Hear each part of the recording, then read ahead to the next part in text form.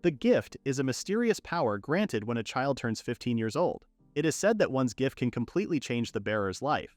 And here's the heroine of our story, Charlotte, who is currently pulling a long face. Her father approaches her, asking why she looks so worried when it's her birthday. Besides, they're going to have her gift evaluated soon, and that's when she tells him that she's feeling anxious. She's scared because she might get kicked out of the house if she receives such a useless gift. Her father laughs, assuring her not to worry because it won't happen. Spoiler alert, it does happen. Anyway, her father continues that getting kicked out happens to knights or peasants anyway, for whom the gift is a matter of fate. For nobles like them, the patriarch says gifts aren't that important. So whatever gift Charlotte may receive, he will never kick her out of the house. That's what he said. Cut to the next scene. As Charlotte finally receives her gift, the priest, or maybe the appraiser, reveals that her gift is called Monster Eater. This grants her the ability to eat monsters deliciously, and it's said that the more monsters she eats, the stronger she will become. Her father, on the other hand, was close to passing out once he heard his daughter's gift. Charlotte is still processing what was said to her, but her old man can't take it anymore. What a vulgar and disgusting gift, he cries aloud. The poor guy is going through the most invalid crash out in history, saying that someone with such a gift like that in their home is unthinkable in House Marquis Nevy. Our dignity will plummet, he laments. The priest tries to hand Charlotte's gift evaluation certificate, but the Marquis swats the document away. Charlotte barely had the chance to finish the word father when her old man instantly cast her away from their home. The gate of House Nevy closes on Charlotte's face as she's left with just one bag as her luggage. So much for him saying he won't cast her out, huh? Charlotte drops her bag on the ground as reality hits her. She got kicked out of the house. She turns, facing the forest, wondering what to do next. Whatever it is, she just needs to cross the forest first to get to the city. From what she heard, monsters appear here or something along those lines. Honestly, she's scared, but at the same time her stomach is grumbling. So, what's a girl to do? In the end, she frolics straight to the forest with reckless abandon, thinking that she should just head to one of the city's restaurants and have a meal there. This silly girl really believes that monsters won't show up that easily. Wrong! 5 minutes later, we hear her cry of terror in the woods because who would have thought an actual monster would show up? Charlotte is on her butt, frantically trying to scramble away from the monsters in front of her. If she remembers correctly, this thing is called a slime, a blob of mucus. If it swallows her, then she'll be eaten whole. Wait a minute, her gift? What if she uses her ability Monster Eater right now? Charlotte imagines herself taking a juicy bite out of the slime, and she pales at the idea. She can't do it. And what will she do? The slimes are increasing in number. This is it, she's going to die here of all places on her birthday. She just got kicked out and she couldn't even use her gift. She doesn't have a spoon or fork in her belongings, and she doesn't even know of a way to fight. Wait, yes she does! Charlotte is reminded of her early education, where her instructor taught her 2 simple magic spells to protect herself. As the first slime jumps in to attack her, Charlotte raises her hands and cries, "Poochie ice!" Sparks illuminated her hand and the slime that attacked her was frozen. Yay! She did it! She hit it with magic and it worked. It's all thanks to her private tutor. There was another spell, but before she could say it, Charlotte noticed something weird about that slime she had just iced. The other slimes huddle in a group as Charlotte sees a sorbet present itself to her. Hey, how did this happen? Charlotte takes the dessert in her hands, all while the slime colony watches her curiously. Wait, could it be that the Monster Eater ability that allows her to eat monsters deliciously means that the monster she defeated will turn into gourmet dishes? Oh ho! She didn't expect this. Looking at the sorbet up close, Charlotte finds it looks so delicious. However, eating monsters is tacky, isn't it? Charlotte looks at the group of slime next to her and back to the sorbet until her stomach starts grumbling again. In the end, she decided to take just one bite, but lo and behold, it's so delicious. Charlotte can't believe how tasty this sorbet is. It has a gentle chill and a crisp and refreshing texture. There's a refined, delicate sweetness, and before she realized it, she was gobbling the dessert one spoonful after the other. Ultimately, Charlotte decided to eat it all.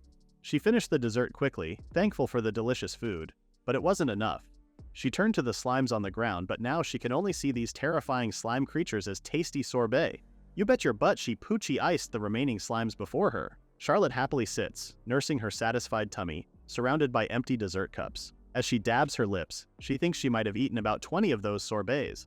But more importantly, she's starting to get used to using magic, and she's also starting to understand her Monster Eater ability. Simply put, if she defeats the monsters using magic, they turn into food, but not just any food. They turn into gourmet dishes. As for the magic Charlotte uses, she has Poochie Ice and a fire-type spell called what else? Poochie Fire.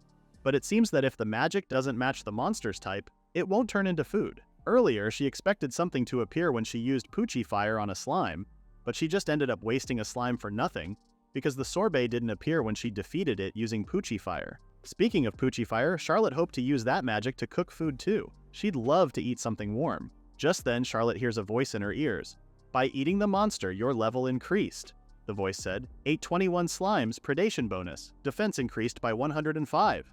It continued, startling Charlotte. What was that ringing in her ears? She heard level defense mentioned, but what do these things even mean? Charlotte doesn't understand anything at all, and it terrifies her. Dear viewers, please be aware that the noble lady Charlotte has no knowledge of adventurer technology. Well, once she reaches the city, she'll just ask someone to explain it to her. But these stones, they appeared after she defeated the slime monster. Charlotte wonders what those are since they're so pretty. She was admiring one up close, saying she's still feeling hungry after eating all that sorbet, when she heard a growl a few inches from her face.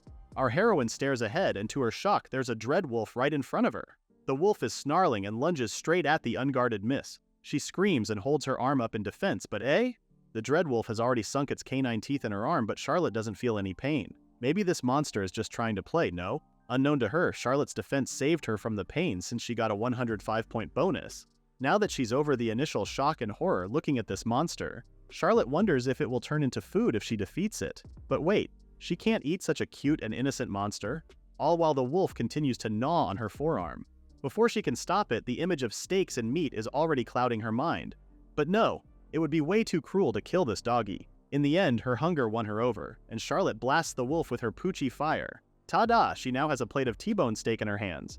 It smells so good. She cuts a small piece, laughing at herself because who was it saying a minute ago that she was full from sorbet? That was a lie. Bon appetit, she says before taking a bite of the steak. It tastes so good that she can't find the words to even speak. This dish is more tender and juicier than the steak slices the palace chef used to prepare.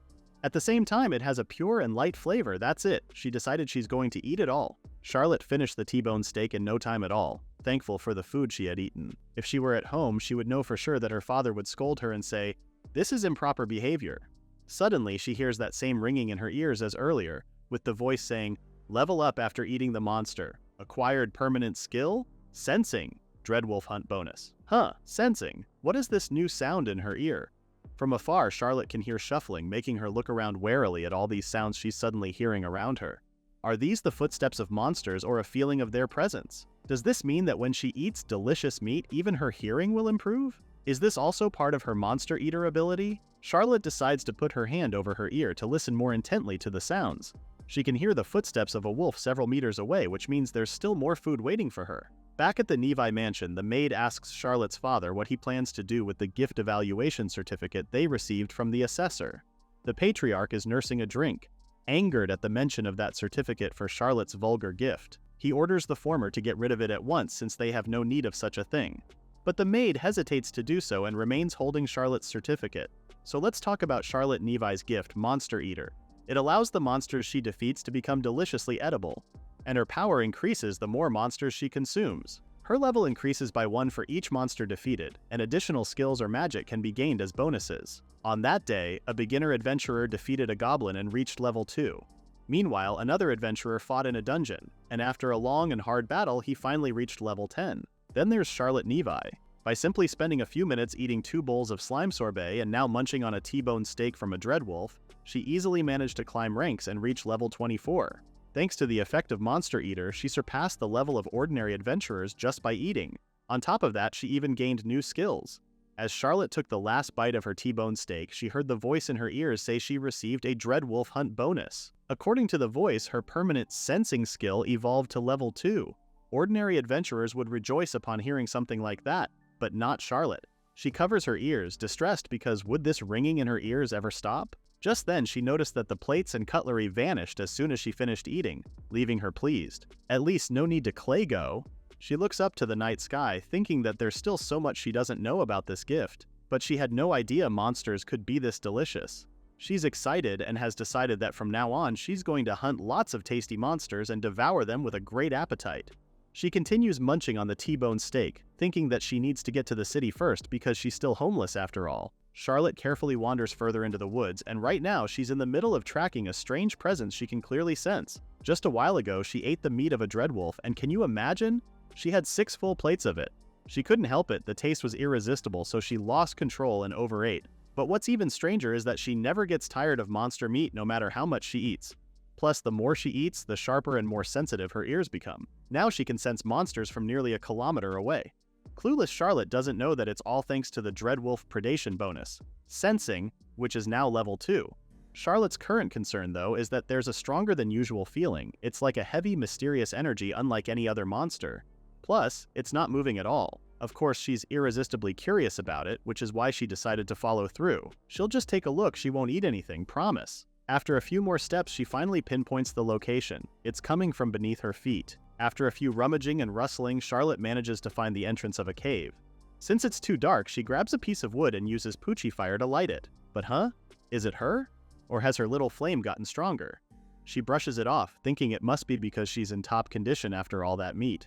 Girl, you are level 28. Be for real. To continue, she ventures inside the cave and chances upon a treasure chest. Charlotte kneels right in front of it, despite feeling something strange, like there's a weird energy emanating from it. This clueless girl has absolutely no sense of danger or self-preservation. After all, this looks like just a normal treasure chest. As she was about to put her hand over it to check its contents, the treasure suddenly lunged at her with its sharp teeth, ready to eat her up. Charlotte made a run for it, but the monster treasure chest kept chasing her even as she got out of the cave.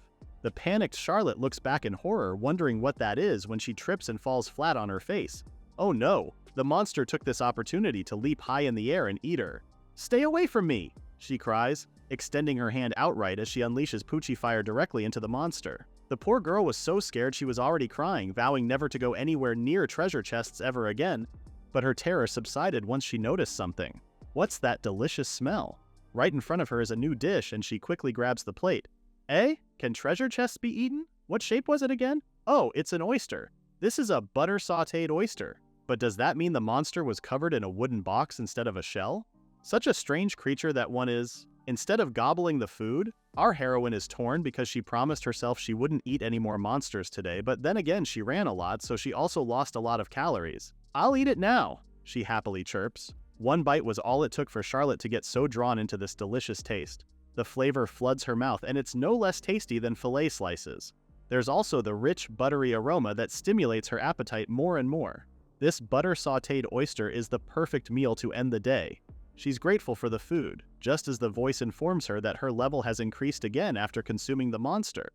By now, Charlotte has gotten used to this ringing in her ears, and she heard the voice say that she receives a predation bonus from the rare monster Mimic. The rare skill she acquired is Auto Counter. Ooh, rare skill, that's a new term for her, and like before, she has no idea what this all means. What she does know is that the voice always kept saying that there's an increase. Our dear Miss Heroine walks over to the nearest tree with a hollowed-out trunk. A lot of things happened today, and she feels pretty exhausted. Since it's getting dark, she decides to rest now and prepare for tomorrow. Will she be okay sleeping here safely? Later that night, multiple shadows dart straight to where Charlotte is sleeping, but curiously enough, they are sent flying back. What the hell just happened? The following morning, Charlotte stretches her arms out wide, feeling energized and refreshed because she slept so well, but what's this? She didn't notice that there were so many things on the ground where she slept. She must not have noticed them since it was too dark last night. Anyway, today she'll definitely head to the city. To her surprise, the path before her is open. She looks left and right, wondering if she followed this road. Could it lead her to the city? And yes, it did. She must have gotten closer to the city while she was escaping from the treasure chest monster last night. Now, to the inn. No, first things first. Charlotte asks a passerby if he knows a place nearby where she could eat. The young man points to a building just right over there, saying there's a restaurant inside. His companion scolds him and was about to say something more, but Charlotte was already running straight to the place. She enters the building and admits that she didn't expect that she'd be able to order this here since it's something that she really, really loves. Yet here it is. A sandwich. She's so glad she brought her allowance along with her because she can afford this sandwich. Sure, she's full from eating all those monster meats, but her craving for a sandwich is on a whole different level. Charlotte takes one bite and once again, she falls in love with the delicious and irresistible taste. As usual, she has nothing but good things to say about the food she's eating, going off in her mind about how the flavor is unbelievable. This is a great pick for a restaurant, she thought. Speaking of, she doesn't even know the establishment's name yet, so she reaches out to the next table, asking them what the name of the place is. That's when the random extra told her that this place is called the Adventurers Guild. Charlotte echoes the name, while the other guy wonders what a young lady like her is doing in a place like this. But Charlotte is no longer listening to him. What a weird name for a restaurant, she thought. Obviously, this place is no restaurant. The Adventurers Guild is an official center for adventurers and usually has a restaurant or tavern beside the main office. With that said, it's not a restaurant in the proper sense. So back to Charlotte. She looks around and notices that there are a lot of armed people here, and it gets her thinking that this place must be dangerous. There's no doubt public eateries are like this, she thought. Girl, they're not. Dangerous or not, she has become totally addicted to the restaurant's sandwich. She gets up from her seat and approaches the front desk since she's already wanted to try something at public restaurants. She signals for the lady behind the desk and makes a card hand sign, telling the latter that she wants to make a card. In her mind, what Charlotte wants is a point card. Her maid back at the family house told her before that when you collect points, your rank goes up, or you can request secret menu items. The lady at the counter looks back at Charlotte asking, "A card? Did Charlotte say she wants to make a card?" Sure, the lady can make one for our heroine. She hands Charlotte a document instructing her to fill out the form, which our heroine dutifully does. The process is quick because a few moments later, Charlotte is finally holding her very own card points. In reality, this is actually an adventurer's card, and it's like a license for adventurers, not a point card. She promises to come by regularly, and the lady is just happy to have a new adventurer unknowingly join them. She also tells Charlotte that if she brings them monster materials as proof of her kills, they will upgrade her rank. Did this lady just say monster materials? Wait a minute, she rummages through her bags, remembering the items from this morning. She drops them all on the counter, asking the lady if those are the things she meant. The latter is shocked at the number of items Charlotte brought. They've never had anyone show up with that many materials right after registering. But Charlotte's just happy that she finally discovered something new today. So those stones are considered monster materials, huh? Each time she defeated a monster, it dropped something. So she picked it up, and it looks like she did the right thing. The lady at the counter wants to confirm first if Charlotte really killed all these monsters by herself. She asks our heroine if she could say status open, so they can see her status screen. Charlotte did as she was told, and as soon as she said it aloud, she saw a screen pop up before her. Living a sheltered life, she has no idea what all those numbers on the prompt mean, while the other lady can't believe her eyes. This girl is level 29? Her hand flies straight to cover her own mouth, apologizing for speaking loudly about someone else's level. But that's the thing, Charlotte has no idea what this level is that they speak of. The front desk lady dramatically explains that a level is the identity of the adventurer that symbolizes all their accomplishments. Even she has a hard time explaining what it is, and poor Charlotte doesn't understand her explanation at all. Anyway, the front desk lady confirmed that the materials Charlotte brought really came from the monsters she killed by herself. She also apologized for doubting our heroine, but the latter is just glad that everything worked out. Now then, it's time to check the materials. The lady notices that one of the items looks like a metal piece. Oh, that one. Charlotte explains that one came from a monster that looked like a treasure chest, you know, like a clamshell. She found it in one of the caves in the western forest and was doing that click-clack opening-closing thing. What, a treasure chest? Do you mean a mimic? The lady couldn't believe what she just heard in the first place. How did Charlotte even find such a rare monster?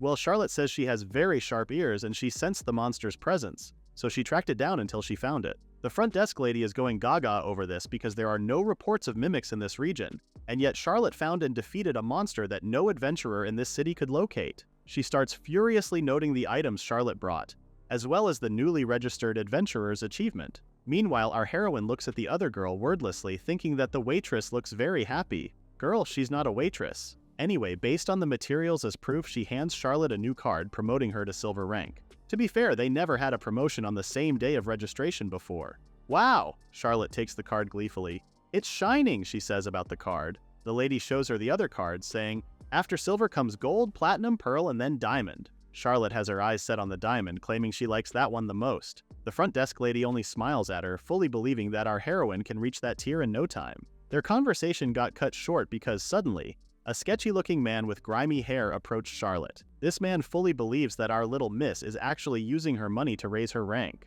You can't cheat like that, he says slyly. Since Charlotte is also wearing fancy clothes, the man deduced that she must be from a rich family. The materials? Obviously, Charlotte bought them with money.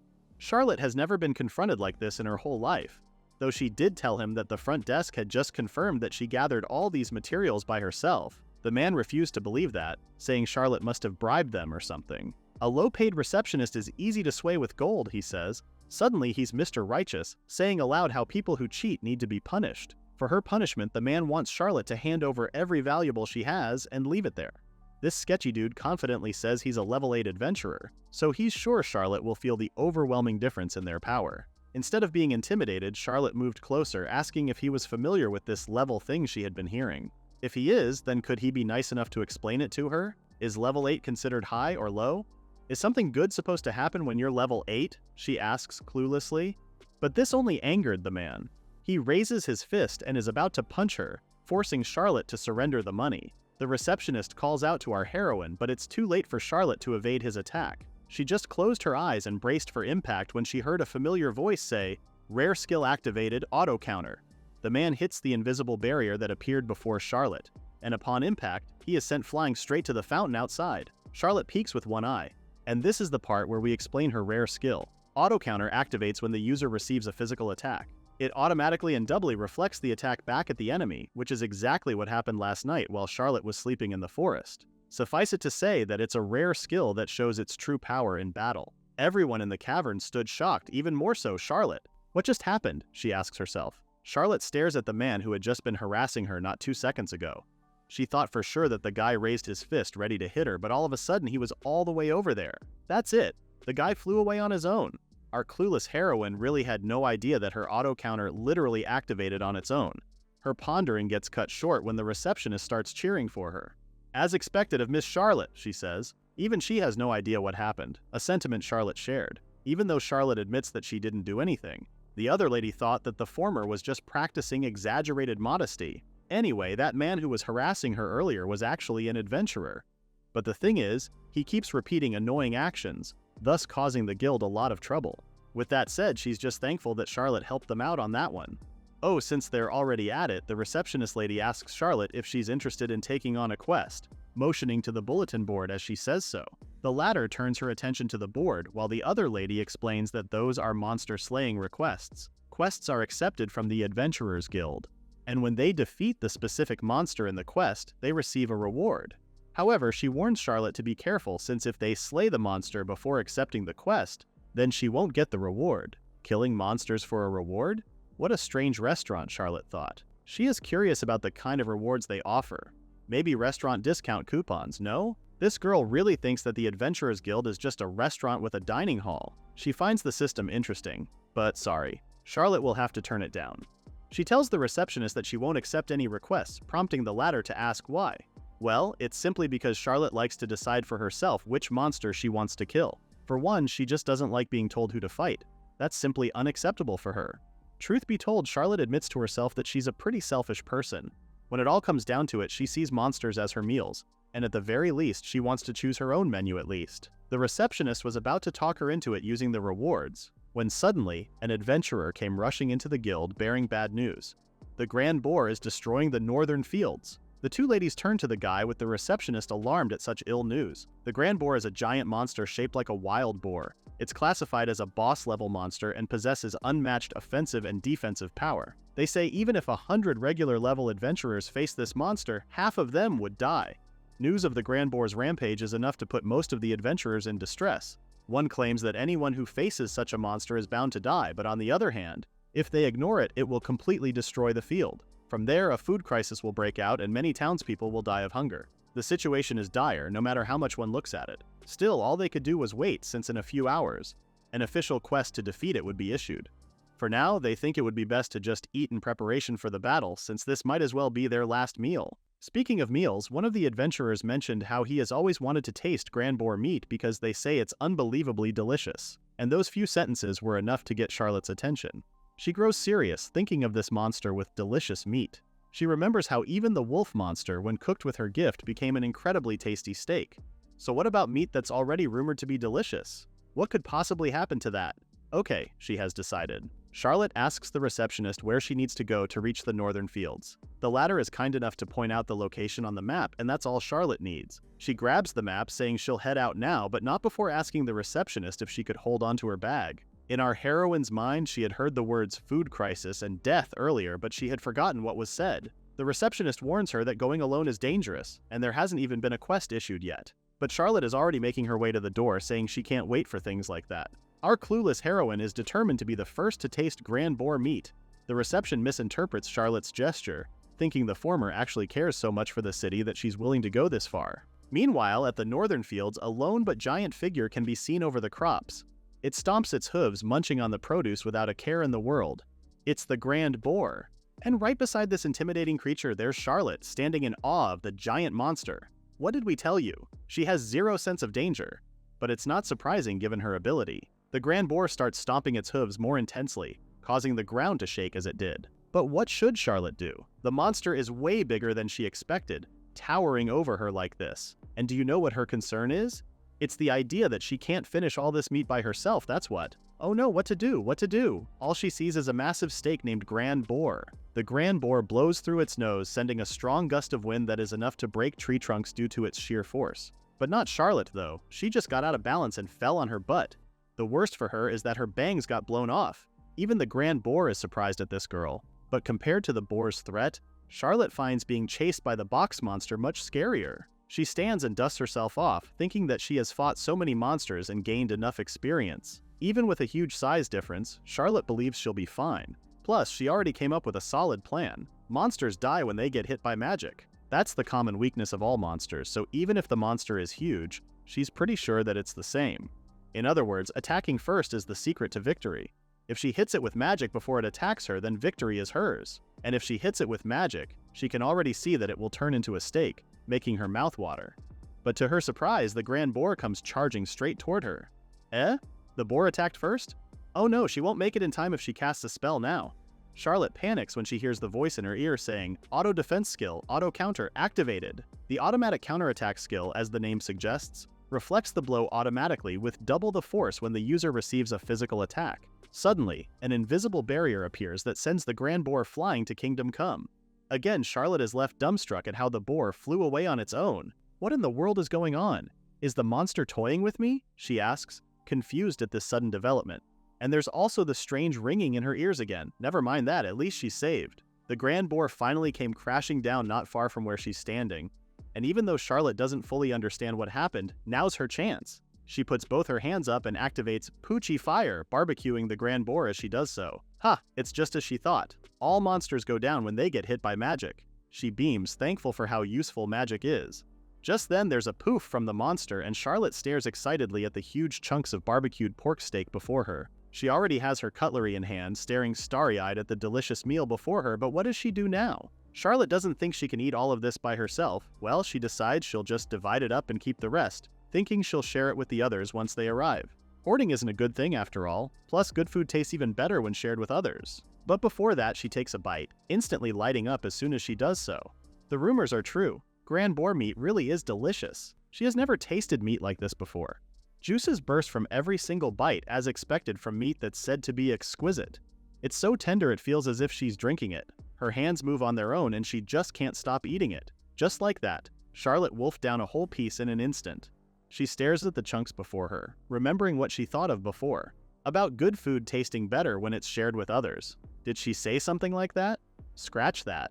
Good food tastes best when she eats it alone, that's for sure. With that, Charlotte decides that she'll eat all of the barbecued Grand Boar steak so easily. This girl is gluttony in human form. Charlotte cleared the plate pretty easily, and like always, she expressed her gratitude for the food every time. She can't believe she was able to eat all of those Grand Boar steaks by herself. But there's something she finds strange. Even if the dishes were bigger than her body, she can eat monster food without limits. It's the same with the wolf monster. She grows appreciative of her gift, finding it truly amazing. Curiously enough, the materials are also way bigger this time, referring to the giant tusk, the only remaining part of the Grand Boar. Charlotte grabs it by both hands, determined to take them to the guild by herself, since if she doesn't do it, she won't get points on her card. Because you are a boss-class monster, your level increased by 5. Charlotte hears the voice in her ears again, followed by, Reward for eating Grand Boar. You have acquired the rare skill Infinite Item Box. A hole suddenly warps in front of Charlotte, shocking her, and just as suddenly it's gone. She focuses and cries, Open! Et voila, it's there again. She thrusts her hand inside and pulls out a branch, then proceeds to stick her hand inside again before breaking into a huge smile. Her rare skill, Infinite Item Box, allows the creation of a hole leading to another dimension where items can be stored without limit. Having just one person with this skill in a party of adventurers allows them to carry an immense amount of potions and supplies, so it's pretty handy changing the difficulty of dungeon exploration. Given how it's a powerful exploration skill, Charlotte is already brimming with excitement because this means it'll be super helpful during travels. There's no need to hold all her shopping bags during travel. She has a point though, because Charlotte has always wondered why stylish bags are always small. But with this mysterious magic hole, she can take a book for fun, bread to eat when she gets hungry, heck, she can carry whatever she wants. Oh, she can even store this giant tusk away right now. Charlotte makes her way back to the Adventurers Guild, heading straight to the front desk. She conjures her infinite item box and pulls the tusk out of it. Here it is. This is proof that she defeated the Grand Boar. The receptionist leans closer, amazed that our heroine can also use the item box, while Charlotte is happy to discover that the mysterious hole has a specific name. As expected of the waitress, she's really knowledgeable. Anyway, Charlotte hands over the tusk, asking if she can collect points with this material, so the receptionist takes it from her. The latter explains that since Charlotte defeated the Grand Boar alone, she will also get the points without splitting them. And because of that, the receptionist tells her that she's promoted to Gold Card. "Congratulations on your second promotion on your first day of registration," she says. Our heroine admires the card because this one is even shinier than her previous one. The lady at the front desk couldn't believe that anyone would reach the gold rank in a single day. Although Charlotte likes the gold card, her favorite is the diamond card, expressing how she wants to reach the top diamond rank soon. If it's her, the receptionist is pretty confident that our heroine can reach diamond quickly, prompting Charlotte to ask if she really believes so. There's an almost manic look in the receptionist's eyes as she moves closer, claiming that Charlotte could even reach diamond rank by next week. The sudden closeness leaves Charlotte a little awkward, but she thanks the receptionist for expressing her belief in her anyway. Since she's done with her business at the Adventurers Guild, she heads out and realizes that it's already evening. Now it's about time she heads to the inn the receptionist told her about. But she checks her gold card again, thinking about how a lot of things happened today. She started the day by visiting the restaurant called Adventurers Guild, where she ate a delicious sandwich. Then she also finally got her hands on the point card she always wanted. Let's not forget how she also got to eat a new delicious monster meal too. Oh, her bag! Charlotte puts her luggage in the item box and giggles because, with how things are looking, it looks like she's going to have lots of fun from now on. Charlotte happily skips along the city streets, excited at the thought of a comfy bed waiting for her at the inn. Later that night at the Adventurers Guild, the whole place is livelier than ever. A random adventurer is curious as to why the place is so loud today, and another answers that the receptionist is telling an amazing story of how an extraordinary hero has appeared. The front desk lady shows off the monster materials Charlotte surrendered earlier that day. Oh! The men crowd around the monster items, amazed at how Miss Charlotte managed to hunt so many monsters. She must be a remarkable person, no? The receptionist lady continues her tale of Charlotte, saying how the latter completed her registration as an adventurer successfully. But she got involved with the guild's troublemaker, Eric. In a fit of rage, Eric tried to hit her, but according to the receptionist, Charlotte took him down and sent Eric flying all the way to the fountain outside. Charlotte was so fast that even though the receptionist was standing close, she didn't understand what happened. One of the adventurers started to call bull on that. That story might be a bit exaggerated for Charlotte to take down Eric like that, the adventurer said, but to their surprise, a voice joins their conversation, saying what the receptionist was saying wasn't an exaggeration at all. Wait, that voice, could it be? They all turn to see, and it's Eric. They're even more shocked because he had cut his hair. What do you mean the story isn't exaggerated? They all ask Eric. The latter shares his own account, relaying how, when he tried to strike the golden-haired girl, Miss Charlotte, he found himself flying through the air before he even realized what had happened. Like the receptionist, he has no idea what went down. For so long, Eric has always been full of himself for being level 8, but when she asked him what level 8 really meant, he couldn't answer at all. Eric realized that he didn't understand anything, but through Charlotte's words and punches, he understood how small his strength is. Eric bows and apologizes to everyone for what he has done, promising to live seriously and with a changed heart from now on. Of course, the adventurers were quick to forgive him and offer their support to him. With that said, it just reinforced the idea of how amazing Miss Charlotte is because she even managed to deal with Eric.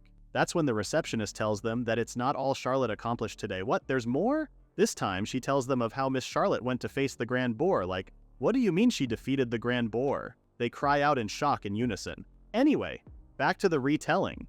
The receptionist was talking to Charlotte when someone came in reporting that their team had spotted the monster. When the receptionist reverts her eyes back to Charlotte, she notices how the latter's expression had completely changed. Her face had totally become serious. Not known to them, that's Charlotte's face when she's craving meat. Suddenly, Charlotte dashed off toward the northern field without even accepting the quest. One of the adventurers asks why Charlotte did that. If you don't accept the request, you won't even get a single copper coin for killing the monster, he points out. The lady wags her finger and says she understands Charlotte's reason. In emergencies, quests are issued within about 10 minutes, but Miss Charlotte wanted to stop the damage that could spread during those 10 minutes, even if it meant giving up the reward.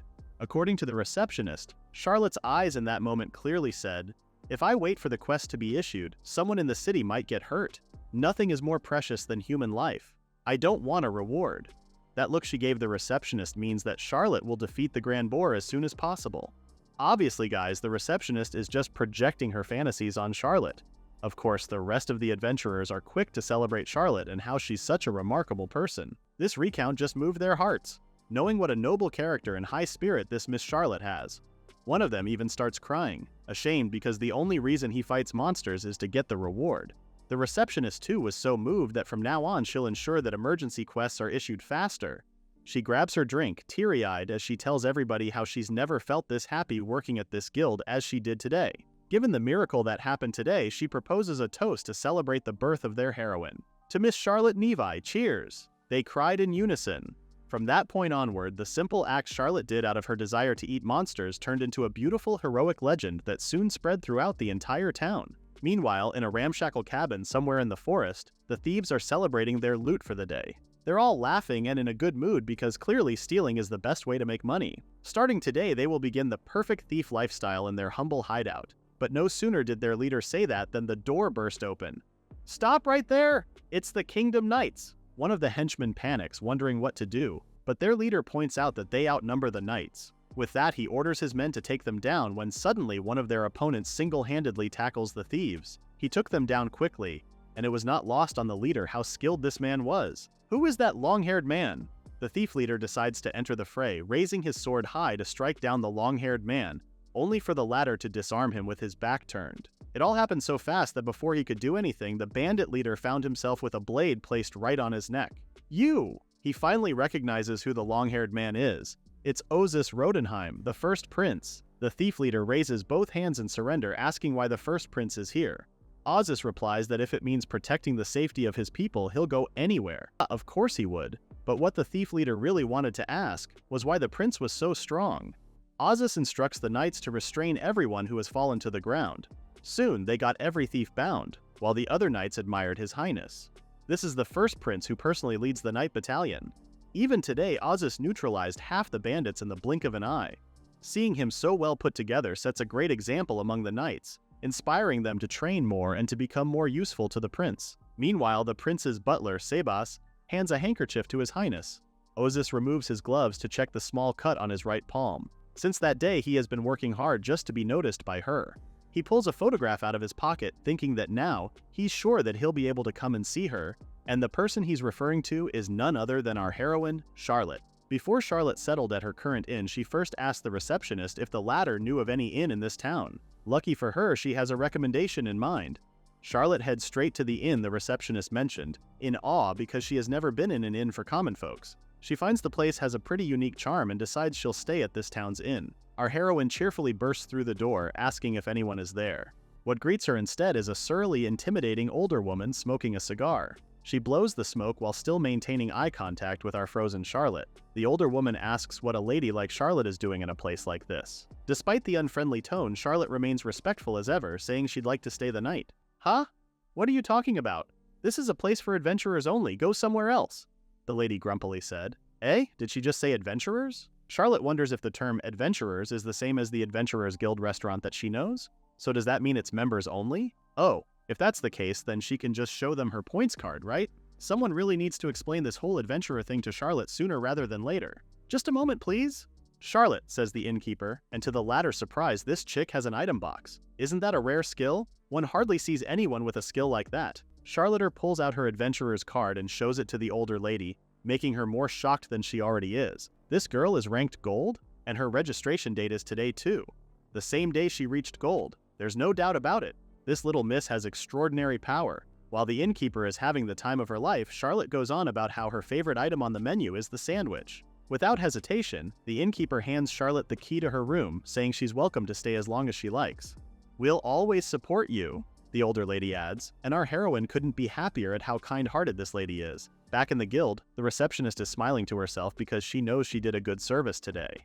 You see, when you see a strong adventurer, you end up offering extra service unintentionally, which is exactly what happened earlier. Anyway, back to Charlotte.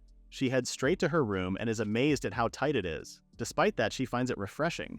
What's even more fun is that everyone bathes together, and the bed is not too soft, but it is comfortable. Charlotte was already feeling the bed that night when she sat upright, remembering that her clothes would get wrinkled. She pulls them out of her bag, thinking of what she would do tomorrow. Of course, it's a given that she'll have breakfast at the Adventurers Guild. Plus, it looks like they're open 24/7, so she can also head there anytime. As she folds her clothes, she thinks about how she wants to hunt monsters again and taste them. The only problem is that she didn't bring a lot of clothes, but that's okay. This means she can go shopping in town. She feels melancholic, thinking about how she wanted to go back home and get some clothes, but yeah, that's not happening. Charlotte lies in bed staring at the ceiling, thinking of her father and her family. There's also the maids whom she loves so much, but because she was exiled so suddenly, she wasn't even able to say goodbye. She feels sad that she'll never see her noble friends as well, making her put her hand over her heart. Does she really feel sad? No, it's hunger. Charlotte opens up her item box, rummaging frantically because she totally forgot about it. It's the sandwich she bought from the guild. Charlotte is in good spirits again, eager to eat the sandwich part set for dinner. As she starts munching on her food, she starts thinking that she'll meet everyone again someday. But tomorrow she'll keep devouring monsters with appetite in the meantime. Wait a minute, now that she remembers it, she also has to thank her private tutor. If he hadn't taught her magic, then Charlotte's not too sure what would have happened to her by now. Our heroine decides to write him a thank you letter. Charlotte starts her letter by thanking her tutor for the magic he taught her. It was because of that magic that she was able to protect herself and also devour delicious monsters like slime. She thanks the older man again before wrapping up the letter. Instead of feeling appreciative and proud of her achievements, Charlotte's tutor is left feeling confused because what did she mean by she's eating delicious monsters? Speaking of monsters, Charlotte also had her experimental phase with monsters. When she faced the Dreadwolf, she wondered what would happen if she used Poochie Ice instead. Poochie Fire gave her a T-bone steak, so maybe if she used Poochie Ice, she'd discover a new dish. Charlotte raised both her hands and unleashed Poochie Ice on the wolf, but to her horror, the monster disintegrated. Oh no, her meat is gone. And here come the regrets. If only I had used Poochie Fire, I would have had steak instead of freezing myself. Because of what happened, Charlotte vowed never to make that mistake again. Charlotte! The voice of a young boy can be heard on the palace grounds. It belongs to the young Prince Ozus, who is leading an equally young Charlotte to where the flowers have sweet and delicious nectar. He shows her how to suck the nectar, and Charlotte mirrors the gesture, surprised that it really tastes amazing. She flashes a blinding smile at the young prince, amazed because Ozus knows so many things. And that one moment was all it took for the young prince to fall so deeply in love with our heroine. At present, the kingdom welcomes the return of the royal battalion to the capital, led by Prince Ozus. The crowd cheers, showing that Ozus is well loved by everyone, excitedly calling out his name. The prince waves, thanking them for the warm welcome, and you can hear the people talking about how amazing the knights of the kingdom are. From what they heard, they captured a band of thieves for the sake of the people. With such a great example before them, even the kids dream of becoming strong like Prince Ozus. But he's not just strong, Ozus also possesses a sharp intellect that allowed him, even at this age, to contribute to the country's governance. On top of that, he has a kind heart that cares for the people. And let's not forget his handsome face to boot. The village girls are fawning over him because rumors say the prince is not engaged yet. The girl's friend scolds her, reminding the former that they're just commoners, and that what she's thinking is nothing but a pipe dream. But even the second girl is not immune to Ozus's charm, squealing as soon as he gave them a smile and a wave. A little girl excitedly runs in front, and in her hurry, she accidentally sends her ice cream flying straight to Prince Ozus's cheek, and the world stopped. The people, the knights, everyone paled at the embarrassment that happened to the prince. Even the little girl couldn't believe what she had done. Her mother puts her arm over her daughter, apologizing profusely for what the girl did to the prince. "Please, she didn't mean it. Please forgive her," the older woman cried. While the girl did the same, Ozus approaches them and crouches in front of the girl with a smile. He assures them that there's nothing to be sorry about. Besides, this is also part of their warm welcome, and it makes him really happy. Ozus wipes the girl's tears with his handkerchief before doing the same on his soiled cheek. "You'll really forgive me?" she asks His Highness. Of course he will. This thing can be wiped off easily, and besides, lemon ice cream is one of the prince's favorite treats, licking his lips as he said so. Ozus calls Sebas, instructing him to buy the girl a new ice cream, making sure not to forget the toppings, which the older man quickly does. If things were left as they are, then the girl would regret what happened forever. To prevent that, the prince gave her a happy memory instead, which is a gesture of kindness and care for the little girl. Thanks to Prince Ozus Rodenheim's noble character and true strength, he's immensely popular among the people. Fast forward several hours, a carriage makes its way through the forest. Inside, Prince Ozus looks so nervous that he almost looks like he's constipated. He wipes the sweat off his brow while Sebas worries because the prince must be tired due to their visit to the Marquise's estate. Ozus assures the older man that he's fine. "Sebas, I've made up my mind. Today I will propose to Charlotte," the prince valiantly proclaims. But the realization of what he said hit him like a brick, and Ozus almost folded over and threw up because his nerves were getting the better of him. "Ah, I feel like my heart is going to explode," the prince cries dramatically over the carriage seat, while Sebas is all over him. "Don't worry, it's your highness, of course you'll succeed." The older man cheers Ozus on. Sebas goes ahead and lists down all the prince's qualities, starting from his looks to his status, down to his character, urging Ozus to have confidence in himself. Sebas knows how hard Ozus worked for this day, and hearing that somewhat grounded his highness. "Thank you, Sebas, I'm completely ready," he proudly proclaims. Even though Ozus can't usually speak to her today, he intends to look Charlotte straight in the eyes and finally tell her what's in his heart. "Boy, have we got bad news for you." And yeah, the Marquis Mashnevi proudly told the prince that he kicked Charlotte out. A sudden darkness befalls Ozus's face while Sebas pales right behind him. The Marquis, on the other hand, fails to notice the change in atmosphere. Like his daughter, this man is pretty dense. He smiles, offering fine tea to the prince, but no, Ozus says there's no need for that. He hides the bouquet of flowers in his back, asking what the Marquis meant when he said that he kicked Charlotte out. "Oh yes, I kicked her out," the Marquis reiterates. He goes on about how his daughter just turned 15 and received her gift. But in his opinion, hers is a disgusting gift. He can't even say the gift out loud in front of Ozus since it was too vulgar. "So do I. Told her, you're unfit to be part of the Marquis's family. And I cast her out," Charlotte's father happily recounts. Finally, Ozus opens his mouth to speak. In a quiet voice, he asks, "You said you cast her out. To which city did you send her?"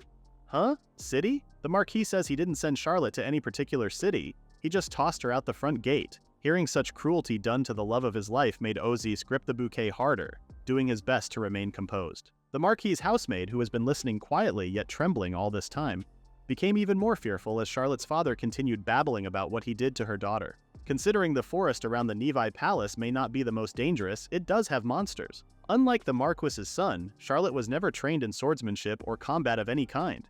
So right at this moment, the Marquis carelessly says Charlotte might have already been eaten by monsters like slimes or wolves. And that was the straw that broke the camel's back. By now, Ozus is fuming, and here the Marquis has the guts to complain, sharing how his son opposes him and everything, and that the servants have suddenly started quitting. Speaking of servants, the maid discreetly leaves the scene of the crime, while the prince takes a step forward toward the Marquis. "Marquis Nevi, do you know why I came to your mansion today?" the prince asks. The older man turns to him saying, "Of course. You came to strengthen ties with the noble house of Nevi, right?" Charlotte's father also believes Ozus came all the way there to reinforce the foundations of the kingdom, but the prince cuts him off, saying he was wrong. Then why is the prince here? Finally, Charlotte's father starts paying attention to Ozus and notices the bouquet in his highness's hand. Ozus grips the bouquet tightly before shoving it right into the Marquis's face, saying he came here today to propose to Charlotte. His frequent visits to the mansion were purely to see Charlotte, and meeting the Marquis was merely incidental. Ozus goes on about how his heart has belonged to Charlotte ever since he saw her smile when she visited the royal palace at the age of 5. Since then, he has worked on improving himself to become worthy of her. He worked so hard that people ended up calling him the perfect prince. And yet, Charlotte only ever saw Ozus as a childhood friend. The Marquis asks why the prince decided to propose now, of all times. After a beat, Ozus admits it's because he simply lacked the courage to do so. He tried many times to propose to her before, but whenever she's in front of him, Ozus gets so nervous that he can't get the words out. In this matter, the prince says he'll take full responsibility and has no intention to blame the Marquis. However, the fact that the older man cast Charlotte out, just what exactly did the Marquis mean by that? Just uttering those words is enough to make Ozus fume again. The older man stutters while Ozus asks him this. "In your opinion, what state is Charlotte in right now? The words you said earlier, I want you to repeat them again." His Highness looked at the Marquis so coldly that the older man started spewing lies, saying Charlotte must have reached the city by now and is resting peacefully. The answer earned him a glare from Ozus. "Why lie? Maybe a slime or a wolf has eaten her by now. Isn't that what you said yourself?" Charlotte's father finally gave way, fearing what the prince would do. Ozus says that from this moment forward he will mobilize all available resources to search for Charlotte, and that the Marquis will do the same. The older man quickly obliges while the prince continues that if anything happens to her, he trails off, leaving the Marquis even more panicked. What? What will happen? Will I be removed from my post or demoted to a count? Ozus says that's not it, as the Marquis even grows more fearful if he's being demoted to a viscount. Still, Ozus says no, so the older man asks more frantically now if he will become a commoner. This time, the prince did not answer and instructed Sebas to begin taking the measurements. The butler did as his master told while the Marquis remained slumped on the floor, wondering what the measurements would be used for. "Your Highness, what's going on?" he asks. The prince says the measurements are for constructing a custom execution platform for the Marquis. Hearing that just made all the blood drain from the older man's face as he started to tremble. The prince continues that if what the Marquis said is true and something has happened to Charlotte, or if she has died and they are unable to find her and she has not returned within a week, then Marquis Nevi will ascend his own custom execution platform. Charlotte's father almost passed out upon hearing the prince's ultimatum. So despite having no clear leads, a massive search operation was launched to find her. 3 days after Charlotte's exile, the Marquis became bedridden, growing more fearful by the minute, yet ordering the servants to search for his daughter. Meanwhile, in another forest, Charlotte is out on a chase, excited because she'll be devouring this legendary delicious monster. Her eyes twinkle at the sight of this brand new ingredient that's within her grasp. The story so far, Charlotte was suddenly kicked out of the Marquis's house, but right now she's living energetically, devouring one monster after another. She's hiding, listening for a certain monster, wondering if she'll be able to catch this creature. What she does know is that her heart is pounding with excitement. Our heroine has always easily subdued all of the monsters she encountered before, but it looks like she can't eat monster meat easily today because all the monsters she's facing are incredibly strong. So how did she end up in this situation? Let's wind it back to several hours ago. Our heroine begins every day in a good mood, brimming with good energy as she waltzes inside the Adventurers Guild, which she still thinks is just another restaurant, by the way. She always starts her day with a luxurious breakfast there. And because the receptionist relayed to the whole guild back then the legend of Charlotte, some of the adventurers easily recognize her. 2 random adventurers approach and greet her with a good morning. Of course, the clueless Charlotte greets them all the same without realizing it. For a moment it made her wonder if this was the first step to becoming a regular customer. On the receiving end, the guys were just so happy they got to meet the city's heroine, the Miss Charlotte. Our little miss had no idea that she had become worshipped like a goddess within the guild. But enough of that. It's time to do what she does best. Eat. And right before her is her favorite sandwich. Today's sandwich is raw ham and fresh morning lettuce served with steamed potatoes. Charlotte takes a bite, and as a food enjoyer, of course, she has a lot to say. It's delicious. Nothing beats this sandwich in the morning, she thought. This is the very reason why she goes to the Adventurers Guild daily. As she continues her meal, she wonders what kind of monster she'll eat today. Maybe a new forest she hasn't visited yet would be a good choice. This girl really only thinks about food. She's thinking about food while eating food. "Milady!" a voice cries from the entryway, and there stood a girl wearing a maid's uniform, carrying a backpack. "Mary!" Charlotte stands from her seat, surprised to see a familiar face. This Mary girl starts crying, saying she's been looking for Charlotte this whole time. Our heroine opens her arms just as Mary runs straight to hug Charlotte. She's so relieved to see Charlotte is safe. This girl's name is Mary, and she used to be Charlotte's personal maid back at the Marquis's house. They grew up together since childhood, and she was always honest and kind, just like a little sister to Charlotte. Mary is bawling her eyes out, relieved to see that Charlotte is doing okay. The latter, on the other hand, is way too chill and even offers a bite of her meal to the crying maid. "Calm down, Mary, why are you here?" Mary takes a bite first as she begins the long story of what happened. It all began the night Charlotte was kicked out. As it happened that day, Mary was out on a shopping errand when the Marquis kicked the young miss out. Naturally, Mary was pissed about it, thinking that if this house is falling apart, then so be it. That's when the door to the Marquis's study burst open and in came Jess Nevi, Charlotte's older brother. The young lord is distressed upon discovering what happened to his younger sister. "What do you mean by kicking Charlotte out?" Jess asks his father.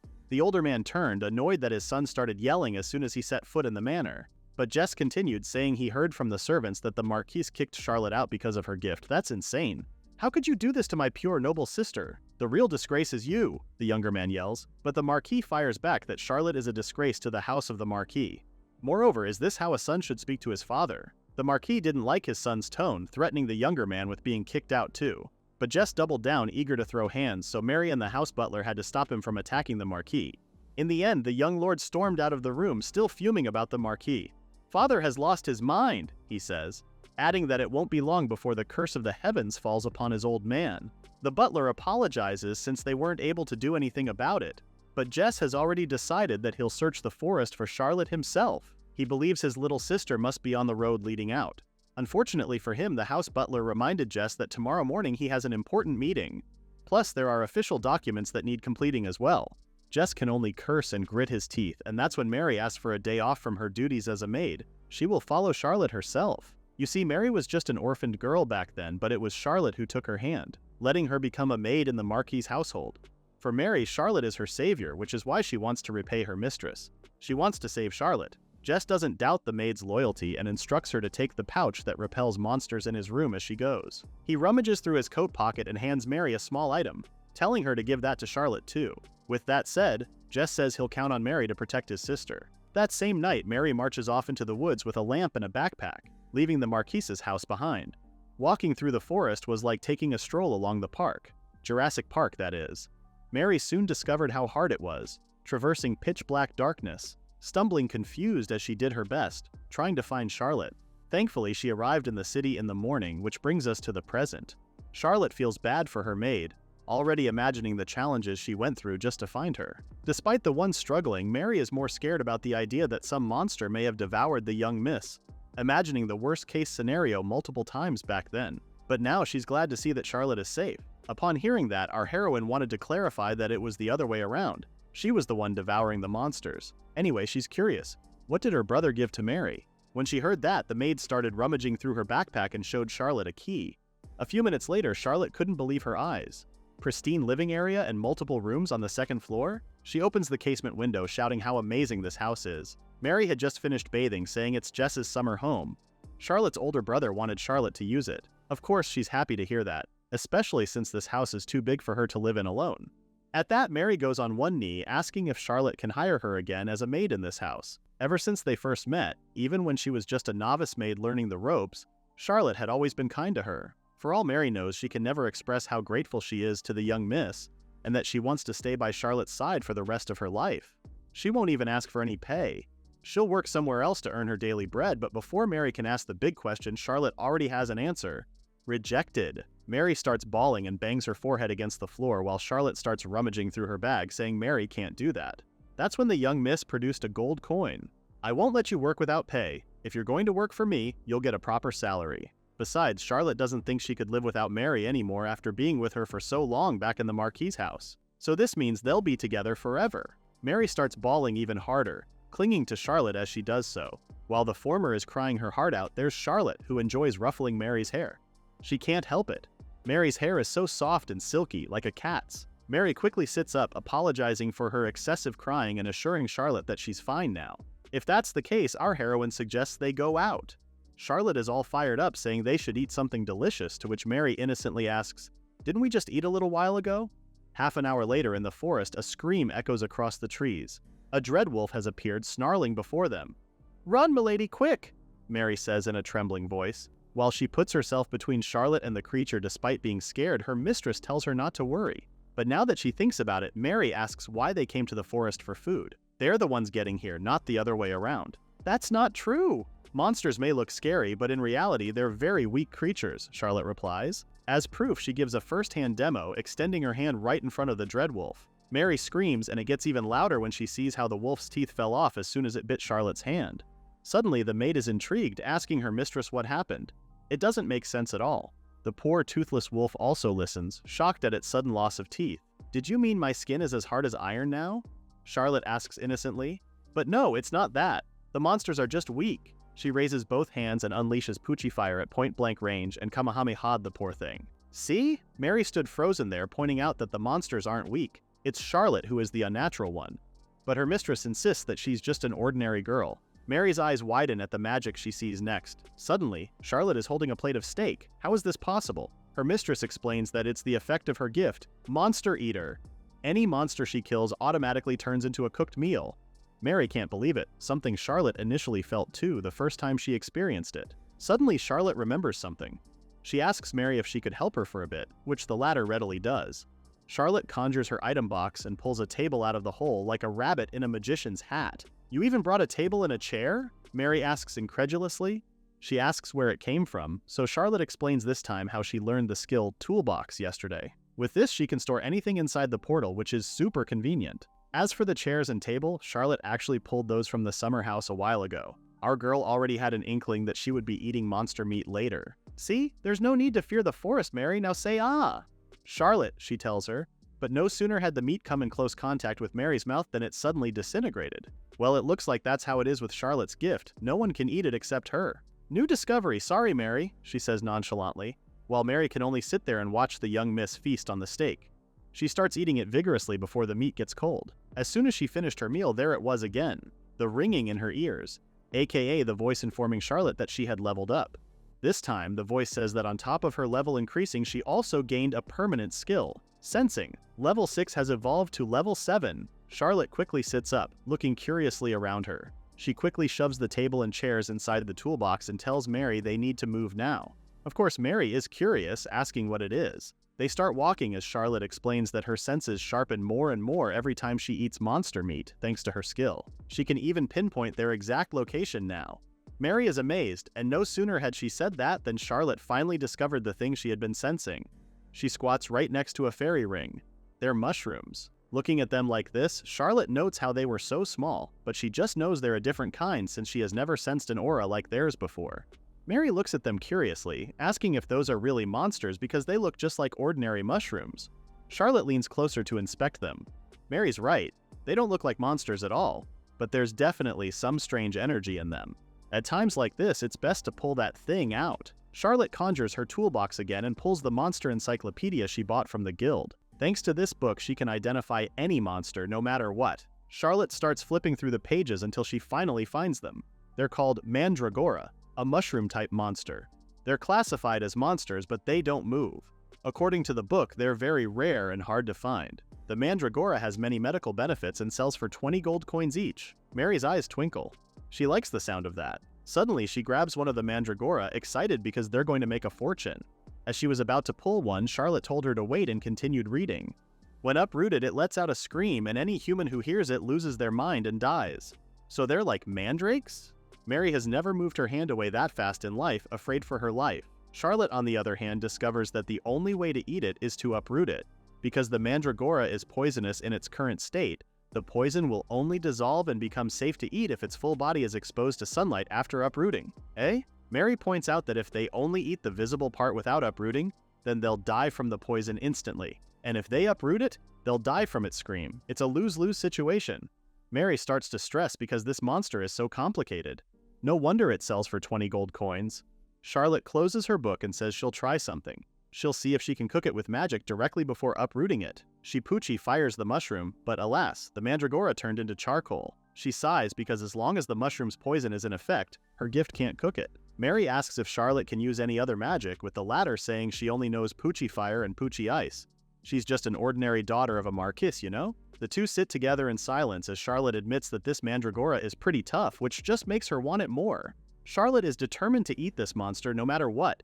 Meanwhile, Mary is fueled by her intent to sell it and turn it into gold no matter what. The Mandragora monster. The scream it lets out when uprooted kills whoever hears it, and if it's eaten without uprooting, its poison kills whoever consumes it. It really is a rare and troublesome monster. As hopeless as it sounds, there are actually two safe ways to capture it. First, you uproot it, and then within 0.01 seconds, it must be destroyed. If it's done within that extremely short time, the scream can be avoided. The other way to capture it is to tie a rope to a well-trained dog, move far away, then call the dog to pull it out. That way, the Mandragora can be captured safely. But as for the dog, Charlotte and Mary couldn't finish the entry. They can't do that to a dog, that's just way too cruel. Well, Charlotte has searched the encyclopedia for a safe way to capture it, but she just can't do that to a dog. Mary adds that even the first method is way too hard for them. They have to uproot and destroy it within seconds? Impossible. They're starting to feel hopeless. Charlotte hangs her head low, sad because she wanted to eat the mushroom. Mary tries to cheer her up. They're sure to come up with a new plan and take revenge on the Mandragora. There might be other mushroom monsters. Mary wants to see them. At the mention of other mushroom monsters, Charlotte looks to her right. They look just like that creature over there. She finally smiles while Mary pales. Huh? What in the dungeon, Meshi? Charlotte even finds the monster adorable, walking clumsily like that. Mary sticks to her like glue, grossed out by the walking mushroom monster. Eh? But didn't she just say a while ago that she wanted to see other mushroom monsters? Looks like Mary had already changed her mind, huh? I changed my mind! There, she said it! Charlotte explains that this monster is called a matango. It paralyzes anyone who comes near using paralyzing spores, then grows mushrooms in them. Just hearing that made Mary's skin crawl. She tries to pull Charlotte away, saying they should run away, but Charlotte just Poochie fired the creature. The next moment, she's pulling the chair and table out of the toolbox again, excited to have a small meal. Mary's taken aback at how the young miss is astonishingly brave, while Charlotte's attention is solely focused on the dish before her. Butter-fried mushrooms. She takes the plate in her hands, noting how heavy it is, and takes the first bite. So delicious. She cries aloud, as if we've ever seen her not enjoy any monster meat she has eaten so far. The mushrooms have a pretty firm texture coated with delicious roasted butter. You know, when it comes to mushrooms, they're usually used as a garnish or as an ingredient in sauces. Simply put, they're basically seen as just a side ingredient. But gobbling these tasty mushrooms right now, Charlotte knows they're a true main dish with how delicious they are. Mary can only watch in awe as the young miss eats. Even if it's a monster, seeing Charlotte eat it made it look super appetizing. Charlotte feels bad about the way Mary can only watch while she eats, which is why she thinks they also need to find monsters that she can eat too. By eating the monster, your level has increased, the voice tells Charlotte. This time it told her that she also has acquired the spell, Paralyze.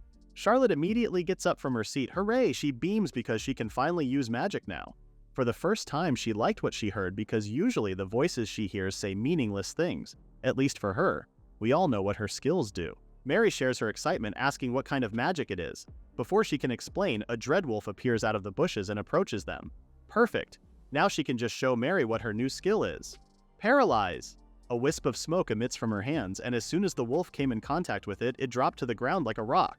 Oh, so it literally paralyzes. Charlotte thinks that it's a spell that releases yellow smoke and causes paralysis. She used Poochie Fire on the wolf and had a little meal again while Mary watched with a watering mouth. Wait a minute, if they use Paralyze on the Mandragora before uprooting it, then they can pull it out without it screaming, right? Mary finds this brilliant and suggests they try it right away. Charlotte stands next to the Mandragora, hovering her hands over them as she unleashes Paralyze on a pair of mushrooms.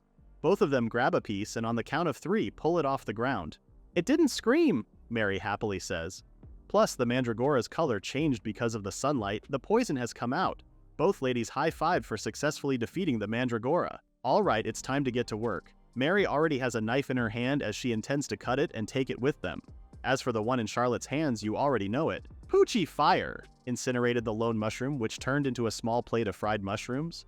The portion is a bit smaller than the others she's had so far, but it doesn't decrease Charlotte's interest in the dish. She hurriedly takes a bite, excited for its taste. To our surprise, she doesn't fawn over this one like the others. Huh? She chews thoroughly before Mary asks how it tasted. Well, it tasted very ordinary, according to Charlotte's taste buds. Sure, the texture is super soft and chewy, and it's tasty. Ah, Charlotte finally places a dish similar to this. It tastes exactly like the mushrooms her mother used as appetizers in her dishes. Mary feels bad, commenting that if a chef heard that, he'd cry. Anyway, Charlotte puts the tableware away again and says the next time she finds another Mandragora, she'll just catch it and sell it. By eating the monster, your level has increased. Rare Monster Mandragora Devouring Bonus. You've acquired the rare permanent skill, Complete Immunity to Status Effects. The voice in Charlotte's ear announces. She can only frown because she has no idea what it's saying. Just then she hears rustling, and before she or Mary can do anything, a rabbit-like creature runs past their feet. What is that? Charlotte has never seen anything like it. But Mary knows what it is. It's a jackalope. It's a rabbit with deer antlers.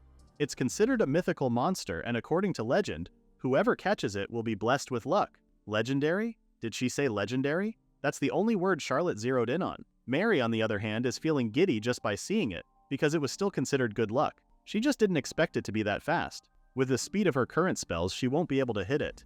Then here's Charlotte, all fired up because finally, a legendary monster. Her curiosity is sparked, wondering what a monster like that will taste like. This alarms Mary.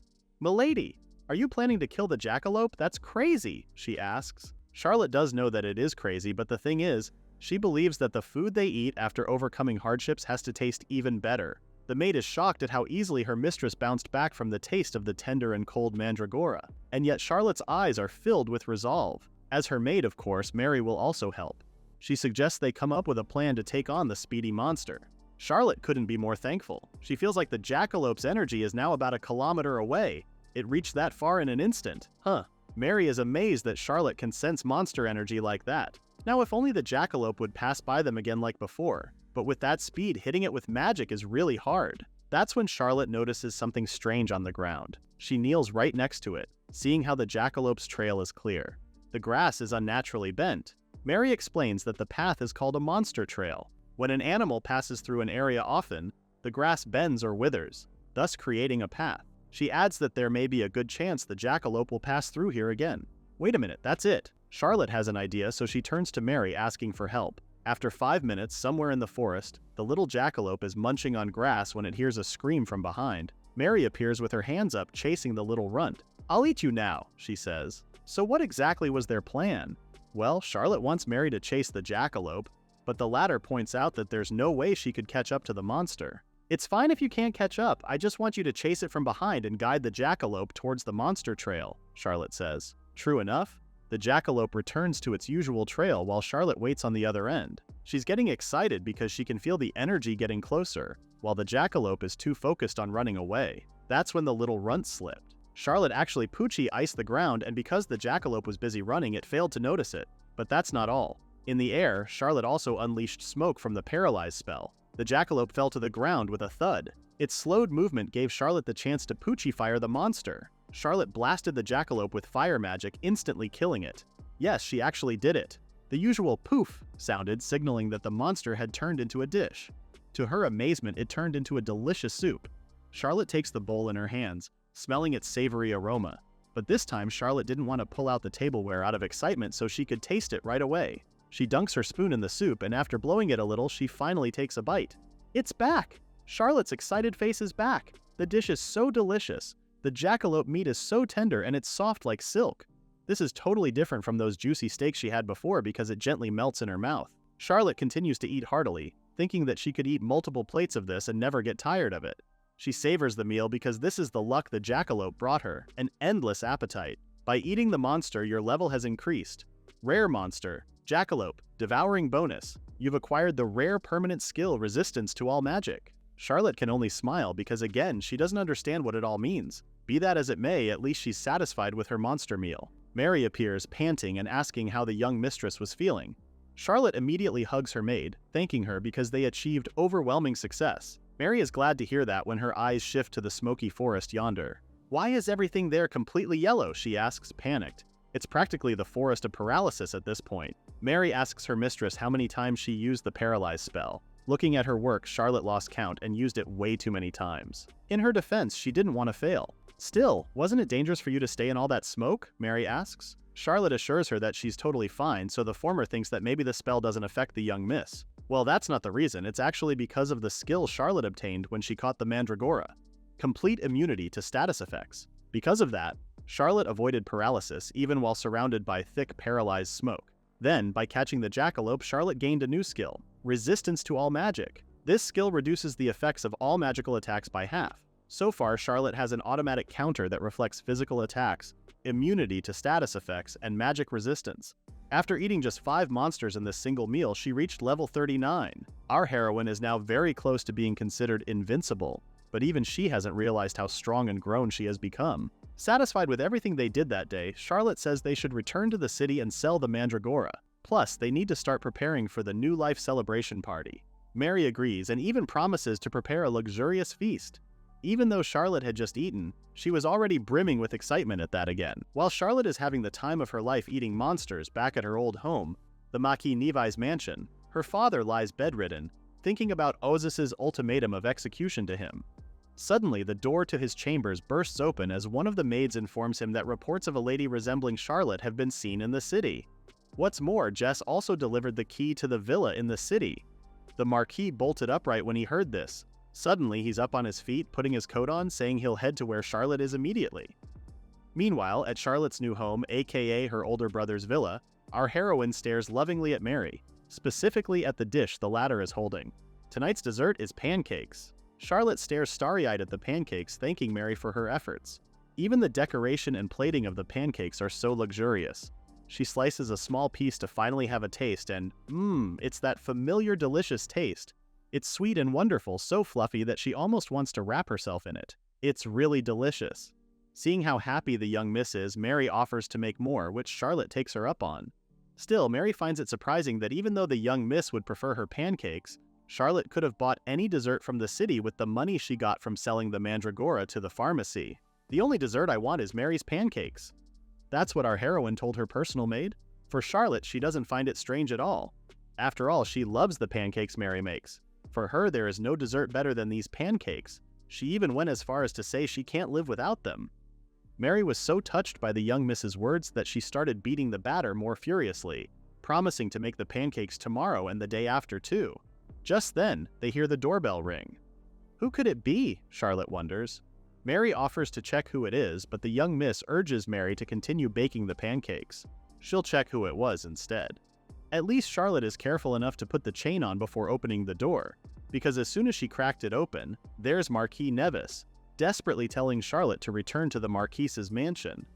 It's like a scene from The Shining. That poor Charlotte let out a scream. "What? Father?" Our heroine didn't expect to see the Nevi patriarch on her doorstep while the Marquis desperately tells her to return home, promising he won't kick her out anymore. Okay, that sounds fishy. Charlotte reminds her father of how he told her how much he hated her gift. What changed all of a sudden? Instead of answering her, the Marquis reiterated what he said before. "Just return at once." Her father's intense face shoved at the crack of her door is scaring her. Why does he look so determined now? Wait, could it be? Charlotte thinks maybe her father feels lonely after she left. Tee-hee. Who would have thought her father actually has a sweet side? Touched and happy as she is at that thought, Charlotte explicitly tells him that she will not return to the family mansion. Her answer made the Nevi Marquis panic even more. "Why not?" he asked. Well, it's because Charlotte is very content with her life right now, so she doesn't see any reason why she should return. From the kitchen, Mary starts to get worried because her mistress sure is taking a long time at the front door. This time, the Marquis tries to reason with money. What about money? Surely Charlotte can't live without that. Too bad for him. Charlotte's quite loaded right now thanks to the Mandragora. But she didn't elaborate on that, saying she won't be facing any financial trouble for a long while. With that, she closed the door on his face before the Marquis could even say or do anything. Charlotte returns to the table just as Mary approaches and asks if she's fine with what she just did. Of course she is. Even if Charlotte returned to the family mansion, she already knows she'll be forced to do this and that, living under constant restrictions. Even at 15, Charlotte already knows that she'll be forced into a political marriage. With all things considered, living here freely in her older brother's summer villa with Mary is the best for her. Ever the supporter, of course, Mary also prefers whatever makes the young miss happy. While the two are happy, there's the Marquis, who continues to stand frozen outside, shocked at this unexpected turn of events. The next day, the Marquis is at Charlotte's door again. This time, his bribe is a wonderful marriage proposal. Before the Nevi patriarch could say who the groom is, Charlotte shuts him down and says she's not interested in marrying any man. Food is far more important to her. She slams the door again in his face, but the older man is relentless. I mean, I would too if my neck were on the line. The following day, the Marquis tries to butter up to her by bringing her favorite pancakes. Doesn't she want to come home to the family mansion now? Too bad for him, Charlotte's already satisfied with pancakes thanks to Mary's cooking. Yet the older man returns on the third day with a picture book in hand. "Daddy will read you a picture book." "I don't want that," was her hard reply. And even on the next day, the Marquis cannot be stopped. This time he's on his final plan. With a mallet in hand, he'll just break down the door and bring her back no matter what. The maids try to stop him, but with his neck on the line, the Marquis silences them. This is about his reputation. Besides, if Charlotte isn't back at home, even the royal engagement will collapse, he says. Before he can smash the door open, someone rushes over and grabs the older man's arm mid-air. "Hello, Marquis," Ozus greets him calmly. The older man is taken aback at the prince's sudden appearance, while the latter thanks him for informing him that Charlotte is doing well. "As long as she's living happily, that's enough for me," Ozus says. Furthermore, the prince withdraws her request to bring Charlotte back to the family mansion. Well, that may be so, but the Marquis is more interested in the engagement. What of that now? Instead of answering him, Ozus puts more pressure on the older man with his next question. "By the way, Lady Charlotte wishes to live in the villa, correct?" The Marquis says that it is correct and takes it as his cue to leave. As Ozus watches the Marquis's carriage ride away, he can't help but think about how he caused Charlotte trouble when he asked the Marquis to bring her back to the family mansion. Sebas comes running, asking if His Highness will now take the next step through a marriage proposal. Oh god, that! Ozus almost jumps out of his skin when he remembers that. He puts his hand over his chest and already has an excuse ready. He can't do that right now because he just got back from a mission and his clothes are dirty. Plus, Charlotte may be busy right now, so for today he's determined to just invite her out for a simple outing. Sebas and the prince's bodyguard can't believe it. His Highness really lowered the level of obstacle today. There was a knock on Charlotte's door, and this time she's fed up. She marches with a broom in hand, Mary trailing behind her because she knows it's her father again. She's annoyed now at how persistent the older man is. As soon as she opens the door, Charlotte lets him have it with a broom. "Enough, father, I told you I won't come back." But when they hear a different voice on the receiving end of her blow, Charlotte can't believe it's His Highness Ozus. As for the prince, thank God he caught the broom before it hit him. Charlotte hides the broom behind her back, greeting the prince, trying to treat him better. "It's been a while, Your Highness. What brings you here?" Ozus starts to stutter, explaining that he asked the Marquis where she was. But deep inside, Ozus can barely contain himself, seeing how beautiful she is. Charlotte continues their conversation. "Through my father?" she asks. Ozis confirms that it is so, then clears his throat before telling our heroine, "Today the weather is nice, isn't it?" Sebas is already panicking on behalf of the young prince. Why is His Highness talking about the weather now of all times? Plus, it's cloudy today. At least Charlotte is nice enough to go along, but she can't help but wonder if what he's trying to tell her is that cloudy weather has its charm too. As if that wasn't bad enough, Ozis repeats the same sentence word for word, until Charlotte points out that he said it again. This time she wonders if he likes cloudy weather. This interaction of theirs reminds Charlotte of the past. Now that she remembers it, His Highness Ozis, her childhood friend, has always been like this. They say he's a brilliant and unique person, but ever since they were kids, he has kept bringing up the weather whenever he gets the chance. As far as she remembers, the number of topics he talks about is really limited, and she can't help but worry for him as his childhood friend. Charlotte finally puts the broom down, thinking that Ozis is still as eccentric as ever. Meanwhile, from the back, Sebas tries to cheer His Highness through telepathy. "Take a deep breath," the older man communicates using his mind. Thankfully, Ozis seems to have gotten the message as he takes a deep breath, thanking the butler for his assistance. But the gesture he just made him look weird in Charlotte's eyes, clutching his chest like that.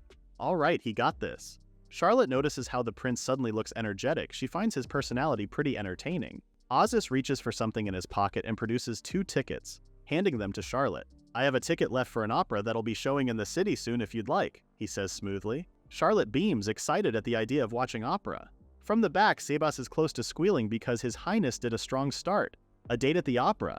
It's brilliant. Charlotte asks Ozis if he'll give it to her, and the latter readily says, "Yes." Charlotte clutches both of his hands in hers, thanking her for them, and it was enough to send him to overdrive. "Ah, she touched my finger." Sebas feels secondhand embarrassment seeing the prince act like that, all because she touched his finger?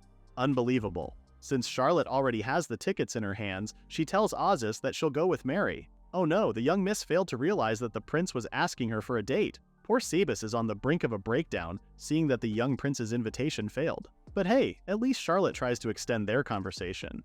Since he's already in front of her, she can't help but bring up how she hasn't seen him in a while. His hair has gotten so much longer too.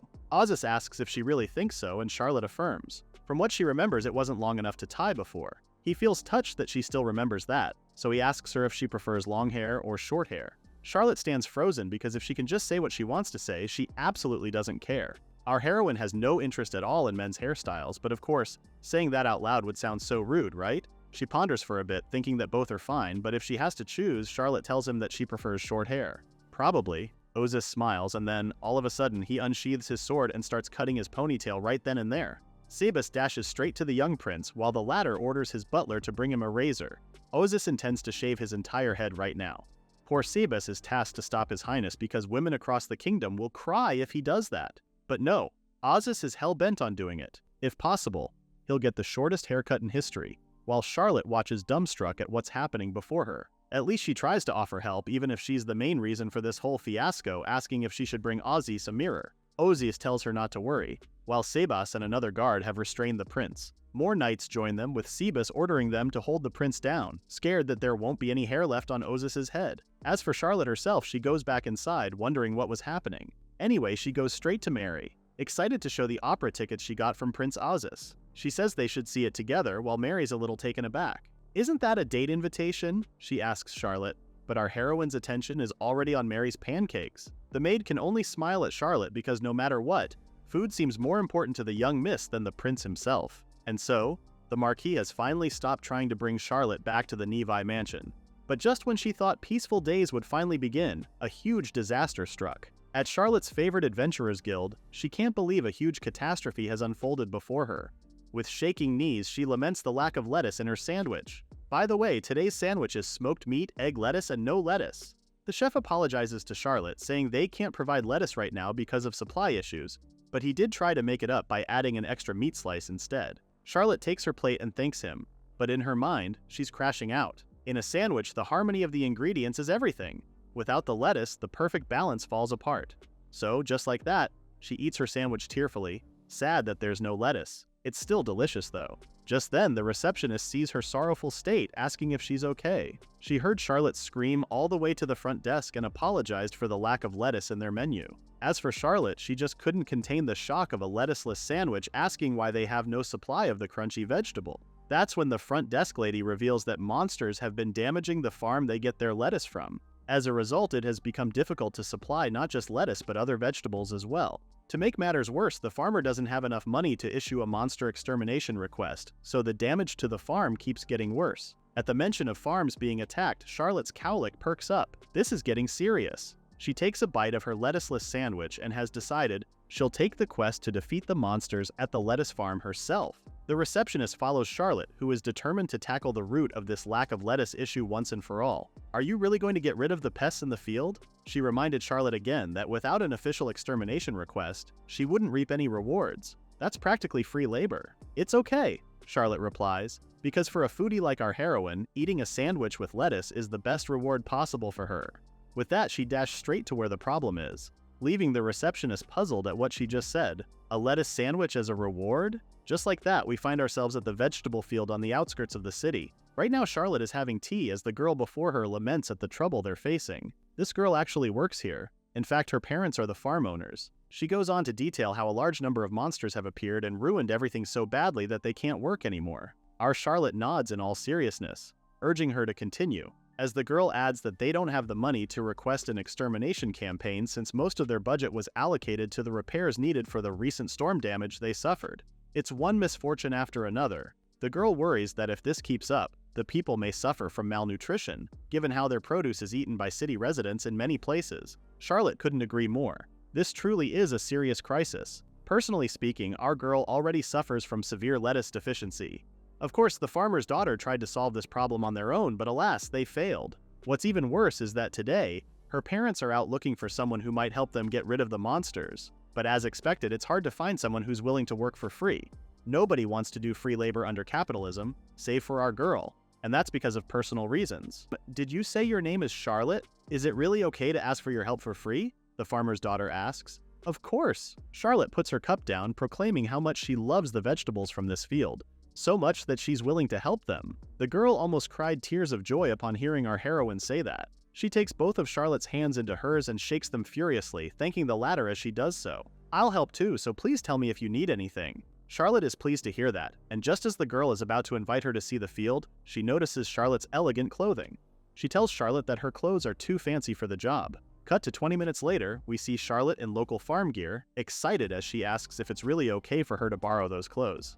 The girl also packed Charlotte's clothes, feeling bad in case they might get dirty in the process. With her outfit settled, the girl leads her out the door as they head to the field. But just as Charlotte asks what kind of monster they were dealing with, the farmer's daughter yells in distress, "There it is, over there!" She points to the culprit, the large rabbit. Our girl hurries over to the fence to get a better look at it, claiming, "It's a big, cute rabbit."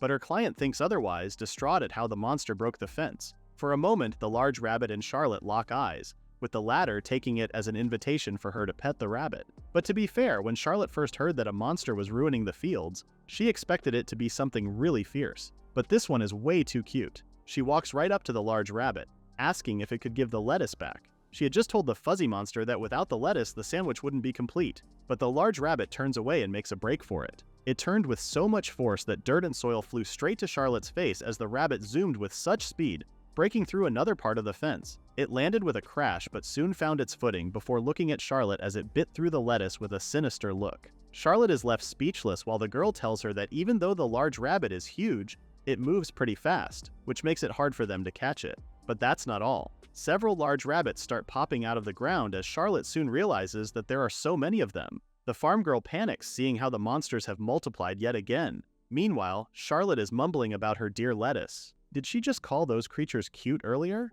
She takes it back, they're disgusting and she can't stand those pests. "I'll turn every single one of you into meat pies, no exception," she proclaims while pointing at the fuzzy monsters. Suddenly, another one appears and zooms past them. But this time, Charlotte is determined to catch it. "Poochie fire!" Her blazing firepower chased the rabbit, leaving it scurrying faster away from her. Oh no, she fired without thinking. Darn, it's hard to hit a fast monster like that. Meanwhile, the farm girl is fawning over our girl because of what incredible magical power this young miss has. But Charlotte has bigger problems to deal with. Because of the sound of her magic, the large rabbits got scared and started to retreat to the hill. Wait a minute, what is that hill anyway? Charlotte, she asks her. The latter answers that it's the den of the large rabbits. Even if they dig the openings, the little runts dig them open again quickly, and it's probably full of tunnels inside. Now that Charlotte remembers, the rabbits did come out of multiple different places earlier. Since the rabbits are all gathered in their den now, She thinks it's best to take advantage of this chance. While she was busy pondering over what to do, the farmer's daughter looked at our heroine starry-eyed. "What is it? Are you still nervous?" Charlotte asks and mirrors the other's energy. "Charlotte's magic was really powerful. I didn't know you were someone this strong," she excitedly tells the former. Ever so humble and clueless about her own powers, Charlotte tells her that's not the case at all. She's totally ordinary. In fact, she only knows a handful of spells: Poochie Fire, Poochie Ice, and Paralyze. Wait, that's it. Charlotte remembers that she has another useful skill besides magic. With that, she claims that she found the perfect solution to this problem. Charlotte approaches the opening of the rabbit hill and casts Poochie Ice multiple times, sealing all the openings. Soon enough, she sealed all the holes with ice. But the farmer's daughter sees that there was one hole left untouched, while our heroine runs over the hill and unleashes Poochie Fire this time. The blaze was so powerful that even the rabbits were shaken by her explosive power. Now Charlotte knows that the large rabbits inside are startled, so they're going to start hopping out through the only opening left. True to her claim, the first rabbit rushes out of the hole, but Charlotte is ready for it and conjures her item box. The rabbit runs straight to it, quickly followed by the others. "That's amazing, Miss Charlotte," the farmer's daughter watches in awe. Sure, this may not be magic, but the item box is definitely a useful skill since it can also store monsters. Charlotte also watches in amusement as the rabbits are being sucked inside the hole one by one. Just looking at this is soothing for her. She can watch this forever. Who knew pest extermination could be this fun? As soon as the last rabbit runs straight to the hole, Charlotte closes her item box. Since there is no trace of the large rabbits anymore, she happily tells the farmer's daughter that all the fuzzy monsters are already in the item box. "Thank you so much, Miss Charlotte." The latter grabs her hand, smiling with tears in her eyes. Our heroine truly saved them. She promises to bring vegetables next time and that she'll come and thank Charlotte personally. As for the rabbits, she tells Charlotte that she can keep them all and do with them as she wishes. Hearing that leaves Charlotte stunned. "Really? Is that possible?" she asks cautiously. The girl says, "Of course." She even suggests to our girl to use them as materials for the guild, or even better, they can also be turned into delicious meat pie. Now that's what Charlotte's all about. Before our girl can even say anything, the farmer's daughter is already hurrying off since she needs to get back to the field right away. She bids Charlotte goodbye and tells her to just leave the work clothes at the door. Ever so respectful, Charlotte says she'll just wash it and return it later, then waves back at the former, wishing her good luck. Now left to her own devices, Charlotte can't believe it. She actually caught the giant rabbits. She didn't have an exact count of them, but she believes there must be over 30 rabbits inside the item box. This could only mean one thing. They're going to have a rabbit meat feast. From rabbit steak to meat pie and rabbit soup. Just the thought of that is making her salivate and hungry. She almost doubles over thinking of the 30 rabbits before opening up her item box. Since there are 30 rabbits, it's time for a little taste. Like a magician, she pops a rabbit out of the hole and then instantly Poochie fired the poor fellow. A moment later, Charlotte is looking at a very sumptuous whole roasted rabbit. As for the others, she'll have to ask Mary to make a meat pie since the latter can cook anything. But for the roasted rabbit, Charlotte is already seated, excited to try the taste of this new dish. She slices a chunk off the rabbit and takes a bite. "So delicious," she cries. The meat is incredibly tender, and every time she cuts into it, a rich aroma fills the air. What's more, she can also taste the fresh vegetables the rabbit had been munching on. All the flavors and nutrition are concentrated in this meat, and Charlotte can't help but devour it greedily. Before long, she cleared the plate. "One more bite," she says as she opens up the item box again to get another rabbit. "As a result of eating the monster, your level has increased. Skill obtained. Auto heal giant rabbit devour bonus," the voice in her ears said, leaving Charlotte startled. She grabs her ears and shakes her head. Thanks to the voice, her consciousness snapped back to reality. Seriously, it was dangerous. With that said, Charlotte plans to finish eating at home instead. Later that night, Mary's voice rings clear in the summer villa. "I'm finished. Rabbit meat stew, rabbit meat soup, and rabbit meat pie," she proudly announces as she shows off the dishes she cooked. It really is a rabbit meat party. Charlotte couldn't be happier, seeing how everything looks so delicious. As expected of Mary, she suggests they start eating right away, and Mary agrees. The latter cuts off a piece of pie for herself and Charlotte, and after serving the young miss, she slices a forkful on her own plate. Mary blows on it and finally takes a bite. "It's so hot and tasty," she cries out in delight. She's so happy to eat such delicious food, most especially since the rabbit Charlotte caught tastes so amazing. The latter is pleased to see her enjoying the food a lot, but to be fair, Mary's cooking is truly amazing. The crust is crispy, and the meat is packed and scattered inside. There are a lot of it, making each bite so delicious and savory. Charlotte tells her that it's the perfect meat pie she was looking for. It pleases Mary to hear that.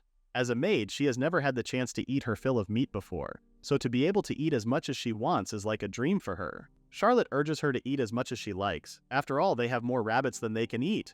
Or do they? For now, yes, but who knows? Given Charlotte's appetite. Our girl caught way too many rabbits in the field, so she decided to distribute some of them to the farmers later on. She used her paralyze so the farmers could handle the little runts easily, and they couldn't be more grateful. Despite distributing the rabbits, Charlotte is still left with 20 rabbits. As she munches on her food, she looks at Mary, glad that her maid enjoys the food. At last, she finally had the chance to feed Mary monster meat too.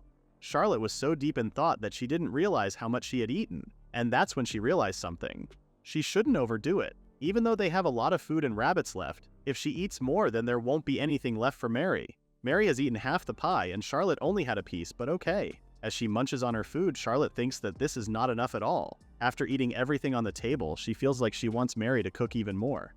But no matter, Charlotte can prepare the food by herself, so it's fine. She gets up from her seat and tells Mary that she'll head to the garden for a bit and turn one of the monsters into a delicious dish. "Don't worry about me, continue your meal comfortably," she tells her maid. Thankfully, Mary is aware of her gift quirks, so she lets the young miss be. Charlotte makes her way outside, thinking that when she added what she got from the field, this became the second dish of fully roasted rabbit. She tells herself that she has to be careful not to overeat. But today is special because she ate monsters with Mary. So I think it's okay to spoil myself today. Isn't that what she always says anyway? It's like every day is cheat day for her. Charlotte already pulled out the tableware and one rabbit out of the item box and cooked it with her magic. She tells herself that it's okay to have 2 dishes since they're tasty. But in the blink of an eye, Charlotte already devoured it. As she wipes her mouth with a napkin, she opens the item box again, wondering what it's like inside. What if the rabbit is suffering inside? She wonders. That would be terrible. I have to get it out quickly and devour it. I must eat it. She even tries to justify what she's about to do, telling herself that she's not doing it because she wants to, but because she needs to. And yeah, she keeps telling herself that as she eats through the 3rd up to the 10th rabbit. Due to eating monsters, your level has increased. Bonus for devouring the giant rabbit. The auto-heal skill has evolved to level 10, the ringing in her ears said. Anyway, Charlotte has eaten 10 whole rabbits, but who cares? At least she's completely satisfied. Of course, she can still eat, but 10 is a nice and round number, so with that, she puts away the tableware. Mary appears just in time, calling out to her. The latter tells Charlotte of her plan to turn the leftover meat into jerky when suddenly she tripped. Kya!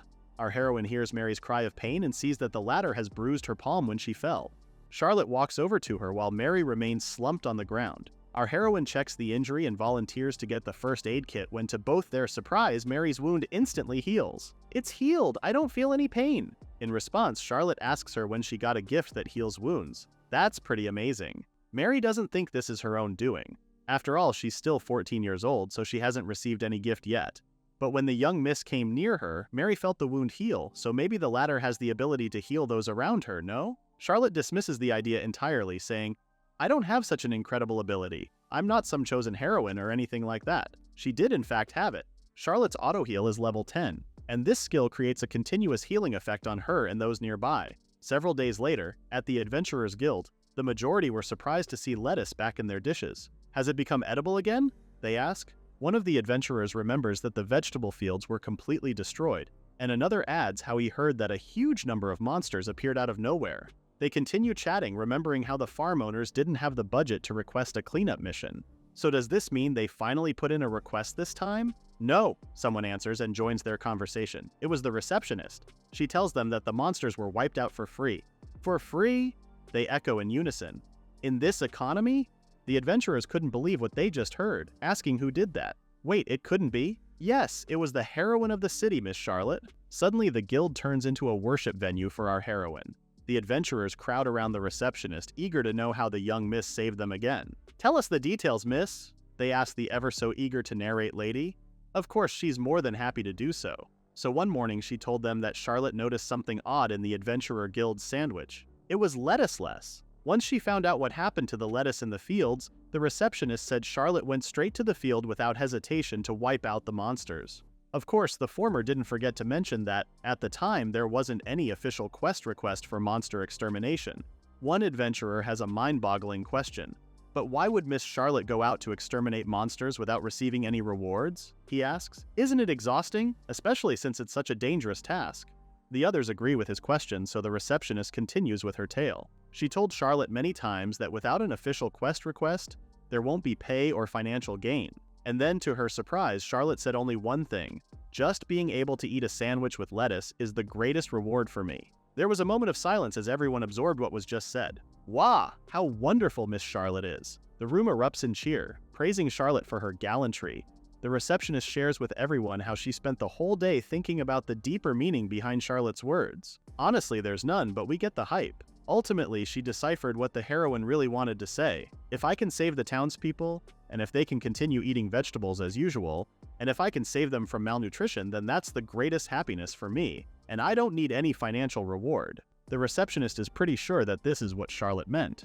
Which she doesn't, by the way. Sorry to disappoint, but she's a self-serving glutton, folks. Of course, the adventurers were quick to buy the receptionist's tall tale, leaving them touched and teary-eyed at Charlotte. Not only is she strong and kind, but she's noble too. The front desk lady even has a summary of Charlotte's alleged overflowing feelings. What the heroine said translates to, just being able to eat a sandwich with lettuce is the greatest reward. The characters in this manga read way too much in between the lines. Anyway, because of that, a new legend of heroine Charlotte's deeds was born, along with a new famous quote. The next morning, Charlotte tells Mary she's off for a walk. The latter is surprised since it's a little too early for a walk. Well, that's because Charlotte decided to go on a little trip.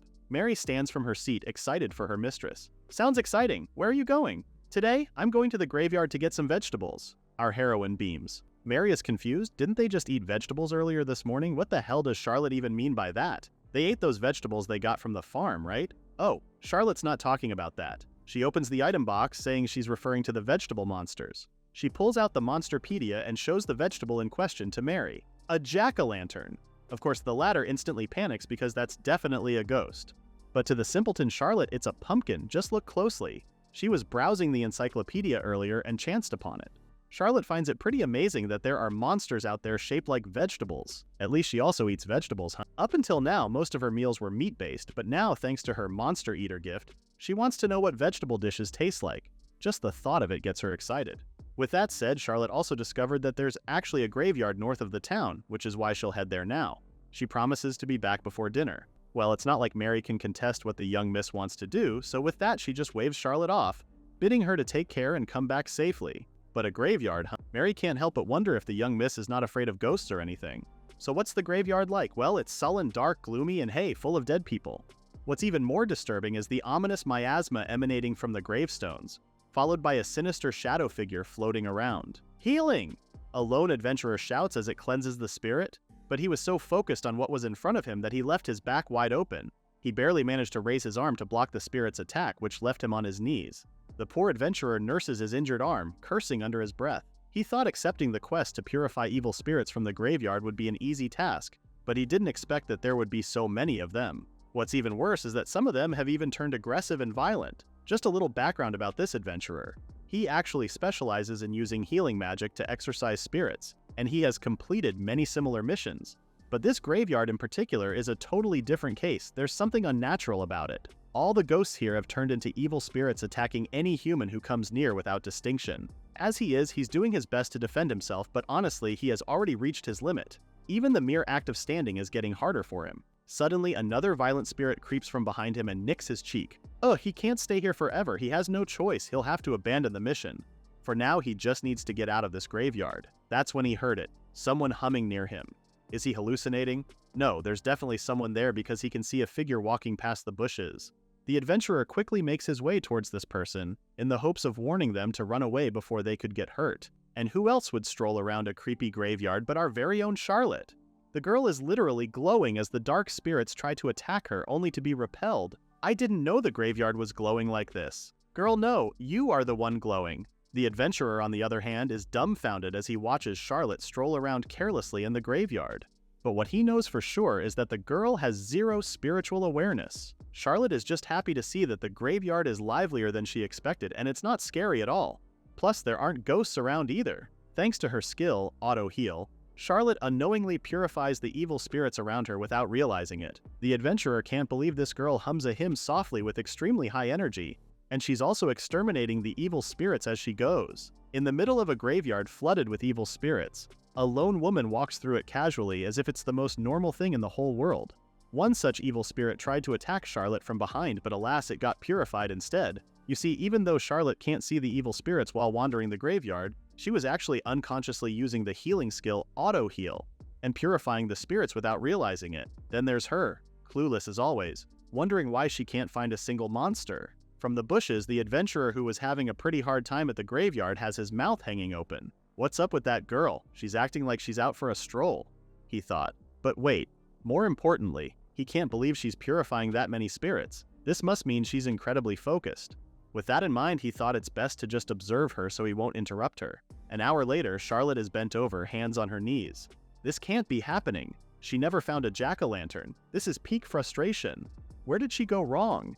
She's been tracking monster auras while she was roaming around. She even went around the entire graveyard. That's when Charlotte noticed something peculiar in the air. Even though the lights are flickering around her and the atmosphere is noisy, at least it's good that the place isn't scary. By the way, those lights are caused by the spirits she unconsciously purified using her skill. Despite not finding anything yet, Charlotte's desire to eat pumpkins still hasn't died down. It's funny because she can feel the aura is really close, like really close. Charlotte puts both of her hands up and feels the air around her, looking for the right spot. When she finally zeroes in on it, that's when she uses Paralyze. Suddenly, to her surprise, something crashed to the ground. A jack-o'-lantern appeared. So it has the ability to hide itself. Before the monster can do anything, she decides to Poochie fire the vegetable monster, especially since it has given her a lot of trouble by making her search for a while. Finally, she has pumpkin soup. As usual, Charlotte starts pulling out the tableware, happy because she'll finally get to taste it. She's been wanting to do that ever since she saw it in the Monsterpedia. She takes a spoonful for a taste, and just as expected, the warm liquid is thick and very delicious, with the warmth and sweetness quickly spreading in her mouth. If this were any other day, Charlotte would have been satisfied with just slurping the soup like this. But today, she brought bread with her. She had it stored inside her item box, then proceeded to break it so she could slowly dip it into the soup. If she were still living in the manor, she would just know she'd get scolded for such improper behavior. But she's not right now. And frankly, Charlotte doesn't care. She takes a bite and beams. This is just so delicious. Whenever she takes a bite, the rich flavor explodes in her mouth. The texture blends with the bread, making the experience truly amazing. Just like that, she's down to her last bite. But this time, she made sure to savor the soup down to the last drop with elegance and poise. As soon as she finished her meal, there goes that ringing in her ears again. Level up achieved from devouring the monster. Jack-o'-lantern devour bonus. Magic acquired, magical invisibility. Oh, new magic. Excited, Charlotte extends her hand to try it right away. Invisibility, she yells. She didn't see the effects at first until she finally noticed her body had become transparent. It's just like the jack-o'-lantern earlier. It's a spell that hides the body from plain sight, which she finds pretty strange and exciting. Speaking of jack-o'-lanterns, she senses one again nearby. Since she's invisible now, Charlotte decides to approach it quietly and cast Poochie Fire. Wait a minute, if Poochie Fire creates warm soup, then how about Poochie Ice? This time, Charlotte casts the latter, and as the vegetable monster fell to the ground, it turned into a different dish. It's just as Charlotte thought. Cold pumpkin soup. This one is refreshing and tastes smooth. Like usual, she enjoys it satisfactorily and finishes it in no time at all. Since she's done with her meal, Charlotte shoves her tableware back to the item box, and while doing so, she hears the voice telling her that she leveled up again. She's now level 51. Jack-o'-lantern devour bonus, magic acquired, wall of fire. Did she hear that right? Wall of fire? That sounds like a different kind of magic. It makes her wonder if it's like a small flame. Wait a minute. Does that mean that the type of magic she learns depends on how she defeats the monster? Since she defeated 2 jack-o'-lanterns with different types of magic, they granted her 2 different skills. This is also exciting. If I try different ways to defeat monsters, I'll be able to learn many kinds of magic. Following this logic, then she can enjoy a variety of dishes too. But Charlotte also remembers that things don't always turn into food, so she keeps a mental note to experiment carefully when the time comes. Just then, she hears a loud whoosh from the heavens. She looks up just in time to see something crashing down into the graveyard.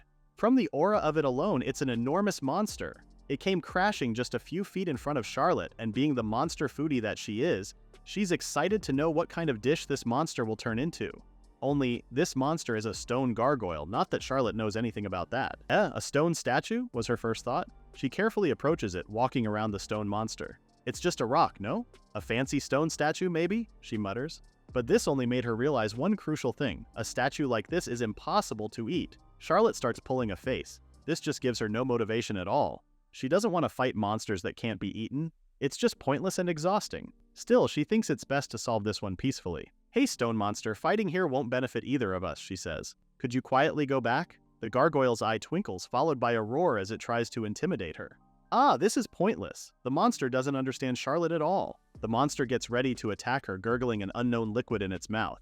It spits the liquid right at Charlotte, but thankfully she got out of the way. Oh no, she has become its target. She looks at the place where the monster's attack hit. Water magic? If it hits me, I'll be soaked from head to toe. That would be terrible. This girl and her priorities, really. Wait, a second attack is coming. Charlotte knows she needs to move fast and block it. She puts her hands up and yells, "Wall of fire!" The spell she just learned a few minutes ago. She literally conjured a wall of fire that successfully blocked the monster's water magic. Obviously, the latter was not expecting that and was taken aback by Charlotte's defense. Our heroine made use of her enemy's distracted moment and cast invisibility. With her out of its eyesight, she was able to run past it, and Charlotte made use of this moment to attack the monster from behind. "Poochie fire!" she yells just as the monster turns to face her. It was a clean shot at point-blank range, with the attack completely destroying the monster.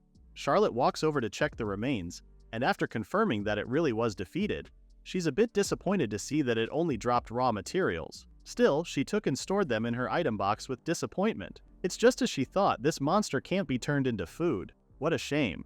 Well, at least she'll just give these materials to the sis, aka the receptionist at the Adventurers Guild. With all the adventures she had in the past few hours, Charlotte starts to get sleepy. She did walk a lot, and the disappointment from the stone monster wore her out completely. Charlotte spots a tree stump and puts a little cloth over it. This looks like the perfect resting spot for her. Plus, the gentle breeze is refreshing, so she'll just rest here for a bit and head home. Charlotte settles into the tree stump, closing her eyes for just a little while, but before long the daylight has faded to dusk. She wakes up with a start and rubs her eyes, looking around to see if that was light shining on her. Oh no, she dozed off unintentionally and fell into a deep sleep. But she doesn't exactly feel bad about it since it was a truly peaceful nap. Charlotte bolts to her feet. "Ah, the sun is starting to set. I wanted to be back before dinner." She panics. Plus, the weather's starting to get chilly too, so she really has to go back now. From behind, a dark figure looms over Charlotte and starts chanting gibberish over her. She turns just in time for this cloaked figure's chanting to become even more intense. "Hey you! Can you tell me what time it is now?" she asks desperately, moving even closer to this sketchy figure. See? She's got zero awareness at all. While the cloaked figure continues its chant, Charlotte can only make the entity repeat itself. She can't understand, so we can't exactly blame her. Oh no, what should she do? She has no idea what this figure is saying. From the looks of it, he looks weird, but Charlotte doesn't sense any monster aura from him. Suddenly, the figure starts glowing and collapses on its knees, leaving Charlotte even more panicked. "Are you okay?" she asks. "Are you in pain?" But just when she was about to finally touch it, the figure burst into a bright ray of light and completely disappeared. Did the figure just use magic? As usual, our heroine has no idea what is going on, but this is no time to think. She needs to hurry back home quickly. As she hurries out of the graveyard, our heroine has no idea that an adventurer was watching her and her adventures this whole time. Of course, who else would he tell this crazy story to other than the guild itself? Once he returned to the Adventurers Guild, he relayed everything that transpired in the graveyard to the interested listeners. After sharing his story, they stand dumbfounded. "Are you saying Miss Charlotte purified that massive, vengeful spirit entity all on her own?" The adventurer confirms that that's exactly what happened. Of course, he understands that they may doubt his account, but he swears this is not a made-up story. But the others believe his every word, since this person was actually a seasoned adventurer. And if someone like him claims that it's true, then they believe it. "Please tell us the details," they ask of him. "First, what's known as a vengeful spirit cluster is a mass of evil spirits that gathers and condenses," he begins. With a spiritual density high enough to be seen even by those without spiritual sensitivity, it's far more dangerous than any normal evil spirit. The adventurer continues that the entity unleashed a tremendous amount of curses on Charlotte, but the latter stood firm as if nothing had happened. He believes that if it were an ordinary person, they would have died instantly. But instead, from what he had seen, Charlotte kept getting closer and closer to it and then proceeded to purify the entity completely in an instant. But that's not all. The adventurer even told them how he saw Charlotte was just walking around the graveyard, continuously activating the healing skill, purifying every inch slowly and precisely. He even saw her sit and focus for a full 3 hours straight just doing that. According to him, Charlotte purified the spirits one by one with the utmost care. But wait, there's more. The adventurer goes on to say how Charlotte even managed to defeat the gargoyle that suddenly appeared. She vanished suddenly, then reappeared and struck it down with a single magic blast, he recounts to them. The rest of the guys start singing praises of how amazing she is, especially since a gargoyle is no ordinary monster. It's extremely strong. They say that even if they're the ones who have encountered it, then they would have been goners for sure. The story just goes to show that Charlotte's combat abilities and healing skills are at the level of legendary heroes. Finally, the adventurer has one last thing to say about our heroine. He hesitates at first, saying they probably won't believe him, but they were just as eager to know. To be fair, the guy says he was busy defending himself from the surrounding evil spirits, so maybe he saw it wrong, but here goes. Charlotte was drinking pumpkin soup in the graveyard. A collective silence followed. Did he say pumpkin soup? Don't blame the guy, he also couldn't believe it then. Suddenly he found himself watching her sitting at a table and calmly having a meal out in the open graveyard. Of course, the rest were quick to ask why the Miss Charlotte was having a fancy meal in the graveyard out of all the places. They tell the adventurer that maybe he's imagining things, especially since there's no table in the graveyard. Suddenly it hit the receptionist. Everyone! What if Miss Charlotte simply carried the soup and table in her item box and came to enjoy her lunch? Oh ho, that must be it. That's the perfectly logical explanation for it, at least by their standards. Yeah, it might sound strange, but she thinks it must be one of Charlotte's skills. After all, food is the foundation of maintaining physical condition, and without food, abilities can't be used efficiently. Everyone was quick to buy this crap, impressed that Charlotte never neglects the basics. Even her choice of eating pumpkin soup got praised by their lot, impressed at how our heroine found a graveyard full of evil spirits as nothing but a kitchen in her home. The adventurer grabs his drink wordlessly as he listens to the people talk. If all those evil spirits and that massive, vengeful spirit entity had escaped the graveyard, the city would have been in a catastrophic state, he says. And yet Charlotte didn't tell anyone and handled everything alone calmly and silently. He raises his drink, proposing a toast for our heroine since there's no other word that suits her better than the best. A toast to the heroine who saved the city! Cheers! They cry in unison at the tavern. And thus, Charlotte saved the city once again without even realizing it. From there, another saga was added to her legend told through generations. Somewhere else at the royal castle, the first prince Aziz is pretty busy since he's swamped with paperwork. Thanks to his brilliance, he's been entrusted with many tasks by the current king despite his young age. Even today, Ozus is knee-deep in official duties, signing documents, but at least he's finished as per schedule. He hands them to the messenger, instructing the latter to send them to the Minister of Finance. As soon as the latter receives the documents, he marvels at them. As expected of His Highness Prince Ozus, his work is incredibly fast and precise. He's not the only one fanboying over Ozus because the other messenger does too. The latter went on to say how the country's GDP increased 12-fold in just 2 years, thanks to the policies implemented by the first prince. Who would even believe that the economy had been in continuous decline before? What an amazing person His Highness really is. He overcomes any obstacles no matter how difficult. Later that night, after all his duties are done and dusted, Ozus calls his loyal Sebas. The older man is already worried despite the prince not saying anything. So here it goes. I need to think about this difficult matter today of all days, the prince began. And that is none other than the biggest problem of his life so far. How can he get Charlotte to notice him? Last time when he tried to invite her to the opera, Ozus made a complete fool of himself, with his nervousness getting the better of him. But there is one thing he understood clearly. Charlotte doesn't see him as a man at all. Arg, just thinking about it is enough for the prince to spiral. Anyway, this is why he believes Charlotte needs to see him as a man first. The only problem is that he doesn't know how to make that happen. Sebas, can you give me some advice? He asks his trusty butler. Like any sensible person, the older man points out the obvious. How about the prince stop overthinking things and invite Charlotte by saying, let's go on a date? There was a pause before Ozus's knees started shaking like a leaf. I can't say something that bold, the prince says, getting paler just by thinking about it. What if she rejects me when I ask her outright? Sebas assures him that Charlotte would never hate him, but it's too late. Ozus is crashing out again. Now he's on all fours crying about how helpless he is. He can't even manage to ask Charlotte out. Sebas gets down on the floor with him as the older man tries to console the prince. All I can do is carry out my official duties from morning till night. Ozus laments, but his butler points out that that's a great thing. Because of that, the lives of the citizens have improved drastically and their well-being has increased. Ozus slowly gets up from the floor, muttering that if he can't invite Charlotte out directly, then at the very least he should act like it's a coincidence and make some moves. Aha! Sebas quickly pulls out a small notebook from his coat pocket and tells the prince that Charlotte has recently been taking walks in a forest full of monsters, at least according to a well-informed source inside the palace. Huh? The forest? Why would she go somewhere dangerous? Ozus asks. Wait a minute, this is it. The next day a masked Ozus with 3 of his knights is out in the forest. The prince adjusts his mask before re-explaining the plan to make Charlotte notice him. First, he secretly follows the target Charlotte during her usual walk through the forest without her noticing him. Then when she's just about to be attacked by a monster, Ozus will jump in and save her with his face hidden behind a mask. Once she feels safe and the tension fades, he will finally reveal his identity. You best believe Ozus already has this scenario played out in his mind. So this will make Charlotte fall in love with him, amazed by his bravado. That's basically the plan. Still, Ozus reiterates that the target's safety is their top priority. His men commend him for having the perfect plan. using the psychological danger bridge effect and revealing the prince's face at a dramatic moment. His Highness sure has thought of everything. Ozzy formally asks them, the elite knights, to protect him while he carries out the mission. He also apologizes for dragging them into something personal, but because of his position he can't move on his own. The knights assure Ozzy that there's no need for him to apologize, vowing to protect the prince with everything they've got. In their minds they're all thinking of the same thing. We'll be your personal cupids, your highness. Just then another knight appears, reporting that the target has left the city and has entered the forest. Alright, he turns to them saying, let's begin the mission. But fate has other plans in store for them.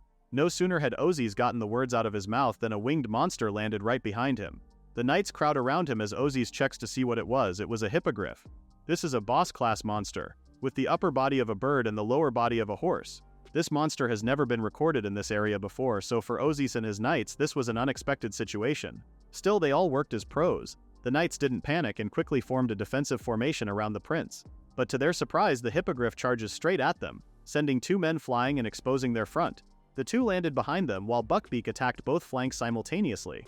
This monster is fast. Before long, Ozzy is left to defend himself against Buckbeak. Here he could feel how heavy the hippogriff was. It glared at Ozzy before pulling back, shifting its attention to one of Ozzy's men. Oh no, that's bad. The prince quickly leaps to the rescue of his men, but it's too late. He fell for Buckbeak's bait. The hippogriff just plants both of its talons on the ground and then raises its hind legs ready to kick the approaching prince. Crap, this is bad. Before Ozzy can pull back, the hooves of the monster land squarely on his chest, kicking him with so much force that he slams into the tree trunk behind him. I can't breathe, Ozzy thinks, but he has far more important things to be concerned about. Buckbeak walks over to him slowly while Ozzy can only sit there in pain. He can't even pick up his sword due to the soreness he feels. Just when he feels it was hopeless, a masked heroine steps up and he hears her cry, "Poachy fire!"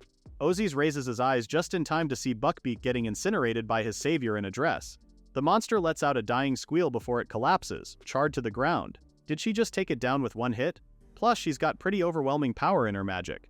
Just who is this girl? The prince wonders. Wait a minute. He can also breathe again, and his body no longer hurts. He checks the wound on his forearm, and even that has healed. His men start to sit up as well and have regained consciousness at the same time he did. Everyone is on the ground, but it doesn't look like anyone was safely injured, his masked heroine says. Ozzy is amazed to see that even the knights are okay. He finally turns to his savior, thanking her for saving them. "My lady, if you don't mind, may we know your name?" he asks excitedly. The latter is surprised but starts removing her mask all the same. "My name?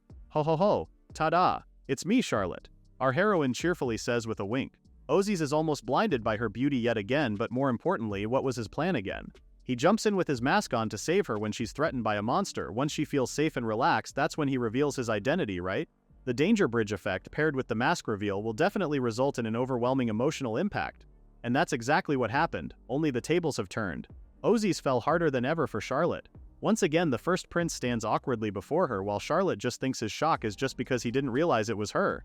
She got the mask she's holding at a home goods store earlier and she just knew she had to get it because she loves it. That's why as soon as she bought it, she put it on right away. "Isn't it cute?" she asks Ozzy. The poor lad is doing everything in his power not to go into overdrive, as he can only echo cute right in front of her. While Ozzy is still dazed by everything that has happened, Charlotte smells a delicious scent coming from the monster she had just defeated. This is her chance. She quickly grabs the plate of monster dish and tells Ozzy that she's got something important going on. Bye-bye. And just like that, she dashed further into the woods. Meanwhile, the elite knights rush over to His Highness, asking if he is okay. By the way, it's all thanks to Charlotte's auto-heal that they're all fine now. Ozzy is still flushed and dazed before finally collapsing, mumbling about how sweet she is. So that marks the end of the first prince's plan to make Charlotte notice him. It was a complete failure. Now on to Charlotte. Our heroine pants as she finally gets away from the prince and the others. "If His Highness sees me cooking, he'll definitely insist on sharing the food," she says. "Girl, no, that's just you." This girl really believes that Ozzy will ask for a share of her food when he can barely ask her out. After looking both ways, the coast is clear. Charlotte opens her item box to start setting up the tableware. Since she's already out here wearing a fancy dress, she thinks it's a good idea to wear this stylish coat she brought along. The reason why our heroine dressed up a little today is that earlier Mary showed her all of her personal belongings, which include the party dress she's wearing now. Since she no longer attends social events, she thinks it's a waste to let the dress sit unused in the closet, so she decided to wear it now and then every time she goes out. Now that she thinks about it, she never imagined the first prince would be so deep in this forest. From what she saw, it looked like Ozzy was so shocked by the monster that he couldn't stand. Oh, could this be the first time he has seen a monster? Well, it's normal to be paralyzed in fear. Even for her, it was her first time seeing a massive monster like that. As for her, she was just planning to eat a wolf steak dish, but she chanced upon Ozus and Buckbeak's face-off earlier, so score! She encountered a new monster. On top of that, the said monster turned into these delicious steak slices before her. Charlotte pokes around her meal, noting that this monster has two kinds of meat. Based on its appearance, she believes it is probably a mix of chicken and horse meat. She decides to start with the white meat first, and on her first bite, it's so tasty. Charlotte is beaming again, because it really is chicken. It's light, delicious, and irresistible. Of course she can eat this for life, but now, it's time to taste the other meat. This red meat is a slice of horse steak, or so she thinks. But wait, actually, she has never eaten horse meat before. When she was little, she remembers her father showing off that they would be riding a horse-drawn carriage that day. But instead of being impressed with their mode of transportation, Charlotte's focus is on the horse's thigh. She remembered how strong it looked, and out of excitement she happily cried out that she wanted to taste the animal's legs. Of course she got an earful for saying crap like that, especially since her father really loved horseback riding. She really sat through his long lecture that lasted for hours. From there she promised never to speak of horse meat again, so she never got the chance to try it at home. But now, finally, she'll get to fulfill her dream of tasting horse meat. It's time to eat. She bites into it, and the meat melts into her mouth instantly. Such smooth and tender fat. Usually when we eat something rich in fat, the taste lingers, and it feels heavy on the stomach. But this meat has a delicious fatty flavor without being cloying or heavy at all. Wait a minute, when she alternates eating the horse meat with the chicken, the flavor becomes endlessly delicious. Charlotte is convinced that this monster was practically born just to become a full steak. Just like that, she continues to devour her delicious meal. Our heroine unknowingly devoured a boss-class monster, the hippogriff. Finally, Charlotte is done with her hippogriff meal, or what she'd like to call the meat chicken and horse meat what beasts, which was so delicious. Because you ate a boss-class beast, hippogriff. Your level increased by 5. The voice in her ear starts again. Predation bonus. Hippogriff. You acquired a wind spell. Tornado. Oh-ho, a new spell. Charlotte hurriedly shoves the tableware inside the item box because she couldn't wait to try this wind element magic. She puts her hands in front of her and yells, "Tornado!" As the name suggests, a tornado really appeared in front of Charlotte. She didn't expect to encounter such fierce winds, but with this spell, Charlotte thinks the monsters won't turn into food dishes after she defeats them, right? Due to the intensity of the winds, her coat flew away, forcing our heroine to run after it. Wait, slow down! She can't believe she's experiencing this right after she cast the spell. That tornado magic is completely useless. Finally, the wind died down and her coat landed on the ground. She picks it up, noting how it flew too far away. As she puts it on, Charlotte feels something. She senses a monster nearby. Of course, she follows her gut and walks straight to where she senses it, but it's a bit strange. Why does this monster move so strangely? And that's when Charlotte finds herself right in front of a lake. She looks wide-eyed at the serene scenery. She didn't know a place like this existed. And on top of that, she can feel a monster coming from inside the lake. So exciting. A water-type monster. Could it be a fish? She wonders. If that's the case, Charlotte immediately opens her item box and pulls out a bait, an ice box, and a fishing rod.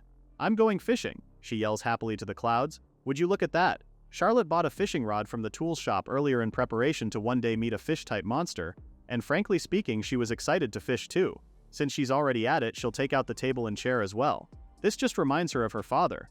You see, the Marquis loved fishing a lot, and even she used to do it a lot when she was a child. It was one of her hobbies. She can't believe she's fishing again after a long time. She's getting so excited. She grabs the pouch to take out the dango bait. Suddenly, she notices something in her periphery. Something just flew toward my dress," she says. And that's when she saw the bugs creeping over her. Charlotte lets out a blood-curdling scream, panicking as she tries to brush them away. Wait a minute, she senses a monster. These bugs, are they a locust monster? She was too focused on sensing the monster at the lake and didn't notice them at all. These bugs are so small compared to the other monsters. Obviously, she doesn't want them to ruin her fishing, so she must take them down. And more importantly, she doesn't want to eat a dish made of bugs. Charlotte is on the fence about what to do. Wait, she just needs to defeat it, right? She just needs to stop their movement. She extends her hands before her and yells, "Paralyze," rendering the bugs immobile. Phew, I'm safe. Magic is really amazing.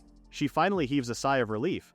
Alright, now that's settled, it's time to put the bait back on the hook. But wait a minute, where's the bait? Oh, there it is. The contents have already fallen into the lake. Kaya, when did that happen? Oh, it was when she was fighting for her life earlier with the bugs. We're here, we're here. She seems to hear voices call out to her. Charlotte turns and senses that they were coming from the paralyzed locusts. Now that she thinks about it, locusts can be used as bait for fish, right? Obviously, she feels iffy about doing that, and in all honesty, she never even wants to touch a locust. But then again, she wants to eat fish. In the end, Charlotte sucked it up and used them as bait. It's for the sake of fishing. It was a long journey, but finally it's fishing time. Charlotte cast the bait in the spot where she sensed the monster earlier. From there, she waited quietly until she felt a tug on the line.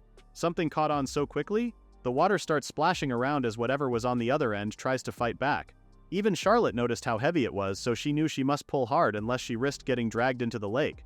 It took one flick of her wrist before Charlotte finally pulled a large fish out of the water. She couldn't believe she caught the fish so easily. The fish falls with a splat on the ground, flapping around while Charlotte stands over it. It's a pretty large fish. She doesn't have that much physical strength based on what she knows, so maybe fish monsters are naturally very weak, no? Who knew they were this easy to catch? Folks, just so everyone knows, Charlotte currently has a level 56 muscle strength, okay? Now, time to prepare it into a delicious dish. Poochie fire, she exclaims, followed by a poof, signaling it's time for her to feast. She beams because it turned into a crispy and delicious meuniere. It looks like a trout, but does it taste like one? She slices a portion of the fish, excited to take a bite. As soon as she did, Charlotte noticed the tender texture of the dish. It really tastes like trout. Trout, unlike salmon that cross the ocean, spend their lives in lakes, which gives them this soft texture. She proceeds to list the flaky meat and its crispy skin, but what she loves the most is the fatty part under the gills. And here is the secret of the world. Delicious things are made of fat and sugar. That is the eternal truth of this world. Thanks to her gift as a monster eater, the food she prepares tastes 5 times better than normal food. According to her personal research, Meuniere scores 500 out of 100. However, the buttery aroma boosts appetite, doubling the taste, and the area under the gill becomes twice as delicious. On top of that, because she caught it herself, the flavor multiplies again. So she gives it a total of 4,000 points out of 100. The taste is so irresistible. Thanks for the meal, she says as she finishes eating. Because you ate a monster, your level increased by 1, the ringing in her ears tells her. Predation bonus, Royal Trout. You've acquired a water spell. Water Shot. Ooh, it's another new spell. Let's try it out. Water Shot. A stream of water jets out from her palm. She didn't expect such a powerful water stream. But despite this, she's worried because can this be used for cooking? It's an intriguing thought, but what's important for her right now is more food. Charlotte grabs the fishing rod again and casts the line into the lake. She sits over the edge, and 30 minutes later, nothing is still biting. She tries to shake it off, telling herself that waiting patiently is part of the joy of fishing. Perseverance is important. Besides, enjoying quiet moments now and then is a beautiful thing. There's the gentle, refreshing breeze, the sunlight trickling through the trees, and then there's the shimmering water surface. Most importantly, the thing Charlotte looks forward to the most is the meuniere she's about to eat. But the fishing rod isn't moving at all. No, I can't take this anymore. Charlotte leaps to her feet. I can't keep doing something so ineffective. Saying enjoying peace is a total lie. If she wants to eat meuniere now, then she has no choice but to be shameless. With that, she puts her hand in front of her and yells, "Tornado!" The tornado she conjures sucks up the water and sends the fish flying all over. It's raining fish. Kaya, this is a dreamlike sight for Charlotte. She quickly makes an inventory and records 5 trout monsters along with some regular non-fish monsters. She really caught a whole bunch all at once, huh? The fish were already paralyzed, and looking at them like this, it's truly a magnificent sight. Now that she thinks about it, ever since she was a child she has loved fishing. But the moment she eats the fish after catching it has always been the one moment she loves the most. Charlotte decides she'll take the normal fish with her and puts them inside the item box. Later she'll ask Mary to cook them for her. As for the trout monsters, of course she'll eat them all. Let the Meuniere festival begin. She Poochie fires them all in one go. Charlotte finished eating all 4 royal trouts, and the ringing informs her that her level increased by 4, along with her water shot level. After she finished eating the last trout, that's when she noticed that the 5th trout-like monster looked like it was glowing gold. Is it different from the other ones she caught? Still, Charlotte Poochie fired it, and yet this one somewhat turned into a Meuniere that looks like it's glowing. Okay, time to take a bite.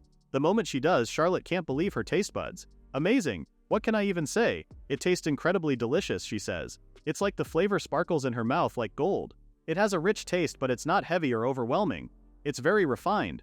Compared to the previous ones she ate, this one is a whole different league of deliciousness. Such a delicious meal. Like all of her monster meals, Charlotte finished up the golden trout clean. That one was amazing without a doubt. Now she's really satisfied. She starts clearing her things since it's about time for her to head back to the city, no? But the ringing in her ears is distracting her. Because you ate the rare golden trout monster, your level increased by 5, it said. So now Charlotte is level 66. She noticed how the ringing in her ears this time is different from the other monsters. But hey, the last one turned out to be a completely different type of monster. Predation bonus, golden trout, you've acquired a new water spell, Bubble. The announcement shocked Charlotte because that's the 3rd time the ringing told her she got a new spell today. Water bubble, huh? She can only hope this one is useful in cooking. Okay, let's try it. Bubble, she yells. From her palm, a barrier forms and surrounds her like a giant water bubble. Oh my god, it's a giant bubble, she happily cries out. Looking at the barrier, she wonders if the spell protects her using the bubble. She takes a step to the right and the bubble moves along with her, and she does it again on the opposite foot.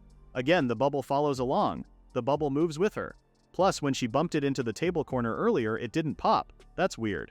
But at the same time, she's curious to know what the bubble's limits are. That's when she noticed that the bubble was pushing away the lake water. This gave Charlotte the idea to step into it, and no sooner did she do so than the lake bed gradually revealed itself. So does that mean this is a spell that repels water around her? Feeling much braver and curious, Charlotte starts running straight into the lake with the bubble protecting her from the water. Before long, she finds herself deep underwater, seeing the different kinds of schools of fish up close and personal. What a beautiful view. She stops in the middle to admire just how wonderful this spell is because it allows her to walk around the lake bed. Even though it's dark down there, Charlotte still thinks it's magical. Plus, the water bubble is pretty sturdy because despite it being completely surrounded by water, it doesn't cave in or pop at all. Looking at the fish around her, Charlotte thinks it won't be long before she encounters new monsters. Plus, she had a strong feeling just moments ago that what she felt wasn't a trout-type monster. It was something completely different. As if on cue, a shadow looms over her, just as she feels an immense aura that's extremely massive. Well, what do you know, there's a giant catfish just above Charlotte. And this is no ordinary catfish, it's a catfish monster, a demon catfish. This one is aggressive by nature, and it's said to swallow humans who fall into the lake in one gulp. The vicious monster bares its sharp teeth to our heroine, but instead of feeling scared or intimidated, Charlotte is excited. What a huge monster! I want to eat it right now.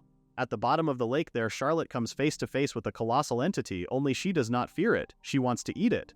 Can you believe she stands starry-eyed looking at the fish monster looming over? Our heroine is so excited that she wants to eat the giant fish quickly. Too bad she couldn't see the fish clearly, but from the looks of it, it seems to have long whiskers. So maybe it's a catfish, no? Whenever she thinks of catfish, she remembers a certain childhood memory when she caught one, and her father immediately told her not to eat it. Before Charlotte could react, he snatched the fish from her hands and threw it back to the water. Of course, our heroine laments the loss of the fish, asking her father why he did that. As usual, her father is stuck up, annoyed about how Charlotte wants to eat everything. But for him, he personally dislikes the catfish's flat and slimy faces. Who would want that on their dining table? As expected of Charlotte's judgmental father, but of course he didn't say that out loud. He only told Charlotte that catfish aren't tasty. Despite her father's objections, our heroine kept catching catfish, only for her father to release them back to the water. But now looming before him is this very fish. She's sure of it.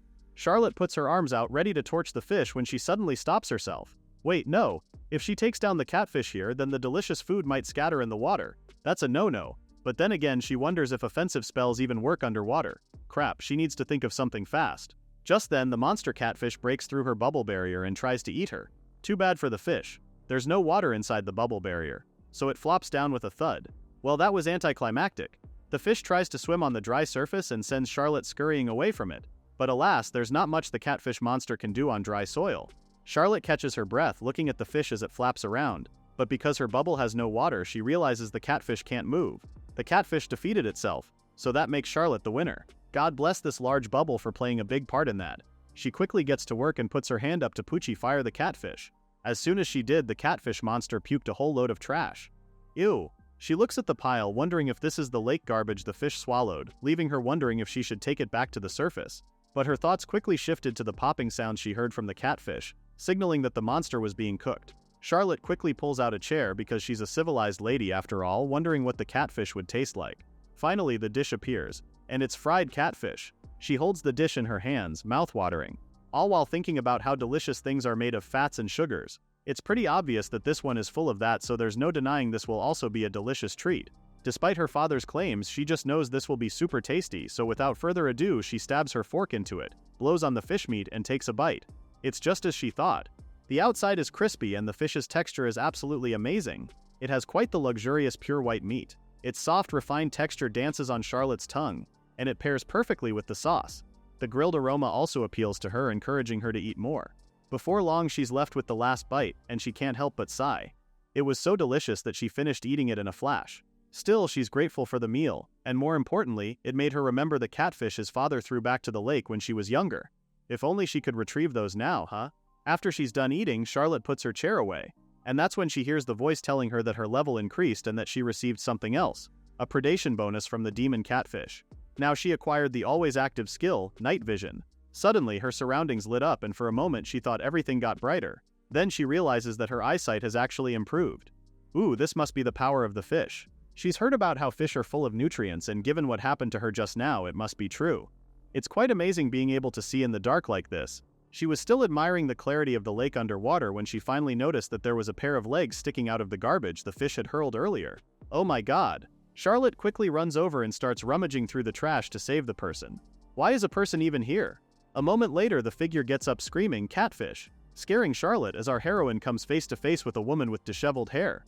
She tells the lady that if she's talking about the catfish from earlier, then she already ate it. Oh, she ate it. Wait, the lady realizes how much of a mess she's in and runs off to clean herself up. She comes back not a minute later all prim and proper and thanks Charlotte for saving her. As it turns out, she's the fairy of the lake. Oh, Charlotte's face lights up when she hears it, but what did the lake fairy mean when she said our heroine saved her? The latter points out that Charlotte defeated the catfish monster, did she not? Actually, the fairy explains how the giant catfish accidentally swallowed her, leaving her in trouble. Thanks to Charlotte, she was able to get out. Well, that's nice to hear, but Charlotte just has one question. Does this happen a lot? The fairy being swallowed by the lake monster? With an insistent look, the lake fairy assures her that it's a common occurrence and totally not because she's dumb or anything. In fact, it also happens a lot too. Anyway, they should move on to more important matters. She takes Charlotte's hands in hers, saying she'd like to give our heroine something as a token of gratitude. Out of nowhere, she brandished a beautiful sword which she personally crafted and polished herself. Charlotte admires the relic because it's like a holy sword. The fairy says she is correct, it's the holy sword of the lake fairy. It's a special kind of sword. Wait a minute, so does that mean this is the same sword from the legend? The fairy says that's correct again. And by that legend she means to say that it's the very legend that tells of the hero receiving their sacred sword from the fairy of the lake. This is told in many regions, and this time she has chosen Charlotte as the rightful receiver of the sacred item. Whoa, all this time Charlotte only thought of it as a fairy tale, but who would have imagined that it's actually real? She feels like a heroine because of this. It's quite an honor, but she tells the fairy that she can't accept it. In Charlotte's defense, she has never used a sword before, and if a beginner like her carries it, it could be dangerous, right? Besides, she thinks a fancy sword like this doesn't suit her at all. The fairy of the lake fell to their knees, shocked at Charlotte's refusal, because just when she thought she finally felt like she'd met someone she considers a hero, this person refuses to accept her gift. The fairy goes on, rambling about how she wanted her sword to be remembered in legends like the other fairies. While she goes on about her monologue, Charlotte notices how the fairy seems a little off. Suddenly she clings to Charlotte's dress, practically begging our heroine to just give the sword to anyone. Heck, she could even sell it if she wants to. Still holding the sword, Charlotte had to tell the fair that what she's doing is dangerous. The sword is about to hit her. But as expected of our heroine, she's truly kind-hearted and realizes that she acted badly. Ultimately, she apologizes and tells the lake fairy that she'll accept the sword with gratitude. After all, this is a precious gift from the fairy of the lake, right? The latter's face instantly lights up, hoping that the sword will become useful to Charlotte. Okay, so what exactly is she going to do with the sword? For now, she stores it in her item box for safekeeping, with the fairy also handing her the scabbard to store away. Today, Charlotte killed 5 royal trout, a hippogriff, the demon catfish, and a golden trout. She and the lake fairy heads make their way out of the bottom of the lake, and as soon as Charlotte is back on the surface, they bid their goodbyes. So for today's monster kill count, Charlotte killed 8 monsters and leveled up 16 times, becoming so high level yet so unaware of it. On top of that, she also obtained the holy sword of the lake fairy, a dream weapon for any adventurer. But from the looks of it, the sword won't be taken out of the item box anytime soon. Meanwhile, back at the royal palace later that night, Ozzy's groans in his sleep, clutching his chest tightly as he does so. Phoebus comes running in his doctor's fit, asking if his highness is in pain. Is it the injury from earlier today?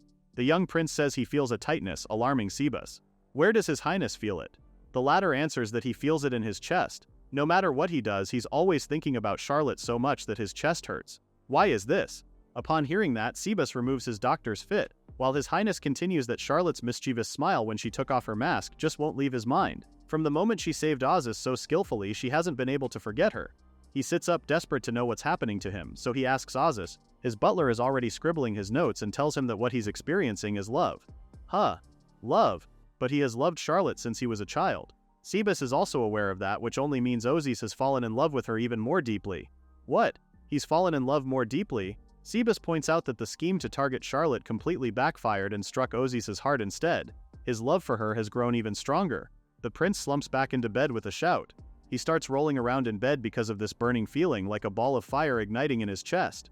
Phoebus has no idea what to do, begging the prince to calm down. Fast forward 5 minutes later, and Ozys finally regains his composure, apologizing to Phoebus for such an unsightly scene. Phoebus agrees it was indeed an indecent sight, asking Ozys not to do something like that outside of the palace. But going back to Charlotte, Ozys finds her strength truly incredible, huh? If Sabus remembers correctly, Charlotte defeated a hippogriff with a single blow. It seems her magic even surpasses the royal court mage's. Crap, at Ozzy's level he doesn't stand a chance of catching her attention. He grips his robes tighter and stands up. The prince has finally made his decision. From this moment on he declares he will be reborn. Thus began the harsh days of Prince Ozzy's intense training. He minimized his rest time as much as possible, completed his official duties faster than usual, and used the time he saved to train in swordsmanship with the kingdom's elite knights. His sword skills improved at an astonishing rate, to the point where even the elites could no longer block his strikes. Then came that day. Ozzy cuts down the pig monster before him, asking the others if that was the last one. The spectators were amazed at how skilled the prince had become. Just look at how he completed the entire monster extermination campaign alone. The kingdom regularly held monster extermination campaigns. They sent the royal knights on patrol missions to prevent the spread of dangerous beasts threatening civilians. Usually the knights worked with the royal court mages, gathered the monsters in one place and used wide-area magic to eliminate them all. But today Prince Ozus took on the mission by himself. The citizens and fellow knights thank Ozus for his hard work. One of them approaches Ozus, praising him for his absolute swordsmanship. On the other hand, the prince apologizes for insisting on taking part in it. Plus, this was also excellent training for him.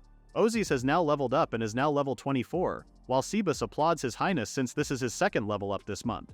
The latter says this is just him getting started, but more importantly, isn't there another monster cleansing campaign tomorrow in a different area? He asks if he could join that as well. Sebas is alarmed, but Ozus assures him that it will be fine. He wants to become stronger. When they heard that, it left the people wondering, isn't Prince Ozus strong enough? What could be driving the prince to go this far? Without batting an eyelash, he tells them it's love. That day, when he saw Charlotte's power in his own eyes, he realized he wouldn't be worthy of her if he stayed the way he is. He wants to become the kind of man who's worthy of standing by her side, and if that happens, maybe she'll look his way someday. For that, he will endure the harshest training. The fuel of his heart is love. Love is what makes him stronger, and for that he will become a strong man. The people are even more impressed by him, lauding the prince for his passion. Sebus too is touched by this and gets teary-eyed. However, the older man thought to himself that even if Ozus becomes strong, who knows what Charlotte would actually think. He could only stand there, deeply moved, watching Ozus grow more resolute and determined with each passing day. At the Adventurers Guild, the others are looking at Charlotte curiously. Lately they notice that she's been reading the Monster Encyclopedia all the time. Sitting alone and her nose deep into the books, they can't help but notice how she's such a diligent student. But maybe that's the secret to her strength, no? Charlotte flips the last page and has finally finished reading.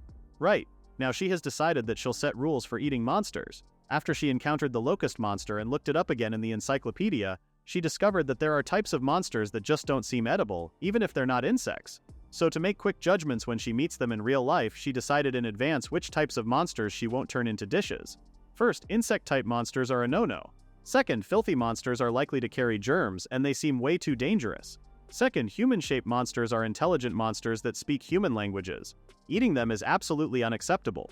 Third, inorganic monsters, she can't even imagine such things as food. She stores the Monster Encyclopedia away in her item box, thinking that she wants to complete a list of edible monsters, excluding the types she listed. However, the mimic turned into a dish that looked like oyster food. So maybe it's best to judge inorganic monsters with caution.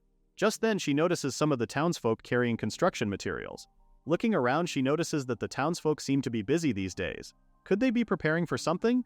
Just then they notice Charlotte and greet her. She greets them back and asks if something is going on, and just then one of the local boys hands her a flyer. They'll be having a grand festival held once a year and invite Charlotte to come. She takes the flyer, and as soon as she reads the contents, her eyes twinkle. It's all so wonderful. Fast forward to the actual day of the festival, Charlotte couldn't contain her excitement. Arms raised at the bustling scenery. How could she not, given how the place is so lively and full of people? Today she changes into her casual clothes and is with Mary. Her maid is aware that Charlotte has been so excited about it since last week, and she was even counting down the days in anticipation. Actually, our heroine has always been interested in festivals, even back when she was still living at the Marquise's mansion. The idea of eating food from the stalls amidst the joyful atmosphere became a dream of hers, which is why she has a game plan. She carefully checked the list of stalls in advance, confirmed their locations on the map, and planned the most efficient route to visit them all. What's more, she even chose comfortable clothes that make it easy to move through the crowds. Our Charlotte is hell-bent on completing the experience of tasting all the stall foods today. They start off strong with 2 grilled kebabs, but unfortunately Charlotte's fun is cut short when a few villagers come running, shouting, "Disaster!" Our heroine turns in the direction of trouble and feels that familiar feeling when a monster is nearby, and true enough, on the main street the Red Wyvern has appeared. Mary panics, suggesting to her mistress that they should run, but Charlotte is more caught up in the fact that a monster has appeared. The red wyvern is a type of dragonkin capable of flying at high speed through the skies. Even if the monster is weak with its large body, if it goes on a rampage, it will destroy the stalls. But more importantly, Charlotte is more curious about how its meat tastes. Mary is just about to tell her that she shouldn't, but Charlotte hands the kebabs to her for safekeeping as our heroine hurries off to the main street for some quick eating. Well, what else is Mary supposed to do but wail after her mistress? The red wyvern is already wreaking havoc and a few soldiers are already on the scene trying to take it down. Crap, none of their attacks affect the monster at all. They can't defeat the wyverns like this, but they have no choice, they need to hold their ground. If they don't fight now, it won't just be the festival that will be toasted, the whole city will be destroyed. They ask for more adventurers for backup. Unbeknownst to them, one lady from a nearby stall is hiding in fear from the monster. She's too scared to run. She's also distressed because soon enough the stalls will be destroyed. How could this happen on such a beautiful day? To everyone's shock, they hear a lady's voice proclaiming that she won't let the monster ruin the festival. Of course, it's our Charlotte. The adventurers had mixed reactions upon seeing her, but she doesn't care. Her focus is on the wyvern. Looking up at it now, the monster is exactly as she read it in the monster encyclopedia. According to what she read, the red wyvern unleashes something called breath, which are fireballs. It sounds scary, but Charlotte knows better. It's just like how the fangs of the wolf beast broke easily despite their fierce appearance. And this is the part where we need to tell our heroine not to get ahead of herself. Because of her past encounters with monsters, she has come to believe that monster attacks are all just for show, which means the wyvern's fire is probably not hot, right? Still, at least she's aware of the danger if the fire starts to spread around them. She readies herself to take on the wyvern's attack, and not a moment later it unleashes breath. The other adventurers tell her to watch out, but Charlotte doesn't listen. She braces herself, planting her feet firmly on the ground, thinking that she needs to stay calm so as not to let the fire hit the stalls. She volleys the fireball and sends it flying high into the sky. Everyone couldn't believe what just happened, even the wyvern itself. There is a prolonged silence before Charlotte cries out in pain. Ow, it's hot. She really thinks that even if the attack is fake, it still feels seriously hot. It felt like pouring hot tea. She blows on her burns, muttering about how she should have worn gloves. But the wyvern doesn't let her get reprieve. It starts firing multiple fireballs that have our Charlotte out here defending the stalls like a real volleyball game. She keeps crying out, asking the wyvern to stop because it's way too hot. Meanwhile, the townsfolk and the adventurers watch in awe as she blocks the wyvern's breath with her bare hands. It got them wondering if it's really possible that the breath, which has enough power to turn the main street to ashes, is merely described as hot. Little did they know, Charlotte's all-magic resistance skill activated and reduced the power of all magic attacks by half. Back to Charlotte, she grows worried because what if the fire hits the stalls? The lady from before watches her just as our heroine has had enough. She doesn't want to block it with her hands anymore. She puts both hands up and uses Poochie Ice while the wyvern uses breath. The elements clashed, canceling each other's attack. Ha! The adventurers couldn't believe it. Did she really just use a simple ice spell against such a monster? The wyvern was about to fire another breath when it spat blood instead. Ha! Did its spell fail? It starts coughing, and now's Charlotte's chance. She puts her hands up, ready to toast and eat the monster, but the wyvern knows better and bails. No, where is it going? Charlotte was about to chase after it, but the adventurers and townsfolk crowd her, amazed at how she drove the red wyvern away. How can they be rejoicing when the monster flew away? The adventurer tells her that it got scared and ran because it ran out of magic energy.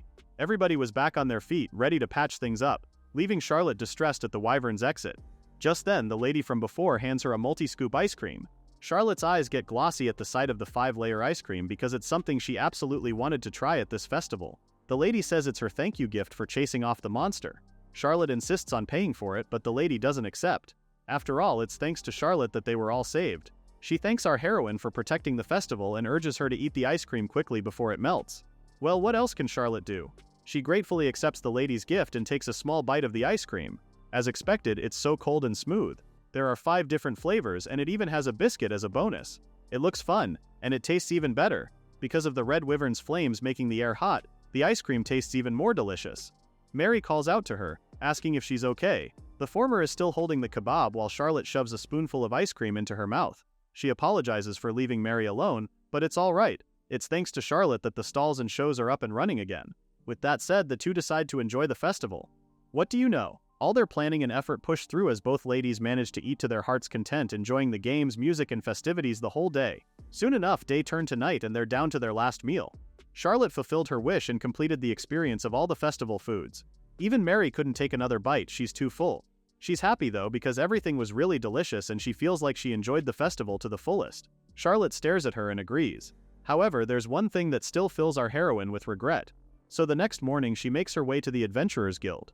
The receptionist greets her, applauding Charlotte for yesterday's battle, but Charlotte has more pressing matters. She asks the former where she can find the Red Wyvern again. The receptionist asks if she's referring to the monster she fought yesterday, and Charlotte confirms it's true. She's still sad about how it got away in the end and finds that so frustrating. And it happened just when she had decided that she would eat every edible monster too. Now she can't stop thinking about the Red Wyvern. The receptionist at the guild tells her that while it's good that Charlotte is proactive at finding the wyvern, there's just one problem. The monster's nest is located in Rotnan Valley. The place is not home to just the red wyverns but also to many giant monsters. To enter the region, Charlotte needs a platinum-ranked card. Platinum? But Charlotte's still a gold-rank card holder. She's one rank lower, which means she can't go yet. This just makes her sob. Wait a minute. Sis just remembered something from last night. She asks Charlotte if she could borrow the latter's card for a second, which she readily hands over. The receptionist checks, and it's just as she suspected. Charlotte is eligible for platinum rank right now. This piece of news sparks hope in our heroine, while the receptionist explains that she received recognition points yesterday because of her contribution in defeating the Red Wyvern. With those, Charlotte is officially qualified to take the platinum rank promotion. Yay, that's amazing news. The receptionist instructs her that if she fills out and submits this form, then she can take the test happening in 3 days. If she passes, then Charlotte will get her platinum card. Oh, you bet Charlotte is already filling up the form, ready to submit it all for the Red Wyvern. She'll take this test no matter what it takes. The platinum rank promotion test.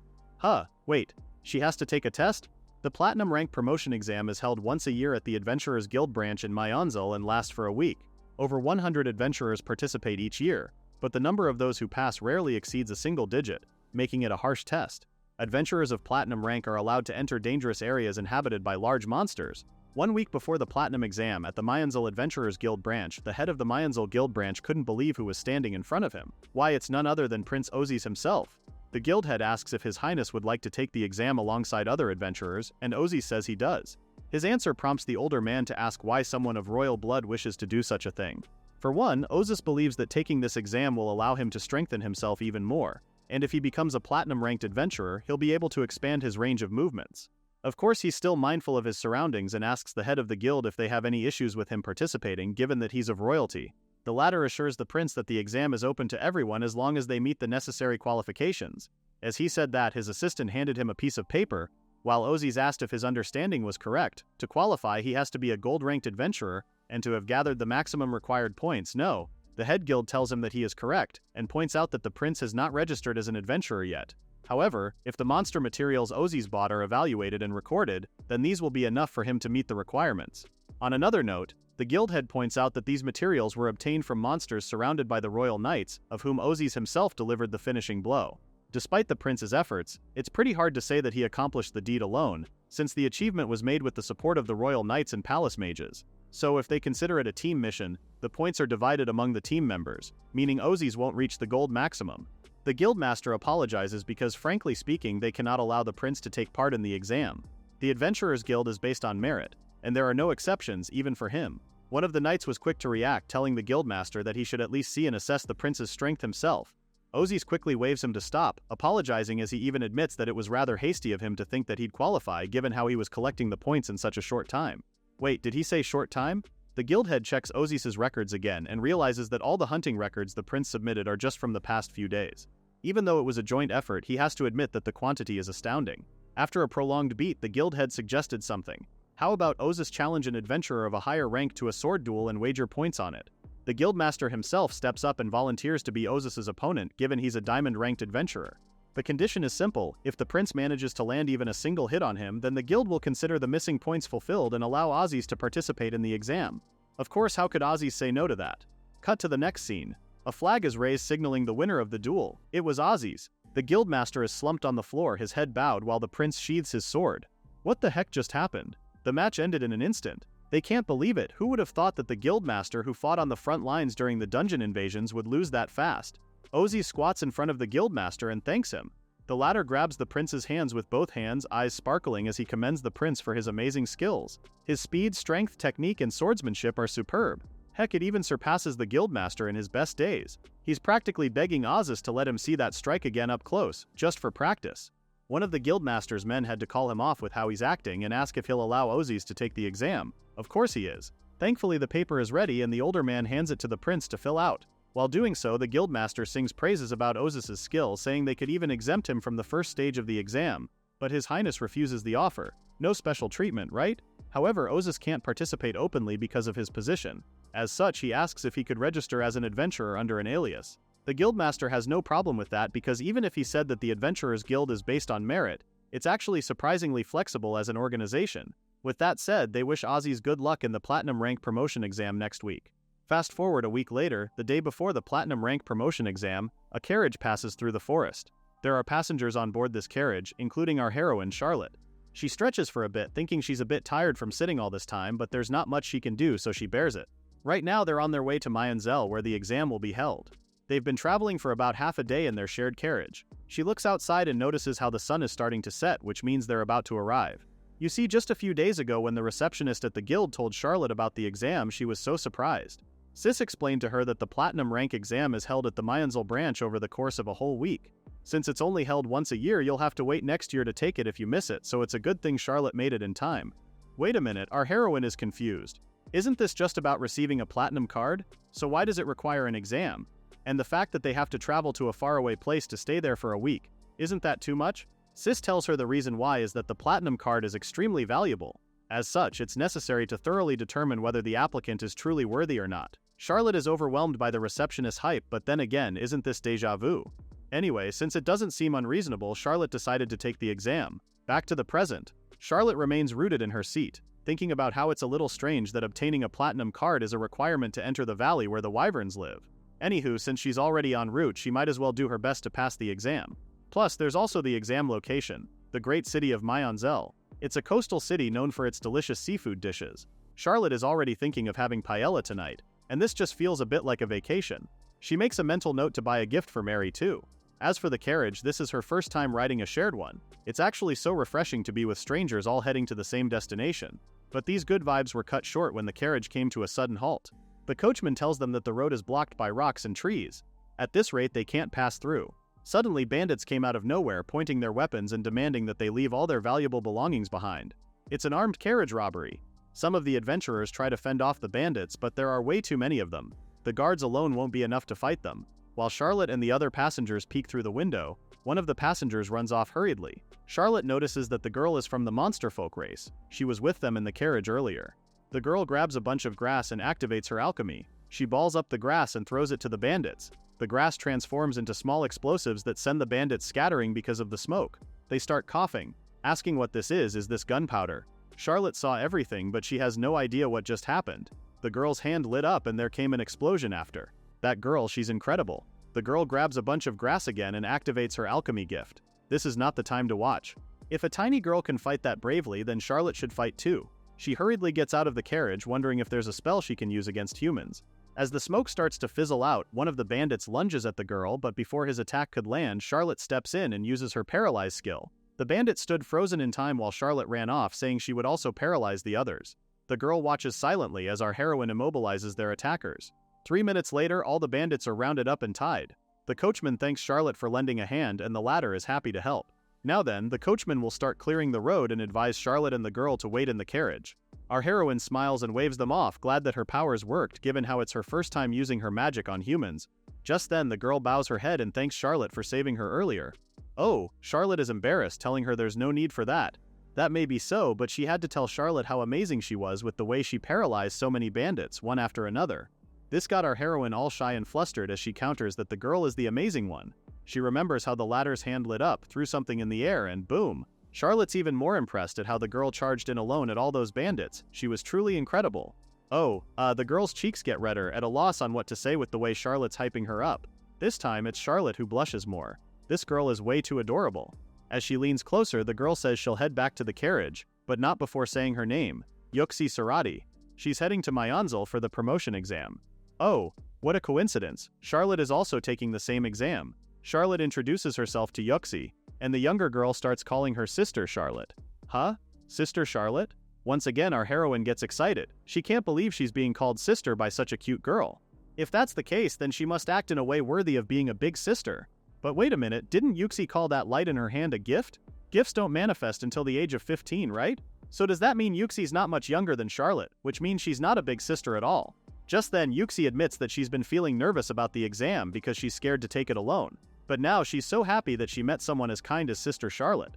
Okay, that does it. That sweetness is too cute. Big sister or not, it doesn't matter. What matters is she's happy to have met Yuxi too. The two spent their time together chatting inside the carriage, and before long they arrived in the city of Myanzel that night. The next day the promotion exam to the platinum rank begins. The place is crowded with adventurers, and even Charlotte feels overwhelmed at the many applicants. She walks around wondering if she would even be able to find Yuxi in the crowd, when a familiar masked man spots her walking by. Gasp! Ozzy's instinctively raises his hands to his face, panicking because why is Charlotte here? He's not Prince Ozzy's today. He's taken on the identity of the adventurer Orov. Soon Charlotte sees Yuki's familiar figure ahead, and she walks over to her to greet her with a good morning. She's glad they met again given how they parted ways so quickly yesterday. Yuki feels sorry about that since there are a lot of things she had to take care of. Before she noticed time slipped by so fast. Wait, she had a lot to take care of. Does she mean preparation for the exam? Yuki says it's something like that. For one, she went to the shop to get her weapon maintained, her little hammer. Oh crap, this time it's Charlotte's turn to panic. As if on cue, the double doors opened and out came the guild representatives. They hushed the room and announced the commencement of the platinum rank promotion exam. Everybody immediately settled down and a quick silence descended upon the halls. The man introduces himself as Ganogan and he'll be in charge of the first test. First he'll give them a general explanation of the exam. The applicants will go through 4 tests starting today. The details of each test will be explained at the time. The first and second test will take place today at the Myanzel branch. As for the remaining tests, they'll begin tomorrow and will be held on an uninhabited island, managed by their guild, which they will travel to by ship. Usually more than half the applicants are eliminated on the first day, so Ganagan encourages them to try not to be among them. The 2 staff members of the guild thought that he shouldn't give out unnecessary commentary, but it's not like they voiced it out, no? Anyway, Ganogan continues with the explanation of the first test. Then there's Charlotte, panicking because she didn't prepare for the exam at all. All she did was read the monster encyclopedia. The sister at the guild told her that she'll surely pass and that she's not allowed to reveal the contents. Still, the receptionist has high hopes for our heroine and gave her a 2 thumbs up. But can Charlotte really pass? Didn't that man at the front say that more than half the participants fail on the first day? Oh no, is it a written test? No. Charlotte breaks free from doubt and decides to trust what the sister at the guild said. Surely the exam contents must be something she's good at. Just then Ganogan announces that the first test is simple, making Charlotte's face perk up only to freeze the next moment. Why? It's because the first one is a basic physical ability test. Ganogan says they'll measure their magical and physical strength, and if their total exceeds the threshold, they will pass. If they don't meet the requirement, obviously they will fail and will be asked to leave immediately. It's a pretty simple test, right? Not known to him, Charlotte is almost spiraling into a panic because which part of that is simple exactly? She has never done anything like this before. Ganogan says he'll guide them in order. When the applicant's name is called, that person will move to the other room. Then there's Charlotte, panicking, wondering what they will do for the first test, a test of magic and physical strength. She has no confidence in these things at all, leaving her all anxious. Charlotte was so wrapped up in her thoughts, trembling, that Yuxi asked if she was okay. The latter notices how she looks frozen from tension.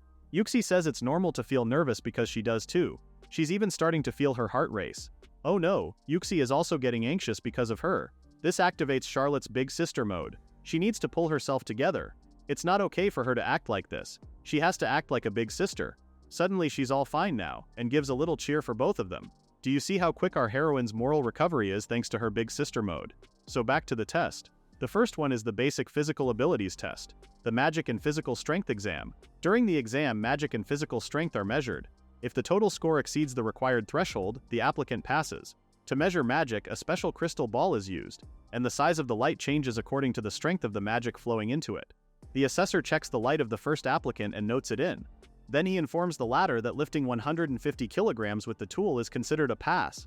Ha? Isn't that too much? Anyway, to measure physical strength, a magical rod with adjustable weight is used, and the required points for passing are calculated after measuring magic. Then the weight to be lifted is set to meet that threshold. If the applicant can lift the tool even once, they pass. And you bet Baldy managed to lift the rod. Once he's done with the tests and passed, he's ushered to the next room. As soon as he's out of earshot, Ganogan scowls. This is boring for him. The assessor had to scold him. Well, it's because everyone barely passed the threshold, with the assessor reminding him that it's enough to just pass the threshold. The assessor points out one candidate, the masked applicant. His magical power and physical strength were both incredible. Oh, that Mr. Oruf guy? Ganogan remembers him. Actually, he's aware that the said applicant is actually Prince Ozzy's. But hey, is the assessor really not aware that's His Highness?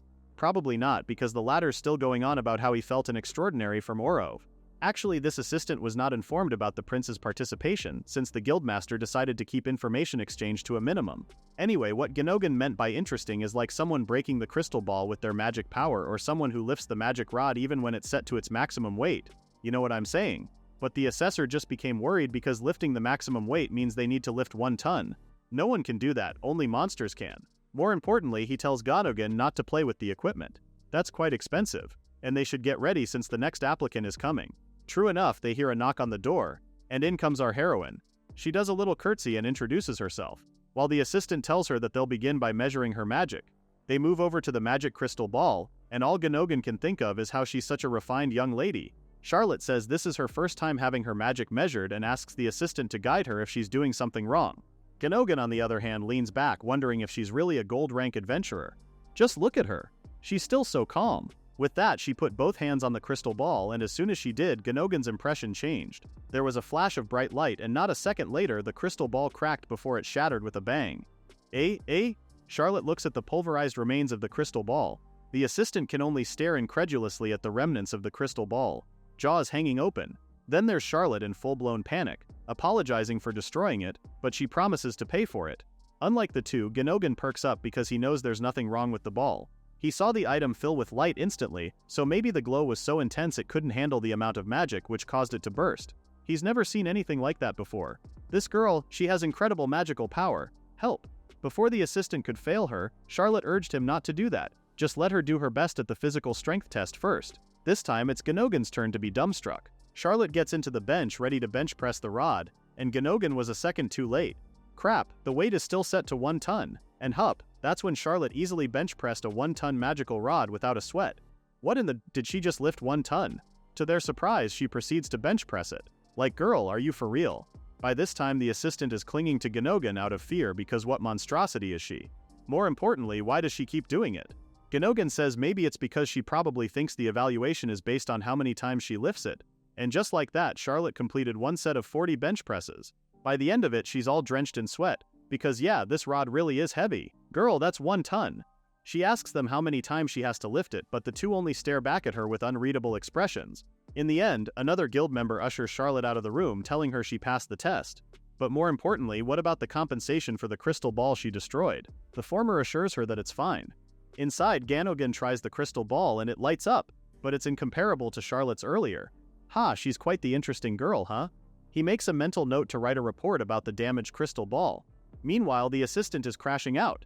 Ganogan had to tell him to get himself together since the next applicant was coming, but the latter had the last word, saying even Ganogan himself was trembling earlier. The door opens, and in comes Yuxi. She introduces herself while the assistant takes over. Like before, Ganogan steps back and knows her kind. Beaskin are known for their agility, which makes up for their weak magical power. Yuxi places both hands on the crystal, but nothing happens. As expected, she has no magical power, which proves what Ganogan just thought of. Now it's his turn to tell her that she needs to lift 300 kilograms to pass. But before they proceed, he asks her if she can do it. Yuxi says she will, so he adjusts the magical rod's load while Yuxi gets into position. After a prolonged beat, nothing is happening, and it made Ganogan wonder if it's too hard for her. He tells her that she can stop if it's too much, but Yuxi cuts him off. She won't stop, she'll never give up. Her tenacity shocks him, while she continues about how she won't give up in a place like this, not for Elena's sake. She vows to make it to the final test. With that, she gives it her all and manages to raise the 300 kg rod. The assistant happily announces that she passed, and as Yuxi stands to head to the next room, Ganogan cheers her on. She thanks him and exits the room, ushered by the other guild member staff. Ganogan and the assistant fix the test setup again, talking about how they were moved by Yuxi's passion. Even the assistant admires her incredible determination. It felt like she was saying that she'll pass the platinum test no matter what. Wait a minute, that catches Ganogan's attention. What he just said is what most applicants say during the exam, but that's not what Yuxi said. He remembers she said that she'll definitely make it to the final test. Her phrasing makes it sound like she's focused on the final test specifically, but as far as Ganogan knows, the final test is just a trip to that deserted island. There's nothing really special about it.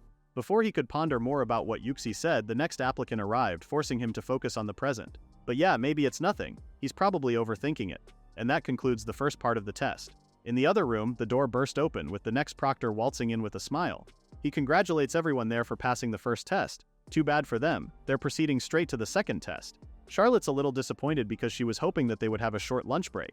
The proctor continues that the content of the second test is a combat and team coordination test. The applicants will be grouped in threes and fight a 3-on-1 battle against the proctor at the training grounds outside. If their team as adventurers manages to break the necklace the proctor is wearing, they pass. But if all the team members faint or surrender, they fail. Charlotte grows worried because what a violent test this is. Why does it have to be like this? Meanwhile, the proctor announces that the team compositions have been decided by the guild in advance.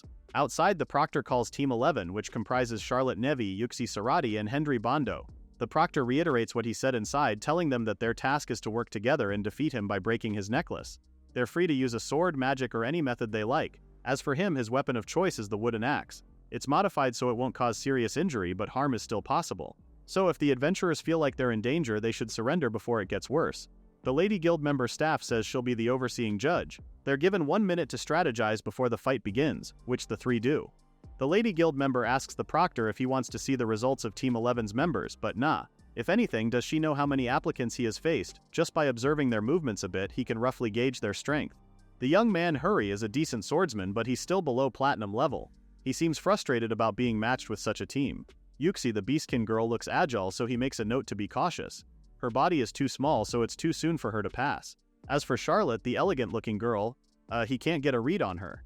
His initial assessment of her is that she doesn't appear to have any combat skills. But if she's made it to the platinum test, then she must be skilled in some form of support magic.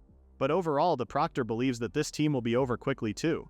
Are you sure, bro? The 1 minute grace period is done, and the Lady Guild member signals the start of the match. Henry dashes straight to the proctor and goes on the offense. It makes the latter wonder if he's trying to end it quickly, while the proctor himself takes a step back and swings the axe straight at Henry. It's a direct hit that sends the swordsman flying. The proctor calls him off for having too simple movements, while Yuxi sneaks up on his side and hits his thigh with her hammer. He retaliates while Yuxi moves back, out of his range. She's not only fast, but she's also good at concealing her presence too. But this time, the proctor turns his attention to Charlotte, just in time to see her use Paralyze. He barely avoids it, but the wisps quickly spread, forcing him to cover his nose. This is quite a powerful paralyzing spell. He clicks his tongue, getting annoyed at how things are starting to get troublesome. If this is the case, he decides to take Charlotte out first and remove her from the battle. Oh buddy. He runs up to her, apologizing in advance as he promises to go easy on this hit. He swings his axe and hits Charlotte's shoulder, and nothing happens. You see, if that axe were an actual battlefield weapon and not a test tool, then Charlotte's skill auto-counter might have activated. But since she has incredible defensive strength, the strike wasn't even strong enough to be considered dangerous, so the skill didn't activate. On another note, because the examiner has no knowledge of abilities that surpass the usual standards, he panicked when he saw that a blow meant to remove her from battle had no effect whatsoever. The man got humbled real quick, sweating as he realized she's just like a rock. She's so strong. Charlotte grabs his axe, then asks if he's alright since he looks a little pale. LOL, this girl is diabolical. He grows more fearful as he finally understands now. This girl is like a dragon. It's not that she lacks combat skills, she simply doesn't need them because she possesses the greatest weapon of all, overwhelming physical prowess. And there's Charlotte, looking at him with that innocent look on her face. He was so scared of her that he stumbled backwards trying to get away from Charlotte. He was still looking up at her when Yuxi approached him and used this chance to smash his necklace. Ah, just like that they won. But why does it look like the proctor is the one relieved? It's over. He survived. Team 11 passed. As soon as the Lady Guild member announces their victory, the proctor heaves a sigh of relief. Charlotte and Yuxi high-five each other, happy with their win. She's amazed at the latter's final blow, but Yuxi finds her even more incredible. She can't believe that Charlotte was unharmed even after she took the examiner's attack. Surely she must have impressive defensive power. It's like her body is a shield. No, like a top-tier dragon. What did she call her? A dragon. That's no way to call a lady. Charlotte pinches her cheek, telling Yuxi that she's just an ordinary girl. She's not a dragon. If she had a body like a dragon's, wouldn't that make her a monster? Yuxi doesn't understand why her big sis is upset, but she apologizes anyway. Well, Charlotte thinks the examiner wasn't even fighting at full power, and although it looked like he dodged, her paralyze ability did work. Henry walks up to them and joins the conversation. He thanks them both and admits that he was so nervous he tried to decide on his own, but it's thanks to the two's teamwork that saved him. Plus, he doesn't feel any pain from his injury anymore.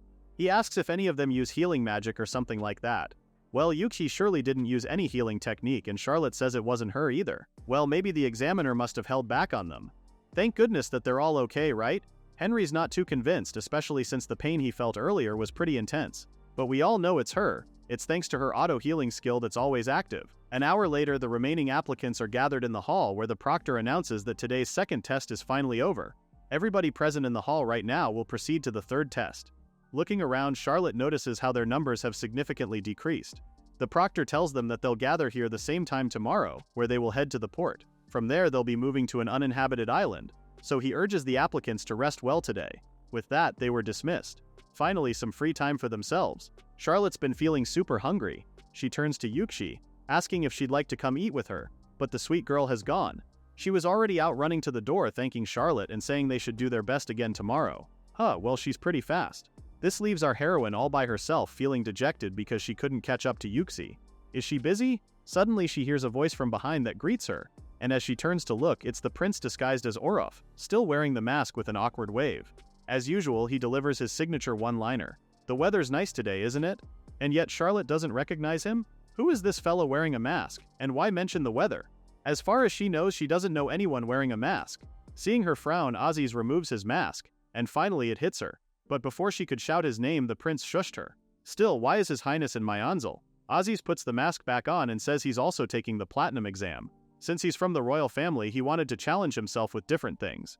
But it's also because he's from the royal family that he can't participate openly, which explains why he's competing under the name of masked adventurer Oraf. Oh, is that so? Well, now that she knows who he is, Charlotte quickly sees that Sebus and a royal guard knight are watching them from behind. But wait a minute, does this also mean that Oraf also passed the second exam?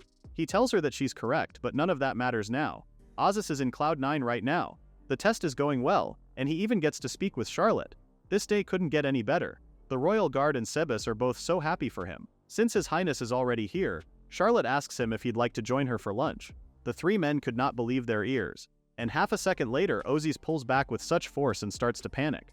Lunch? With him? With her? Oh well. Seeing him flustered, Charlotte asks if he has any prior commitments, so he quickly circles back and tells her that he's free, he has the time, and he's very hungry.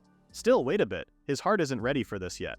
Sebas is practically feeling the same as his master, while Charlotte asks if having lunch really requires mental preparation. That's quite strange, no? That's when she decides to pull his arm and forcibly drags him to have lunch. The guard and Sebas both cheer. Just like that, the two find themselves seated at a bench overlooking the lake. Nice view, right? But more important than that, Charlotte's meal looks so delicious. Today she's having fish and chips from the stalls. She really wants to try them, so while it's still hot, she dips it into the sauce and takes a bite. As expected, it's tasty. This is the taste of the fish from coastal towns. It's tender, delicious, and way better than what she usually eats. The flavor of the fish with the sourness of the ketchup makes it irresistible. She turns to Aziz and urges him to eat his food quickly. Eating fish and chips with the sea breeze around them is quite the feeling, no? His highness does as he's told, munching on his food. It really is delicious, like Charlotte said. She beams and flashes him a smile, causing poor Aziz to be speechless again. He starts crying tears of joy because he can't believe he's actually eating on the same bench as Charlotte. Charlotte, on the other hand, wonders if the reason for his tears is that it tastes so good. Wait, no, it's not like that at all. Charlotte remembers how Aziz grew up in the palace his whole life, so he must have always dreamed of tasting commoners' food. She understands because she too used to get excited at city festivals. So even if someone cries from happiness, it wouldn't be strange because his dream finally came true. At least Charlotte got that right. She notices he's got some ketchup on his mouth, urging him to eat more neatly. She giggles because he hasn't changed since childhood. But to Aziz, this reads as unseemly, and it embarrasses him. She smiles and tells him how glad she is that he hasn't changed. Actually, ever since she was expelled from the Marquis's house, she lost contact with all her noble friends. They said they couldn't stay friends with a girl who became a commoner. Well, that's something she couldn't avoid, but it was Aziz alone who remained her friend, like always. That day when he visited her in her new home, she was really happy. For her, his highness is a dear and very precious childhood friend. He looks back at her with so much admiration in his eyes, saying he feels the same. He was just about to say how precious Charlotte is when the person he's talking to is already looking away. She senses the presence of monsters. True enough, they hear a shout from the lake as a group of Sahuagin appears. Today is the day they attack and exterminate these annoying humans. Their leader quickly looks back, asking if there's anyone who chickened out of invading the surface. The rest of them cheer, there's no one. He asks them then if they want to offer humans as a blood sacrifice, and GYU, they said. Charlotte stares at the group of Sahuagin. She's read about them in the Monster Encyclopedia, and according to the book, they are semi-human, semi-aquatic creatures with decent intelligence and extreme aggression. They try to invade the surface and attack humans. They're quite the dangerous bunch. They're very active, but she wouldn't want to eat them as a meal. It'd be awful if she ended up eating one fried or something like that. But as soon as she turns to look at him, he's not there. Back to the Sahuagins, they march on, hell-bent on invading the surface with all their might. But as soon as they took a step closer to the surface, their tridents got cut. There's Aussies fuming, or maxing stomping straight to them. He's in tears, so angry at what they just did. The mood was so nice just a moment ago. Can't they read the room? He'll never forgive these scoundrels. Charlotte watches as the prince goes ham on them. She can't believe he's this angry just because they interrupted his meal. She didn't expect his appetite to be so intense. Girl, that's not the reason, but whatever floats her boat. Anyway, she notices his sword skills are amazing. The prince was skilled with a sword ever since he was a child, and it seems he still trains to this day. Even though he usually only talks about the weather and seems unserious toward Charlotte, when the time comes he's someone you can count on. Alright, Charlotte gets up and joins the fight. She uses Paralyze on some of the Sahuagins who were about to attack Aussies from behind. She tells him she'll help out so Aussies can go ahead and keep crushing them one by one.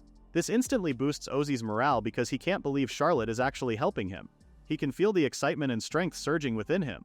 Before long there's a pile of Sahuagins on the floor, with the last one, their leader, left trembling before the prince. Aussies asks if he's the leader and orders the monster to tell his comrades that the next time they dare to show themselves above ground, they'll gather all the massive trash in the country and buy their colony with it. And that's more than enough to send the Sahuagin leader diving back to the lake. They no longer have any plans to invade the surface. Finally, the issue is resolved. Aussies and Charlotte said it at the same time, catching them by surprise. As they turn to look at each other, they break into a laugh. After they've both calmed down, he asks if she's hurt. Charlotte tells him she's fine, so she asks in turn if he's injured. Aussies puts the mask back on as he tells her that he's fine as well. Still, she feels bad that their precious lunchtime was cut short. So how about they go to a cafe and have some tea then? The prince flops to the ground with a thud. He's already short-circuiting but manages to add that he's happy to get dessert too. He'd be overjoyed to go with her. Gosh, tea time with Charlotte. The royal guard and Sebas are crying tears of joy, and with that the two quietly had tea with His Highness, thus ending the long first day of the exams. The next day the remaining applicants gather at the port. All of them are looking at the ship that will take them to the uninhabited island. Charlotte is no shipwright, but she could tell that it's a pretty old and used ship.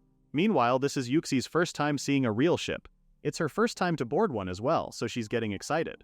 Just then, someone from the ship descends and tells them that starting now they'll begin today's exam schedule. He introduces himself as Roderick, today's examiner in charge of the third stage of the test. He informs them that they will now board the ship, and from there they'll head to an uninhabited island managed by the guild. But before that, they will collect their luggage, weapons, and any coats they're carrying. Before they could react, Roderick assured them that their items would be returned to them once they arrived at the island. Since Charlotte doesn't carry anything with her, she just watches the others deliver their belongings to the guild. Now Roderick boards the ship and tells them the content of the test will be explained later. With that, they set off. With that, the ship sails. And fast forward a few hours, Charlotte can finally see the island. She hasn't ridden a ship since she lived at the Marquis's house. It's been a long journey. She really loves the sight of these vast stretches of water filling the horizon. She turns to Yuxi and asks how her first experience on a ship is. The latter is enjoying it to the fullest, with the wind blowing so strongly. But you know what? Roderick and the guild still haven't told them anything about the third stage of the exam. Didn't Roderick say they'll tell them later? Well, Charlotte's sure that it will all be explained when they arrive, so for now they should enjoy the beautiful view. Speak of the devil and he shall appear. Roderick walks past the applicant and heads near the bow. Ooh! Charlotte wonders if he'll be announcing some special shipboard tea time. Roderick clears his throat and then, in a loud voice, informs everyone that starting now the third stage of the exam will begin. In 1 minute the ship will sink. Huh? Roderick tells them to head to the island, which is 5 kilometers away, using their own strength. This is the content of the third stage of the exam. The applicants start panicking because what the hell, just like that. They're not even carrying anything with them. What if monsters appear? They won't even have to swim. Roderick tells them that there's no need to worry in this sea area, there are no aquatic monsters that attack humans. Also, several support boats are waiting for the signal to intervene if needed. If they feel like they can't make it, they may request help immediately. But the moment they do so, they will be considered as having failed. Roderick wraps up his explanation and jumps from the ship to a smaller boat below. With that, he tells them good luck. As soon as he gets out, they hear a loud crack. Huh? What kind of insane exam is this? The third test begins with the sound of a large crack splitting the ship's deck as it did. While the rest of the applicants panic, there's Aussies who takes one last look at the island before jumping straight into the waters. From his boat, Roderick watches everything unfold in the sinking ship. He saw what Aussies just did and is impressed with His Highness's quick decision. Even before he jumped, the examiner notes how the prince calmly rechecked the island's direction. That's 1 point for Aussies. In this test, they assess the applicant's ability to make correct decisions in unexpected situations. Due to the sinking ship, a whirlpool will form, so it's important to start swimming quickly and get as far away from the ship as possible. One of the applicants has grown tired of swimming, his legs giving out when a diver swims straight to him and catches him right before he collapses. Roderick notes that above all, it's important to have the physical ability to swim to the island while wearing their clothes. Those 2 points are the key to this test. Roderick orders the support team to hurry up and pull any applicant on the verge of drowning without any hesitation. They don't want any deaths on this exam. The assistant from before shares Roderick's boat and comments on how dangerous the third test truly is. He had to ask just to be sure that they've undergone rigorous training daily to be able to conduct this test safely, right? Roderick tells him that it's true, but some applicants may see it as an unfair test. However, when fighting a powerful opponent, a platinum-rank adventurer is required to make quick and precise decisions. An adventurer who can't handle a simple situation like a ship suddenly sinking will perish instantly even if they're promoted. This is why Roderick says it's much better for them to fail right here, right now. But then again, it's just as the assistant said, this test is truly dangerous. Then Roderick instructs the latter to focus and regulate the boat's speed properly. Suddenly, one of the divers appears and calls Roderick. The latter reports that there's a strange applicant in the depths of the sea. Huh? What does he mean by strange? But we all know who this is. Roderick asks what he means by the depths. Isn't the applicant drowning or sinking? Actually, the diver says this applicant is walking on the sea floor. The latter explains that the applicant is inside a bubble dome created with magic when suddenly another diver appears. The second one reports that there's an applicant eating at the bottom of the sea? Huh? It's pretty obvious this is the last thing Roderick expected any applicant to do during the test. You see, a few minutes after the ship sank, the only applicant who didn't swim like the rest was Charlotte. What for when she's got a bubble barrier to keep her safe and breathe underwater? Just look at her. Happily trotting underwater in her bubble, literally. With this, she can keep walking until she reaches the island. The more she walks underwater, the more she realizes that the seafloor is really deep and dark. But thanks to her night vision, she has no problem seeing at all. Just then, she senses a large monster. The examiner said there are no monsters that attack people, but it seems they didn't expect someone to be on the seafloor. Now she wonders what kind of creature this is. She didn't have to wonder long because soon enough she saw a pair of pincers appear from behind a giant rock. Aha, it's a giant hammer shrimp. Lucky, it's edible. The giant hammer shrimp notices her and lunges straight at Charlotte. She's not even scared and only asks if the monster is planning to eat her as well. Too bad for the shrimp, it's the one getting eaten today. The moment the monster's huge head enters her bubble, she poochie fires the heck out of that shrimp. There's a poof. And there it is, a perfectly grilled shrimp dish. Oh ho, what tempting meat, and there's its mouth-watering aroma. Okay, she needs to calm down first. Charlotte pulls out her chair and table and sits. Finally, she can start eating. She slices through the meat, and from that alone she just knows this one is going to be delicious. She takes one look at the morsel before she bites, and absolute bliss. It's truly delicious. That tender texture and rich flavor are irresistible. According to some sources, this type of shrimp doesn't age and lives for a very long time. This monster surely spent countless years growing and shedding its shell again and again. Well, she can't even imagine how long it has lived, but that life journey of the shrimp has been condensed into the deep flavor now exploding in her mouth. And now they come to the claw. Inside, the tender and incredibly delicious meat is densely packed. When she was little, she used to visit the chef in the kitchen. The chef once showed her a shrimp, leaving her salivating over it. Charlotte actually brushed her cheek against the shrimp's pincers since she couldn't stop herself. That day she got scolded pretty harshly, and she's sure anyone would have done the same. It was still worth it, and she'd do it again. Back to her food, she decides to crack the shell using the seafood crackers. Even with normal shrimp, the shell requires force to crack, and it got him wondering how much force is needed for a giant hammer shrimp like this. Surely this isn't something he can break easily with her strength. Crack or not, it broke easily. How could it not when her power level is 67? Well, whatever, at least this giant hammer shrimp is also easy to eat on top of being delicious. Time to dig in. She takes a bite and her face scrunches up in pleasure, savoring the delicious shrimp meat in her mouth. The claw is packed with muscle since it's built to crush hard things, so the meat is very firm, and the flavor is strong. This giant shrimp could win the bodybuilding championship, deep sea division. Yay for muscles and delicious food. That concludes her shrimp dish. She happily puts the tableware back in the item box, commenting about how she hasn't tasted such a delicious monster in such a long time. Now she must continue her journey to reach the island. Then there's that voice again, telling her that her level increased for devouring the monster. For devouring plunder shrimp of the deep sea, she's rewarded with gravity magic, gravity press. Ooh, a new magic spell. But what is that? Gravity magic. Well, the only way to know is to try. Charlotte puts her hands up and points them at a rock and activates gravity press. The rock was crushed to smithereens as soon as she did. Huh, looks like this magic is absolutely useless for food preparation. As always, Charlotte is only interested in food, so if the skill is not helpful for cooking, then it's a no.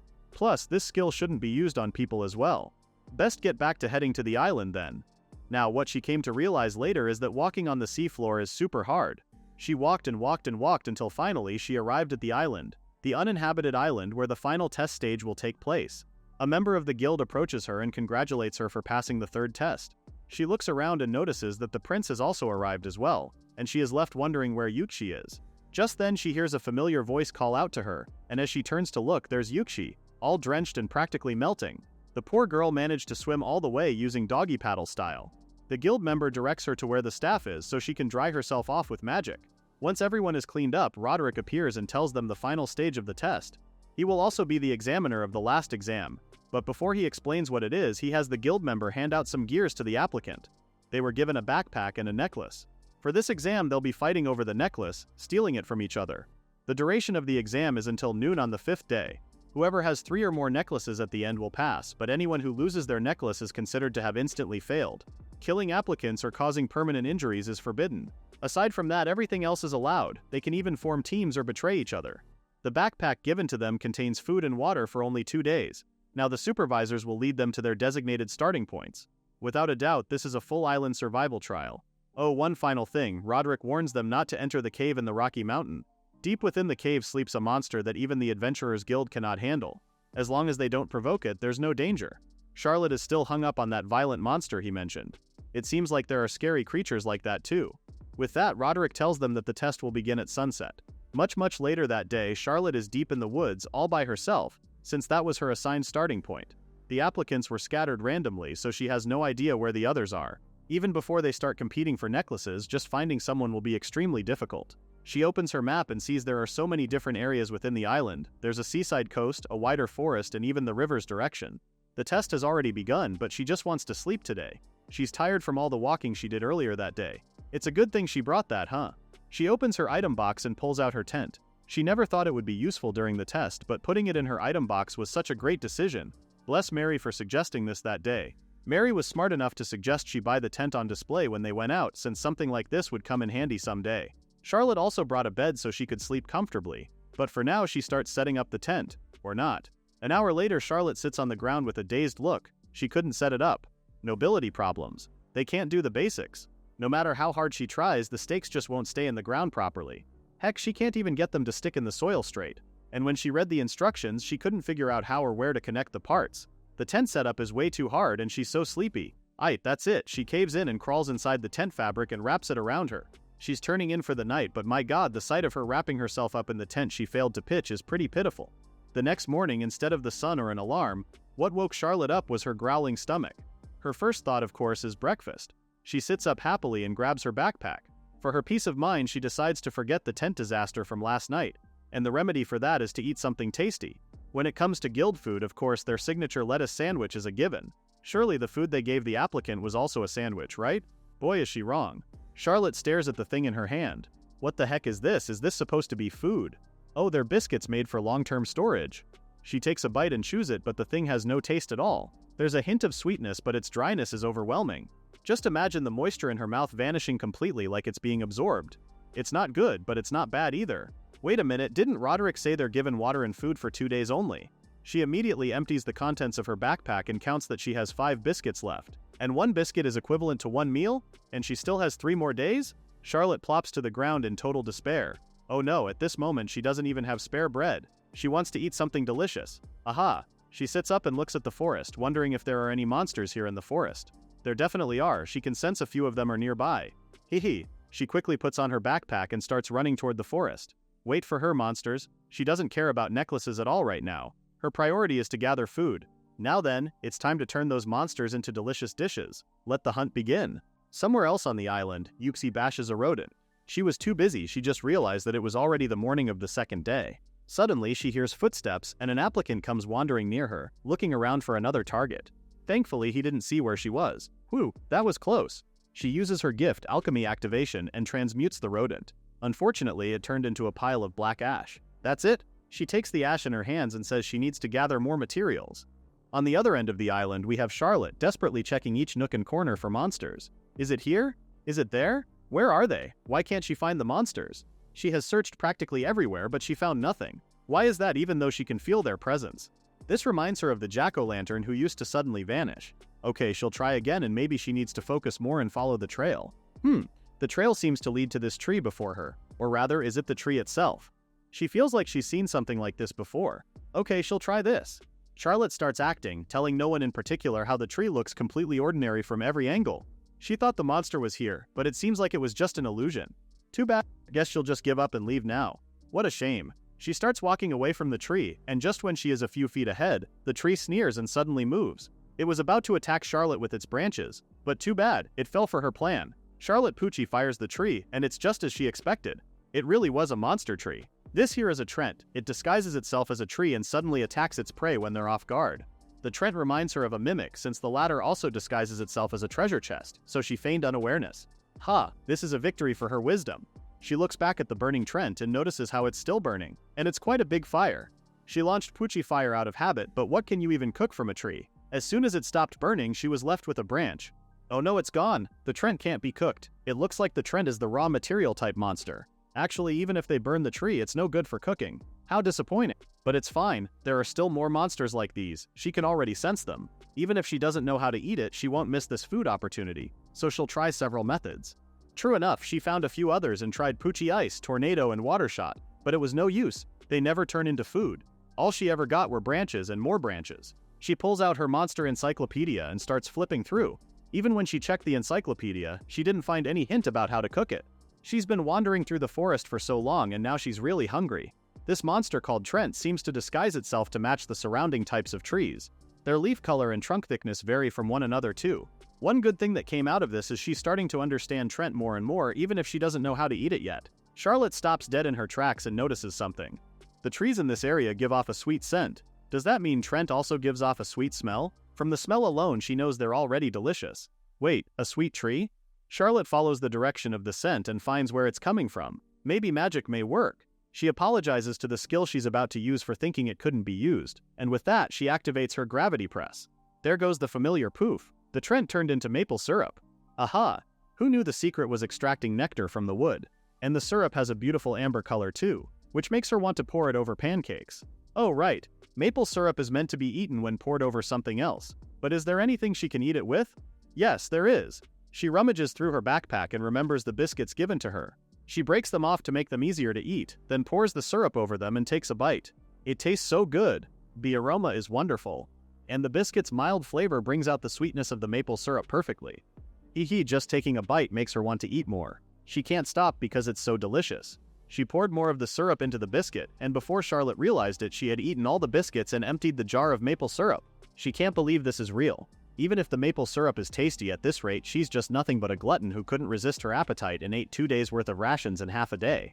But she's not like that, right? Then there's that voice informing her that her level increased and she received a Trent devouring bonus. She now has the permanent skill Defense Boost, which increases defense by 20%. Oh, shut up. Yes, she's the one who devoured it. No need to rub it in her face. She starts wandering through the forest looking for monsters since she ate all the food. That's when she noticed the examiners bunched up a few yards away from her. What are they doing there?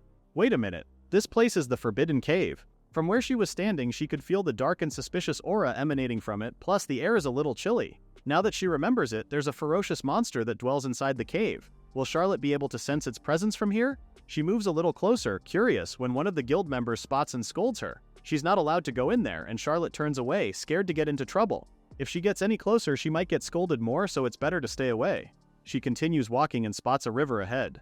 If there's water, monsters might come to drink. She quickly runs toward it, unknowingly activating the trap set up by someone. As soon as her foot hit the string on the ground, smoke was released from the nearby branch, covering her. She remained standing still, not knowing that there was an applicant nearby, the one who set up the trap. He knows getting water is essential for survival, so if he sets up a trap here, someone's bound to fall into it. The applicant gets out of his hiding spot and approaches Charlotte, thinking about how he used a paralyzing potion to stop her movement and steal her necklace without a fight. It's the perfect plan. As he was about to snatch the necklace from her, she grabbed it with both hands. No, she's not going to let that happen. Her sudden movement caused the man to jump back in shock. What the hell? Why didn't the poisons work? Why can she move? Charlotte gives him a puzzled look because what is he talking about? The man tells him that she was hit with a full dose of paralyzing potions strong enough to stop whales. He was backing away so much that he accidentally activated the second trap and sprayed himself with the same paralyzing poisons. Crap, just what kind of idiot is he? Charlotte was still talking to him, but since he was non-responsive, she took the necklace off him. Yay! Now she only needs one more to go. She didn't expect to get it this quickly, but now, more important than the necklace is food. She's so hungry that she actually wants to run into a monster soon. She hears some rustling near the hedges and instantly uses Paralyze, thinking that it's a monster, but when she approaches and checks, it's just a normal rabbit. Oh no, she heard a sound and cast magic without thinking, even though she didn't sense any trace of a monster. She needs to focus more, she's overthinking monsters too much. Generally speaking, a monster is a living creature whose body has been transformed by the influence of mana, magical energy, or a non-living material that moves under the effect of that magical energy. That's why even if the monster is far away, she can feel its presence due to the mana within it. But she doesn't feel any magical energy from this rabbit before her. And because it's a regular animal, she can't use her abilities to eat it. But if she wants to eat it, she'd have to remove its skin and fur. She can't bring herself to do something like that. What she does know is that rabbit meat is really delicious, so it would be a waste to let it get away. Oh no, what should she do now? As she sat there pondering, Charlotte noticed a familiar figure ahead. The girl springs up on Yuxi with such urgency and suddenness that the latter yelps. Huh? Sister Charlotte? Yuxi backs up, trying to de-escalate the situation because this is too early for a fight. Charlotte has that crazed look in her eyes and puts her hands over Yuxi's shoulders. She doesn't really care about the necklace right now because she has an important request for Yuxi. An hour later, Charlotte and Yuxi sit together eating the grilled rabbit. Our heroine is in good spirits now, thankful that Yuxi cooked the rabbit. What a lifesaver. But Yuxi says she should be the one thanking her big sister since she shared her food with her. Charlotte is impressed because the Yuxi was so fast at preparing the rabbit. Plus her seasoning was perfect too. Does she always carry spices with her? To that, Yuxi grabs a rock and holds it with both hands. She activates her gift, alchemy, and her hands instantly light up. Charlotte remembers that light. It's the same as when they caught the bandits from before. Yuxi then shows her what's in her hand, salt. On top of this, she can also convert wild herbs into ones suitable for cooking. Because she's poor, she can't afford to buy preserved food easily, so when she goes on dungeon exploration adventures, Yuxi makes seasonings this way and eats monster meat. As soon as she said that, she panicked a little because she knew it might sound inappropriate and scary for someone like Charlotte, seeing how it's obvious the latter seems like she was raised in an elegant environment. That's where she's wrong. Charlotte says with her whole chest how she also loves eating monsters. And honestly, after tasting Yuki's food, she wished she could try more of the monster dishes she cooked. Hearing that made Yuxi happy, and it made her dream about how nice it would be if they could eat together again someday. That's when Charlotte asks her if she would like to team up for the final test. Yuxi is taken aback and clarifies if she meant forming a team together. Our heroine says that's exactly what she has in mind. It's just like what they did in the second exam. They plan together and move as a team. In doing so, Charlotte thinks they'll have no problem collecting necklaces. Yuxi can attract the opponent's attention while she uses Paralyze. But if she's being honest, Charlotte just wants to taste her food again. Of course, she'll be responsible for hunting monsters because she can sense their presence. At that, Yuxi perks up. Can Charlotte really do that? The latter says she can. If she focuses, she can detect them within about a kilometer. Yuxi tells her that her skill is super useful, then grows quiet. This made Charlotte think that she may have overwhelmed the sweet girl, so she backtracks and apologizes. Yuxi must have her own plan too, right? It's not that at all. Yuxi was just afraid that she might be a burden to Sister Charlotte, so the latter clarifies that's absolutely not true. In her eyes, Yuxi is brave, reliable, and strong too. Well, alright then. If Charlotte is okay with having her, then Yuxi would be honored to work with our heroine. Yay! Charlotte grabs her hands in hers, excited for their new team. Now that's settled, on to more pressing matters. The meal they had just now, doesn't Yuxi also think that it won't keep them full for long? Charlotte's sudden seriousness catches her off guard, but yeah, sure, maybe. Charlotte thinks so too, which is why she suggests they should head out right away and hunt tonight's dinner. 22 hours after the start of the exam, Prince Ozus, adventurer Oruf, carefully makes his way around the forest at sundown. He's on high alert, knowing that someone is tailing him not too far behind. Now the question is, when will they attack? Soon he walks across an open area where two adventurers came out to trap him. They've been eyeing the pendant of this masked covering on both sides. The first guy tells Oruf not to take this personally, reminding him that they're allowed to form a team and gang up on someone alone in this exam. As soon as he said that, both men made their move at the same time. His Highness quickly draws his sword and disarms his first attacker with one swing, then turns around to stop the other by holding the tip of his opponent's blade between his fingers. His attacker's momentary shock was the only opening the prince needed to disarm the former. The first guy grabs his sword and is about to attack again when Oruf tells them that he'll be taking their pendants, picking the items off the ground as he says so. What the? That's impossible. When did that happen? Both men looked down and noticed their pendants were gone. Did the masked guy really block their attacks and cut the chain off at the same time earlier? They didn't even notice at all. Actually, there's a third guy positioned on the cliff, an archer. He draws his bow, wondering if the masked guy actually took their pendants. Even if that were true, that masked guy probably didn't expect that there was another member hiding nearby after stealing the pendant and letting his guard down. With that, the archer drew his bow and fired at Oruf, thinking he'd catch the latter and take the pendants back. As the arrow neared Oruf, he used his sword and easily deflected it, once again shocking his two attackers. The archer couldn't believe it either. The guy blocked it. Just who is this mysterious masked boy? Orof's first attacker asks him how he knew an arrow would be fired. To that His Highness explained that the moment they attacked from the opening he created, he realized one of them was an archer. From the terrain, the prince could narrow down the hiding spots, and if he pretended to drop his guard, he could predict when the arrow would be released. The archer finally understands now. This masked guy saw through everything perfectly. The second dude asked if the guy went down below, but his question remained unanswered because the archer could look at Orof with a mix of admiration and wariness. He personally wanted to see what kind of person could block an arrow while turning his back. Even he admits that it's impossible to get their pendants back from the masked guy. They're still nowhere near his level. The other two agreed, saying that at that level of strength, reaching platinum rank is still a distant dream. Well, there's no use mulling over it. At least they were good sports. They turned and were about to head to the withdrawal point. As far as they remember, it was probably near the first sea. Given that it's a long road back, they bid the masked guy their goodbyes and told him to try to last the remaining 4 days. The prince ponders for a bit before calling out to them. He points out that the sun is already setting, so it'll be completely dark by the time they arrive. Furthermore, traveling at night is dangerous, so he suggests they better wait until morning. Before they could respond, Orof continued that he had caught some rabbits a little while ago. With that said, he asks if they would like to join him for dinner. This guy, strong and kind-hearted, he's the true essence of a platinum-ranked adventurer. No, it feels like he's something even greater than that. At the kind gesture, his once assailants can't help but do a complete change of heart. They want to become like him. No, they vow to be like him. His Highness has no idea what they're even talking about, but the men refuse to settle.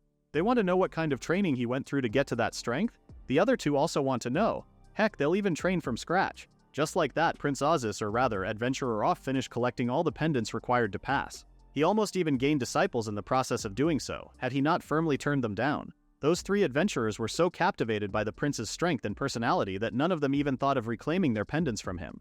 The trio ended up spending a fun and fruitful night with Orof instead. Meanwhile, our heroine also formed a tag team with GOURMET, and right now they're on the hunt. Charlotte herself senses an aura coming from that direction, and they're eager to catch some monsters for dinner tonight. Sorry, not they. Charlotte is.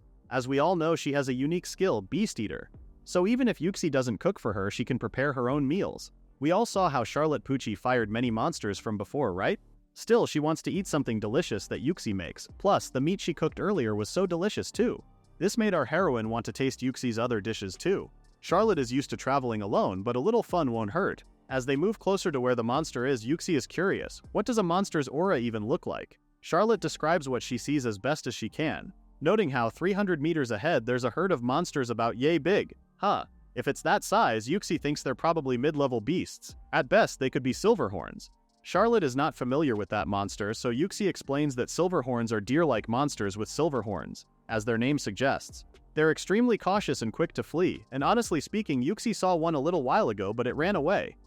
If that's the case, Charlotte thinks it's best to get close without being noticed. As soon as she said that, she activated her stealth skill, instantly disappearing before Yuxi's very eyes. The latter looks around frantically for her big sister Charlotte, but our heroine tells her to wait for her, as she is already making her way toward the herd of silverhorns. 10 minutes later, Charlotte returns and starts pulling the paralyzed silverhorns out of her storage box. Upon seeing her other skill, Yuxi gets excited. She's never seen a storage box before, and Charlotte even has the stealth skill. She's so amazing. As always, our clueless heroine just brushes it off, telling the younger one that she's exaggerating. Since they have their main ingredients, Yuxi steps up and volunteers to do the rest. Soon enough, she's done with dinner. Voila! It's a special venison steak cooked by Yuxi. Charlotte's eyes are twinkling. Just look at how luxurious it is. So wild but elegant. Both ladies sat to eat thanks to Charlotte's tableware, and Yuxi couldn't be more thankful. Actually, Charlotte totally forgot about it since she had it inside her storage box. And it's not like she uses it every day. But before they dig in, Charlotte rummages through her pocket for the finishing touch. Using her alchemy gift, she transmutes something and sprinkles it on top of the steak. It's black pepper. Hehe. She can also create other spices too. So Charlotte should just tell her which ones she likes. As usual, Charlotte's already impressed enough as it is because alchemy really is amazing. And now, they feast. Bon appetit! Both girls bite into their steak at the same time and they find the meat incredibly delicious. The salt level and the aroma of the herbs are perfectly balanced. Charlotte didn't know silverhorn meat had such a light flavor. Why, she could eat it endlessly. She also finds it deeply satisfying to hunt, cook, and eat your own meat right away. Well, in this case, Yuxi did the cooking, but even Charlotte had fun watching her do that. With that said, she gives the chef who made the steak a full 3 stars. Yay! Charlotte was happily preoccupied eating her steak, but Yuxi wasn't. In fact, she looks worried. Finally, the latter speaks up and asks if she could take the parts of the monster meat they didn't eat. Charlotte only stares back at her before Yuxi continues that she's aware that Charlotte is the one who caught the monster, and the horns are usually brought to the guild. Lucky for Yuxi, our heroine doesn't really care about that, so she gives the former free rein. She could really have it if she wants to, but Charlotte is curious about what the other girl will do with things like that. Since Yuchi can use alchemy, she plans to use it as a material for her skills. After all, monster parts can be refined into high-grade gunpowder, which is useful in combat. Plus, if she sets up a few traps around their sleeping spot, they can rest more safely and help with her experiments. Oh, why didn't Charlotte ever think of that? Yuchi is a genius, whereas Charlotte just usually curls up in her tent without thinking at all. Charlotte urges Yuchi to just use it however she likes. And oh, there are also these branches she picked up. Yuchi's alarmed at all the materials but takes them anyway. Much later that night, this time Charlotte yet again sings praises about Yuchi. Not only can she cook, but she can even set up camp perfectly. Yuchi can only smile and reply that for people without experience, doing those things can be pretty hard, huh? But no matter what, Yuchi thinks Charlotte is the best. Her big sister not only brought a tent, but she also had a luxurious bed with her. As always, our heroine credits her storage box for it. Yuxi is so amazed because the bed is so soft and comfy. Then Charlotte tackles her so the two land on the bed with a thud. Our heroine giggles, suggesting they sleep together side by side. Yuxi feels a little shy because she has her own sleeping bag after all. The bed will be too crammed if both of them sleep on it. On the other hand, she admits that it really is comfy and she hasn't slept on a bed for so long. Not a second later, Yuxi is already dozing off. She's already asleep. That's not surprising.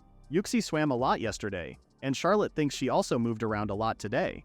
She pats the younger's head, thinking that the exhaustion must have built up. Soon after, Charlotte also went to sleep, but not before saying they should work hard again starting tomorrow. From the next day onward, Charlotte and Yuxi executed a detailed plan, tailing other adventurers. Yuxi is the first to initiate contact with their targets, while Charlotte catches them by surprise using her paralyze skill. They work together, collecting pendants smoothly and have no trouble finding food either. Before long, there's only one day left until the exam ends. By sundown, the two have already set up camp for the night. Now they only need one pendant left. Charlotte suggests they sleep early tonight and give it their all the next morning.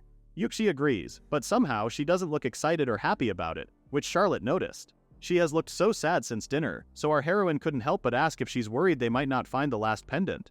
Is something bothering Yuxi? To that, the latter quickly assures her that it's nothing, but then her face fell again.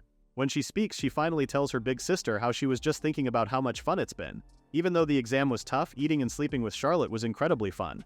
Now all of this will end soon. At that, Charlotte grabs her hands firmly, saying she also had a lot of fun. She then tells the latter that they should eat together again after the exam ends. It's a promise. At that, Yuxi finally smiles as she puts her hands over Charlotte's. But much later that night, Yuxi gets up from bed and removes her pendant before placing it right next to Charlotte. She quietly exits the tent and looks back, thinking about how she lied again. Even though she already knew that she might not be able to keep the promise she had made with her big sister Charlotte. Before she walks away, Yuxi can only apologize to Charlotte. And now we finally learn the driving force behind Yuxi's actions. Back when she was much younger than she is now, Yuxi used to live with her family in a village deep in the mountains. It's a village inhabited by beast folk. Together, Yuxi lived with her beloved parents and her dear little sister Elena. The family lived together happily, and for a time Yuxi truly believed that their peaceful and happy days would last forever. But 5 years ago, a highly venomous spider monster attacked their village. The villagers couldn't withstand its poison, so the entire village was destroyed in a short time. Even so, her parents fought with all their strength. She remembers her mother urging them that both of them must survive, pushing her and Elena out of the village. Yuxi carried her sister on her back and managed to escape the village. Soon they were able to find another village where they lived together. Since there are only the two of them, Yuxi became the provider for her sister. She worked hard every day to earn her living, carrying crates of fruit as labor. It was a tough job with mishaps and scolding from her employer. On her way home, she sees a mother with her two sons and she can't help but feel lonely seeing that was the thing that hurt her the most. But no matter how hopeless she felt, she drew strength from Elena's smile. Her little sister happily welcomes her home each night with a bowl of food ready for her to eat. Yuxi is grateful that she wasn't alone, happy to have Elena by her side, but then even that had to be taken from her.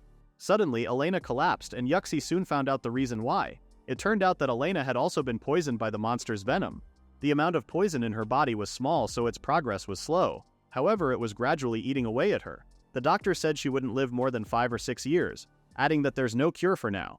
With her head hung low, Yuxi asked if there was no other way to save Elena. Feeling pity over the poor girl, the doctor told her that in their hospital, no, in this entire region, there's no cure. However, if the universal antidote exists, then there's a chance Elena could be saved. According to the doctor, the universal antidote is said to be made from materials taken from powerful monsters, but personally, the doctor has yet to see one for himself. He's not even sure if it's obtainable anymore. Despite the odds stacked against her, Yuxi vowed to go and get the medicine herself. With that, she dashed out of the doctor's office and headed to the Adventurers Guild to register.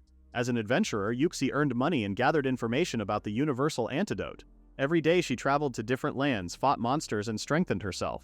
Yuxi pretty much got her hands full, and yet she never missed visiting Elena so as not to make her little sister lonely. She'd smile and tell her sister how she would bring her the medicine, so Elena should hang in there for a little while longer. Yuxi did everything she possibly could, fighting, earning money, and searching for the antidote without rest. Then years passed, and when she was finally able to travel to distant lands, she finally obtained information about the universal antidote. It said that the universal antidote is made from the venom of a monster known as the Lord of the Isolated Island, which dwells on an uninhabited island near Mayanzel.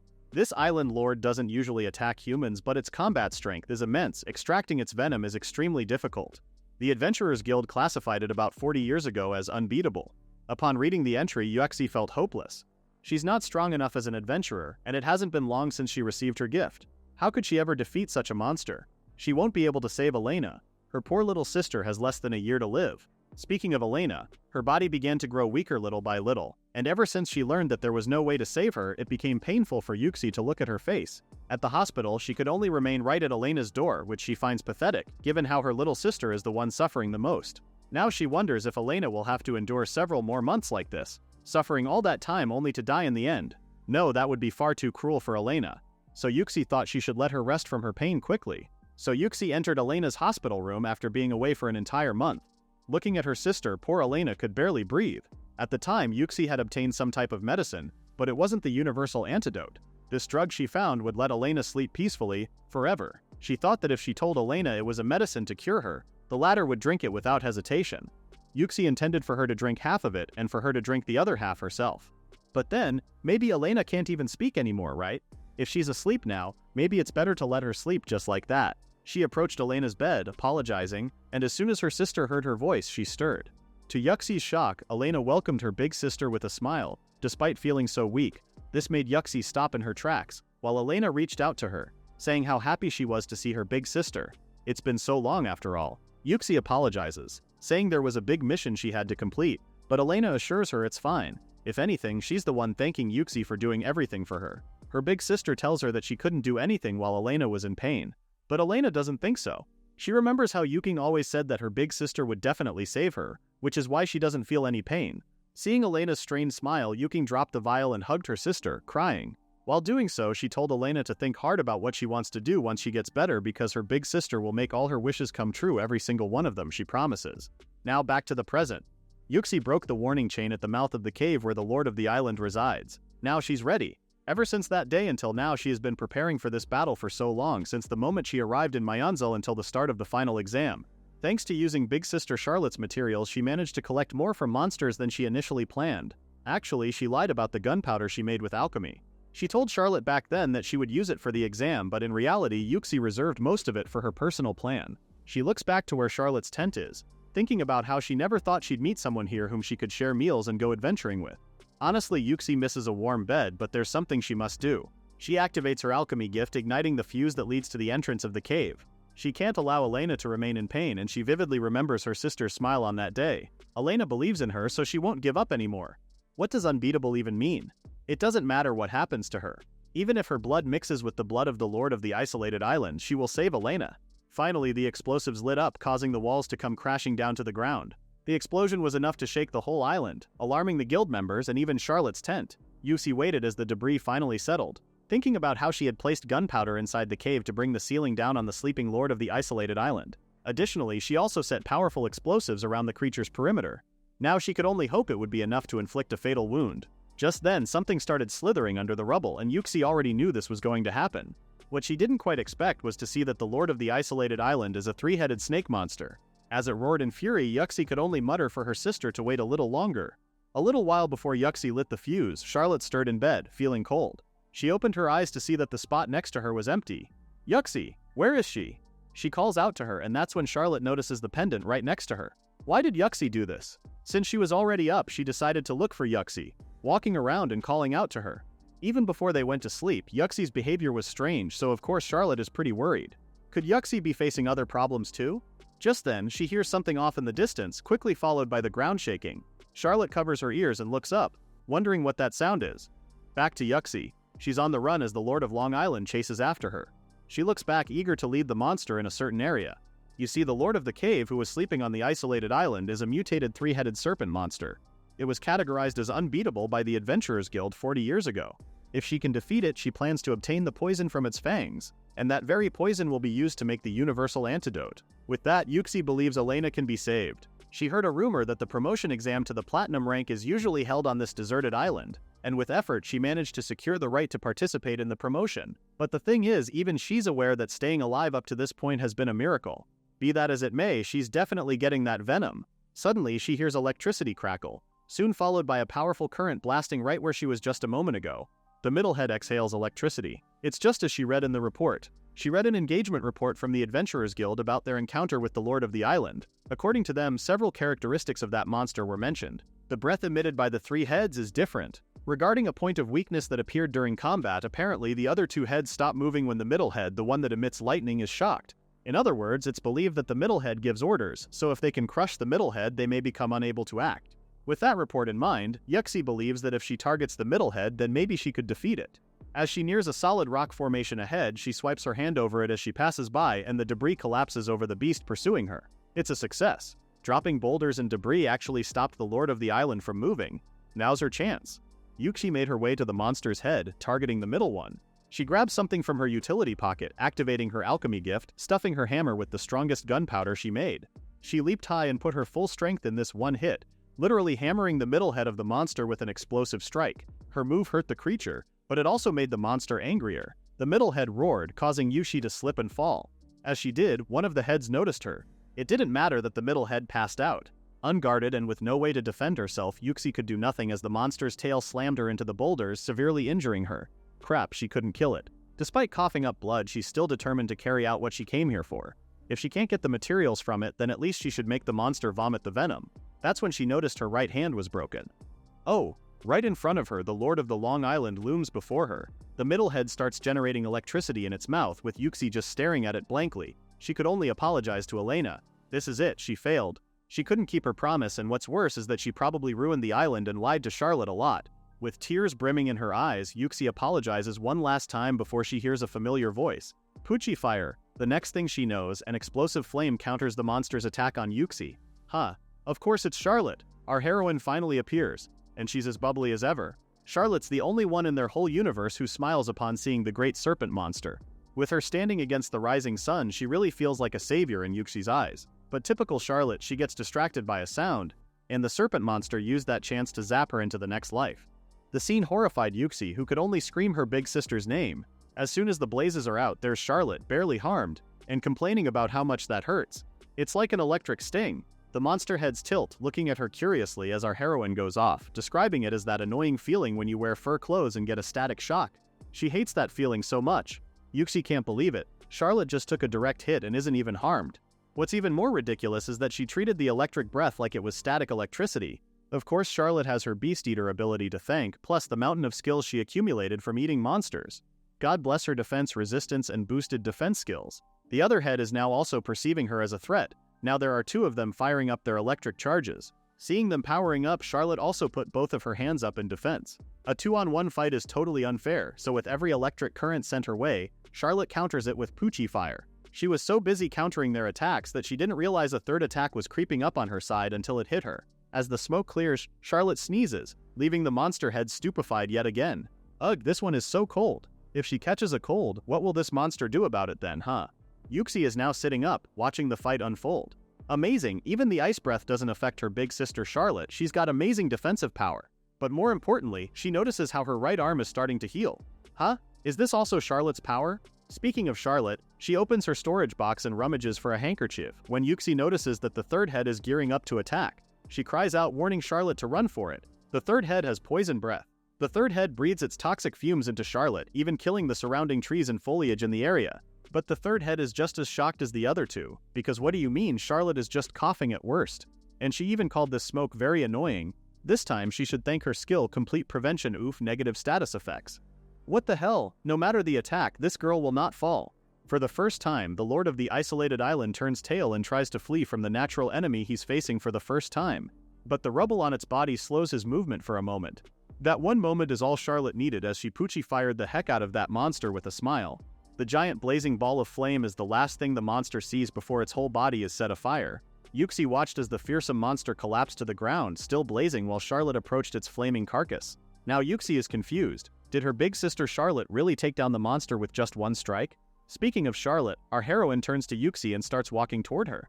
Oh no, the latter knows her big sister will be mad at her. Why wouldn't she? Yuxi did wake the Lord of the Island without permission after all, and she also took advantage of Charlotte. She couldn't look Charlotte straight in the eyes and was just about to apologize when our heroine told her that if she wanted to, she would give the serpent monster materials to Yuxi, referring to the monster fangs oozing with venom. Eh? Charlotte smiles and repeats it, motioning to those sticky things over there. Those sticky things. The fangs of the Lord of the Island, materials filled with venom for which the price they'll sell for is unimaginable. She's giving them to Yuxi for free. Anyone would want them. Still, Yuxi asks if she could really take them for herself, and Charlotte insists she does. In fact, she wants Yuxi to use them as she always does. While Charlotte smiles at her, Yuxi can feel the tears brimming in her eyes once again. This time she can't help but sob in her hands. The moment she did, Charlotte was alarmed. Eh? What's wrong suddenly? Yuxi starts apologizing and thanking Charlotte profusely. Our heroine has no idea what's happening, but consoles her young friend in her arms. As she does, all she could think about is how she screwed up. She stole Yuxi's prey. Leave it to Charlotte to misunderstand things. After the ground shook and a terrifying monster's aura appeared, she came to check and then found a huge monster while she was searching for Yuxi. Being the foodie that she is, Charlotte thought it would make a perfect midnight snack. But when she looked closely, it seemed Yuxi had been fighting the monster before her. Yuxi must have been aiming for it as a midnight snack too. Ugh, she felt bad for it, so Charlotte ended up giving Yuxi that weird sticky material as an apology gift. Ugh, now she also needs to apologize properly for the meat too. Well, might as well get on with it. Charlotte was about to apologize for the serpent's monster meat, but to her surprise, the latter was already asleep. This is also due to Charlotte's skills in auto-recovery, and it's currently working to cure Yuxi's sleep deprivation. Since there's nothing else to do, Charlotte decides to tuck her in bed. Yuxi's clothes are all dirty and she looks so tired. It's only natural to get sleepy while preparing a midnight meal after all. Alright then. Now that Yuki's asleep, now's her chance. Charlotte makes a break for it, grabbing the chair, excited to eat the serpent monster meat. The smoke still hasn't cleared, and it just heightens her anticipation over what kind of dish it will be. Finally, the smoke clears, and Charlotte finds herself face to face with a mountain load of fried chicken. Yay, what an incredible amount! Each piece is huge, and there's so much of it. For someone like her with a big appetite, it's a dream come true. As excited as she is, Charlotte is a little wary and hesitant since this is her first time eating serpent meat. But then again, based on her experience, large monsters are always super delicious. The grand boar and giant hammer shrimp are perfect examples of that. So following this logic, this must mean the giant serpent will be extremely delicious too. On top of that, it's fried. You can never go wrong with fried food, and it's something she can't resist, which must mean it's definitely delicious. Alright, time to eat. She takes a bite, and as expected, it's delicious. It's so delicious she finds it hard to find other words to describe how tasty it is. Charlotte starts digging in, as in really digging in. The flavor explodes in her mouth, and she can't handle it. Just what is this? It tastes totally amazing. The flavor flows from her mouth straight into her brain, sharpening her senses. Wait, her senses? Now it's like time has slowed down. Could it be? She has entered the zone. The zone is a state of ultimate focus that only top athletes and great artists reach under extreme conditions, where it feels like time moves more slowly. Right now, she's in that state. Charlotte's mind has awakened from a taste beyond all limits. Thanks to entering the zone in this slowed down time, she can savor the fried chicken's flavor with perfect precision. The more she bites into it, the more she feels the meat fibers melting on her tongue and the rich, flavorful fat spreading slowly. Charlotte sighs in bliss. Oh, to experience this feeling.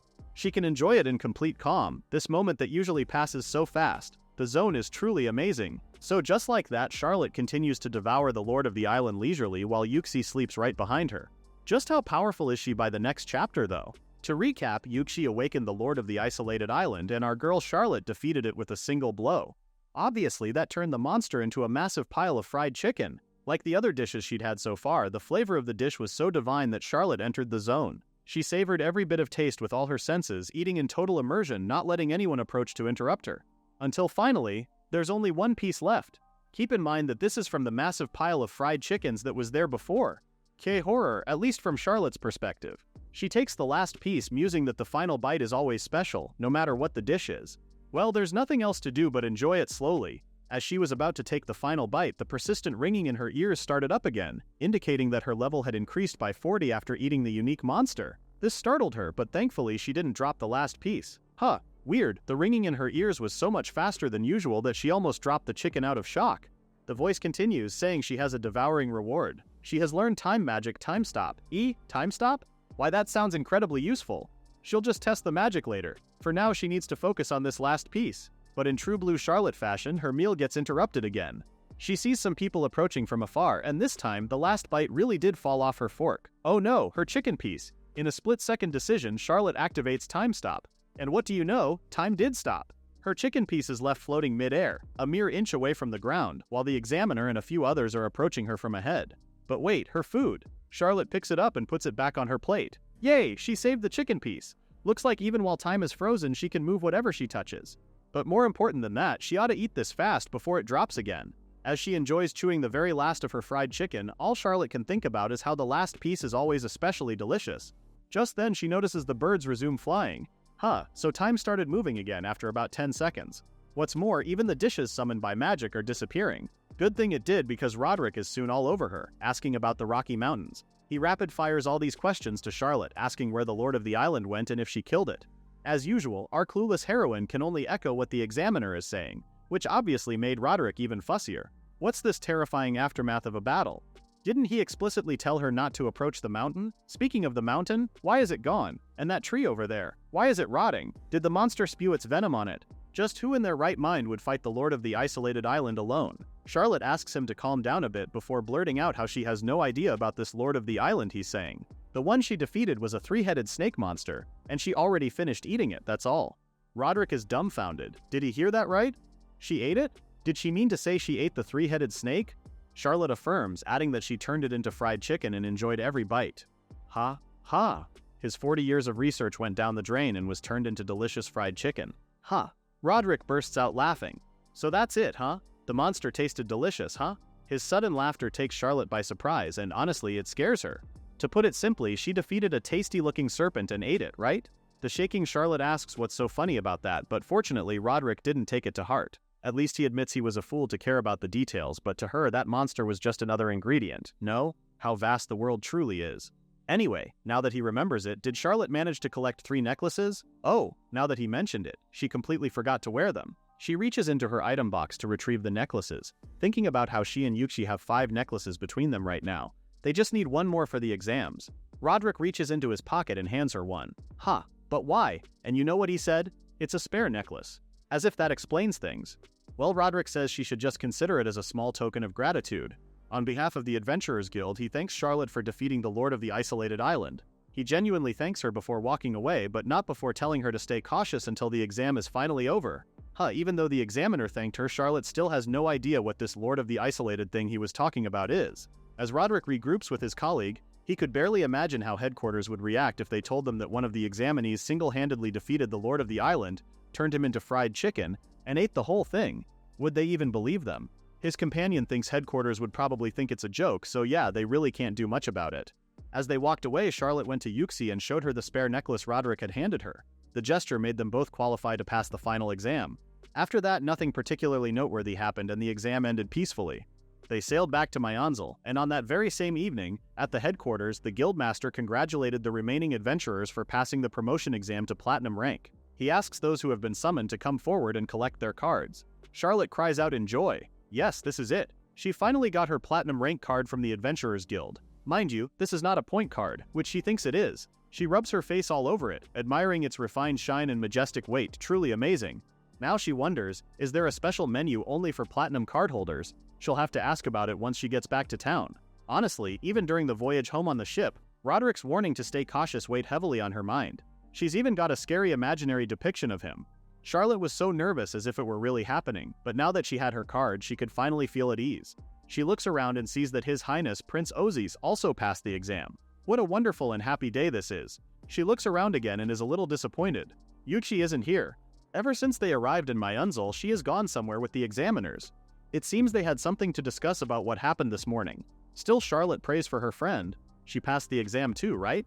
Her prayers were soon answered because the next person the guildmaster called was her Yuki Sarati. Yuki comes running to accept her platinum card. Charlotte hugs her then, happy to see her friend again. After that, they walk the city together. Charlotte is so happy they both passed. For a moment she got worried because Yuki hadn't come back yet. The latter apologizes for making her big sister worry. It took her a while to return since she had to explain the situation to the staff.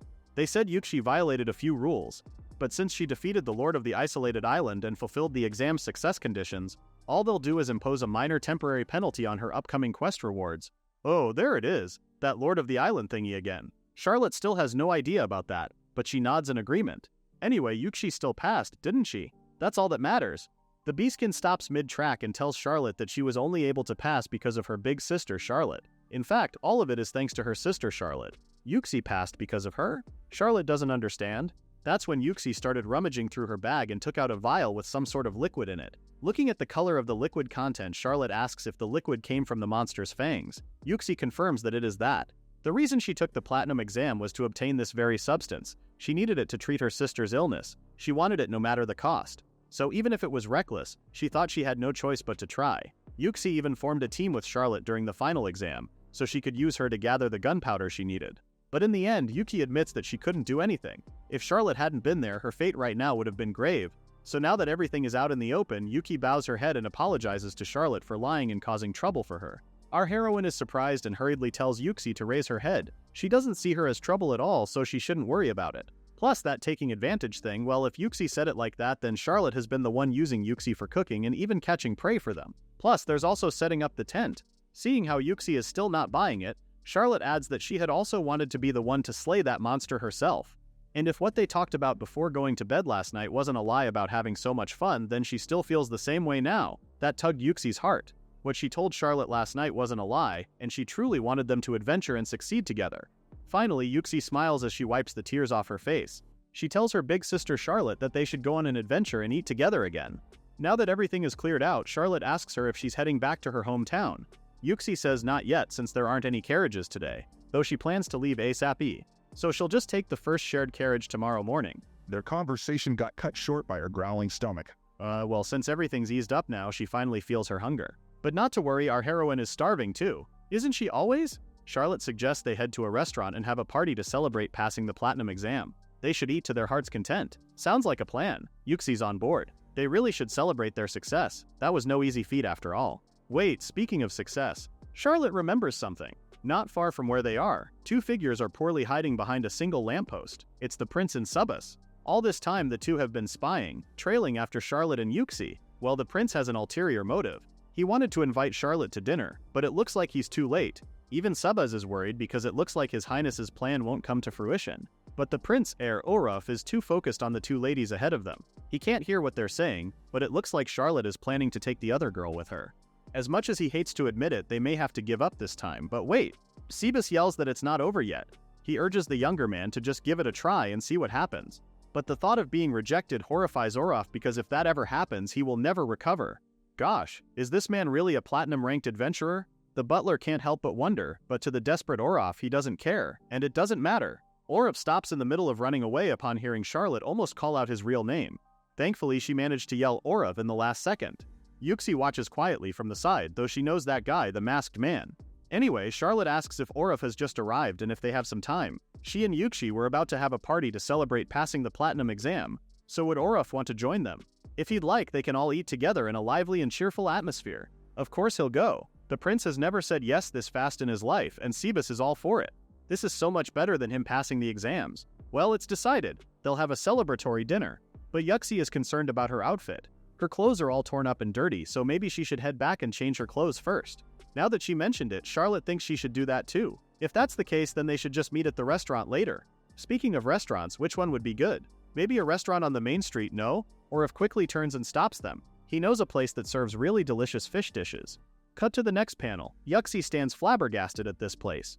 Oraf told them, "It's amazing, so amazing. You could see the ocean from here, and they even have a private room, and so many utensils." Yuxi is still reeling from how posh the place is, but Charlotte is already focused on the menu. Everything looks so delicious. Yuxi never imagined she'd ever step into such a fancy restaurant, so she had to ask, is Oraf really just an ordinary adventurer? Just who is he? Charlotte turns to Oraf, and at that, the latter finally removes his mask. He finally reveals himself as Ozus Rodenheim, the crown prince of the Yerlikia kingdom. He apologizes to Yuxi for hiding his true identity, given his background. Now that that's out of the way, he asks Yuxi to just keep treating him like a fellow adventurer. He feels honored to meet Yuxi again. She's dumbstruck. Yuxi can't believe it. Charlotte had to attest to what Ozus said, saying it's really him, the prince. Plus, he's also Charlotte's childhood friend. With shaking hands, Yuxi puts it over her mouth as she reveals that she's one of Prince Ozus's biggest fans. It's such an honor and joy to finally meet him. This time, Charlotte is the one confused. Fan? Like, what did she mean by fan? But Ozus notices something on Yuxi. Isn't that bracelet she's wearing one of the palace's products? Why, yes, it is. Yuxi says it really is one of Prince Ozus's official merchandise items. Before you ask, yes, the bracelet she's wearing is from the officially approved Prince Ozus Royal Collection. There's merchandise with Ozus's name on it. Yuxi, on the other hand, is going off about how her sister is also a big fan of the prince. In fact, she and Elena have matching bracelets. She continues about how the design is so refined, as it combines the royal crest with Prince Ozus's signature colors in a stylish way that makes it wearable every day. It may not be obvious to everyone that it's Prince merch, but those who know. Honestly, she couldn't buy much, but she also has the prince's commemorative photos. Charlotte starts teasing her friend, joking about how Ozzy seems to have turned into a businessman lately. He feels flustered, saying that's not the case. It was the finance department that insisted on it. Yuxi is quick to jump in, telling her big sister Charlotte that Prince Ozzy's fans are all over the kingdom. The bracelets were made in response to the will of the people. Whenever she gets one of the prince's items, she feels so energized, so she has started collecting them. Well, that's obvious, because Charlotte has never seen Yuxi this energized before. Ever the supportive sister, Charlotte asks her childhood friend if he would at least like to shake Yuxi's hand. After all, the latter admires him so much, so he could think of it as a little fan appreciation gesture. Ozys is more than happy to do so and shakes Yuxi's hand. She raises her hand high in the air, reeling from happiness and thanking Ozys. She'll have to tell Elena all about this. But seeing Yuxi's reaction made Charlotte think of something. Just a handshake is enough to make Yuxi this happy. It's like His Highness's hand has become a source of divine energy. If that's the case, then maybe she should get a share of that blessing too, no? She uses this chance to grab Ozzy's hand, asking if she could shake his hand as a keepsake too. Ozzy quickly starts blushing, while Charlotte continues that she feels like something good's going to happen to her soon. But wait, how has she never noticed it before? When did Ozzy's hand get this big? As she said this, she put her palm over his. When they were kids, she remembers her hand used to be bigger than his. This time it's Ozzy's who's reeling from what had just happened. At least Yuxi is quick on the pickup. From this alone she knows His Highness likes Charlotte. The prince is completely smitten with Charlotte. The contrast between his usual calm and his behavior is shocking. Is this what love looks like for him? Charlotte is confused. Just what is Yuxi saying? But before they could discuss this, the door opened, and their food had arrived. Here comes the salmon carpaccio appetizer. Whoa, it looks so delicious. Charlotte suggests they dig in right away. So just like that, they enjoyed a hearty and delicious celebratory meal post-platinum exam. The next day, Yuxi and Charlotte returned to their respective towns by shared carriage. They promised to go adventuring together again someday. Finally, Yuxi has returned home. Home sweet home. It feels like it's been so long since she was last here. The door opens, and out comes Mary. Teary-eyed, she jumps straight to Charlotte's arms for a hug. She welcomes her mistress, and oh how she missed him so much. She's been wanting to see Charlotte. Our heroine feels the same, and she's happy to report that she passed the exam. Mary congratulates her, and to celebrate, she'll make celebratory pancakes right away. Yay! Charlotte is excited to eat them. Finally, Mary's special maple pancakes. Charlotte relays everything that happened, and hearing all about it left Mary at the edge of her seat. An abandoned island? That must have been a really tough exam. Charlotte says it surprised her a lot too, enjoying the pancakes as she said so. But even if that's the case, there were also so many fun moments that happened. She made new friends, and she'd love for Mary to meet them someday. Phew, at least Charlotte is safe. Now that the exam is over, her mistress must really be exhausted, right? Will Charlotte be taking a break for a while this time? Our heroine stops chewing. What is Mary even saying? Did she forget why Charlotte got her platinum card in the first place? She can't relax. She has some things she needs to do.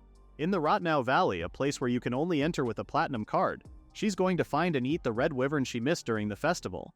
Is she really going monster eating again? To that Charlotte says, of course. She will eat to her heart's content. Back at the guild, everyone's so excited to see Charlotte return. As usual, the receptionist herself is over the moon upon hearing how our heroine successfully passed the promotion for the platinum rank. All the adventurers bow behind her as they congratulate Charlotte for her recent success. Our heroine thanks them, and actually this is the first time she has returned to the City Guild since she left several days ago. Honestly, she only wanted to ask how to get to the valley where the Red Wyvern lives, and now she's all shy because she never expected everyone to celebrate her like this. The receptionist is still giddy. She always knew Charlotte would pass the promotion exams. Anyway, back to Charlotte's agenda, she's asking about the route to Rotnau Valley, right? According to their information, it takes about 5 hours by shared carriage. The receptionist also warns Charlotte to be careful since the carriage departs very early in the morning. Charlotte understands the warning. At last, she'll finally be able to go to Rotnow Valley. All this time, she has desperately wanted to see the Red Wyvern again. Seeing her like that, the receptionist once again misunderstands our heroine's intent. In her eyes, she sees it as a terrifying determination. She didn't expect Charlotte to hold such hatred toward the Red Wyvern that ruined the city festival. Charlotte really is an amazing person. Little did the receptionist know that our heroine was just so excited that she was finally able to devour the Red Wyvern. The next morning, Charlotte is in a rush. She's late. Are we even surprised by this? So what happened was she got carried away because of how delicious the tea was. Such an idiot. But wait, at times like this she could learn that magic she learned recently. With that, Charlotte extends both of her hands and yells, "Time stop!" Phew, she can only stop time for about 10 seconds at a time, but this spell should buy her a little extra time. With that, our heroine continuously used time stop until she made it to the carriage. One of the passengers asks if she's okay, seeing how Charlotte looks so exhausted. She may have made it in time, but time stop sure consumes a terrifying amount of magical energy. She used it around 5 or 6 times earlier and only stopped for a total of 1 minute, and yet all her magic power was completely drained, so she ended up exhausted. Honestly, before this happened, she never even cared about how much magical power she had. She remembers her private tutor once told her that for most people, fully recovering magical energy usually takes about an hour. Stopping time for only 1 minute, then needing an entire hour to recover afterward? From the looks of it, the spell Time Stoop isn't very efficient in terms of cost versus benefit, at least in Charlotte's opinion. It seems it's only useful for things like being late for appointments or when food spills over. Several hours later, the carriage stops. The driver tells them that they'll have a little stopover so the horses can relax for about 15 minutes. Charlotte also steps out to stretch. Finally, she's completely recovered. Anyway, they have a 15-minute break, so she thinks it would be nice to go on a little walk. Suddenly, she hears someone scream from afar. What was that? She quickly turns in the direction of the voice. She can sense a monster. She hurries over there, and it seems to be coming from the carriage traveling behind them. She needs to hurry since people who aren't used to monsters might panic and get hurt. Charlotte finally arrives at the scene, and her eyes beam. She found it. There's a huge monster. And it's looming over a couple of soldiers, too. Its front half looks like a bird of prey, but its back half is that of a lion. What's more, it even has a pair of majestic wings. Charlotte stands starry-eyed at this monster because it looks a lot like a hippogriff. But now she can only wonder what kind of flavor this monster has. Her thoughts get disrupted when she hears someone yell for help. Oh, from the side there are a couple of men. Are those the carriage guards? It looks like they panicked and fell over. She quickly gets in between the guards and the monsters. They were surprised by Charlotte's sudden appearance, but before they could say anything, she told them that she was somewhat used to dealing with monsters. They're thankful and warn her that facing it alone is dangerous. The monster raises its sharp talons to claw her, only for Charlotte to stop it mid-air. Eh? Both the guards and the monster stood there, shocked. That moment was all Charlotte needed to Poochie fire the monster. Our heroine literally barbecued it and now stands waiting as the smoke starts to settle. Finally, when it's almost all gone, she starts reaching for what kind of dish it is when she remembers that she has an audience behind her. Charlotte quickly pulls the dish out of sight and puts it in her item box before running off deep into the woods, but not before bidding the guards goodbye and to have a pleasant journey. The guards stare at her retreating figure, wondering what the heck just happened. Did the girl just use a single magic attack to take down the monster? Was what they saw even real, or was it an illusion? Back to Charlotte. After she made sure she put some distance between them, she settled on a spot where she could finally eat her meal. Since no one besides her can eat the monster food, it wouldn't be right to casually show it to other people. Now then, finally, time for the meal. She's surprised to see that the dish is an assortment of sliced steaks. Judging from the monster's appearance, maybe there are two kinds of steak like bird meat and lion meat, no? It's the same kind of dish she got when she took down the hippogriff before. Well, whatever, she'll have no problem eating these since sliced steaks are delicious. She doesn't mind eating them over and over again. Alright, first she tries the bird side. As soon as Charlotte takes a bite, she squeals in joy. It's just as expected. It's delicious. The meat has that same wonderful flavor that never disappoints. The overflowing juices and tender texture are irresistible. This bird meat tastes a lot like chicken, and you know Charlotte is a chicken lover. She could eat endless amounts of this. Now, next is the lion's part steak. She cuts through the meat, wondering what it tastes like, and once she takes the first bite, she's surprised to discover that it has such a deep and heavy flavor. Even though it's predator meat, it doesn't have that usual strong and wild smell common to carnivores. Instead, it tastes like a mix of beef and venison, and this fat, it has an incredibly rich and deep flavor. Honestly, she was a little hesitant since it was lion meat, but this aroma is almost addictive. And then she finally notices it. On her plate, there is actually a third kind of meat, the meat between the two sections. Charlotte immediately tastes it, and oh my gosh, it's the rare cut located between the two halves.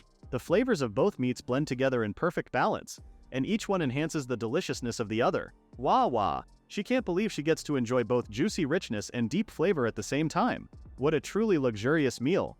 and she gets to greedily devour it. What bliss! Soon enough, Charlotte clears her plate. She gives thanks for the meal, and while wiping her mouth, the ringing in her ears starts up again. It tells her that her level increased by 5 due to devouring the griffin. She also gets a bonus. This time she acquired Wind Cutter. Ooh, a new spell! Charlotte is excited because maybe this new skill can be used for cooking. No? What better way to find out than to try it? She chooses a certain spot and unleashes Wind Cutter. It cuts off the branch of a nearby tree, which she runs over to check. Huh, so it's a spell for cutting things, huh? But simply cutting ingredients doesn't make a complete dish, does it? Doesn't seem like this has many uses, at least in her opinion. She finishes storing her dining furniture back in the item box, thinking that at least she's lucky she got an unexpected steak meal. Anyway, it's about time she headed back to the carriage, too. Wait a minute, the break time was 15 minutes, right? She checks the time only to realize that she's about to be late. Oh no, she's gonna be late again. Well, what else could she do but use time stop again and again?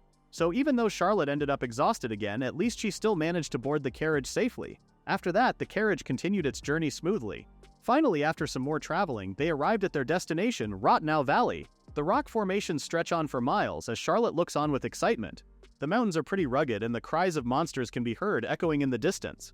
According to the guild receptionist, the place is inhabited by large numbers of giant monsters. Only platinum rank adventurers are permitted to enter. She even warns Charlotte to be careful, given how this place is a private hunting ground reserved for elite adventurers holding platinum cards.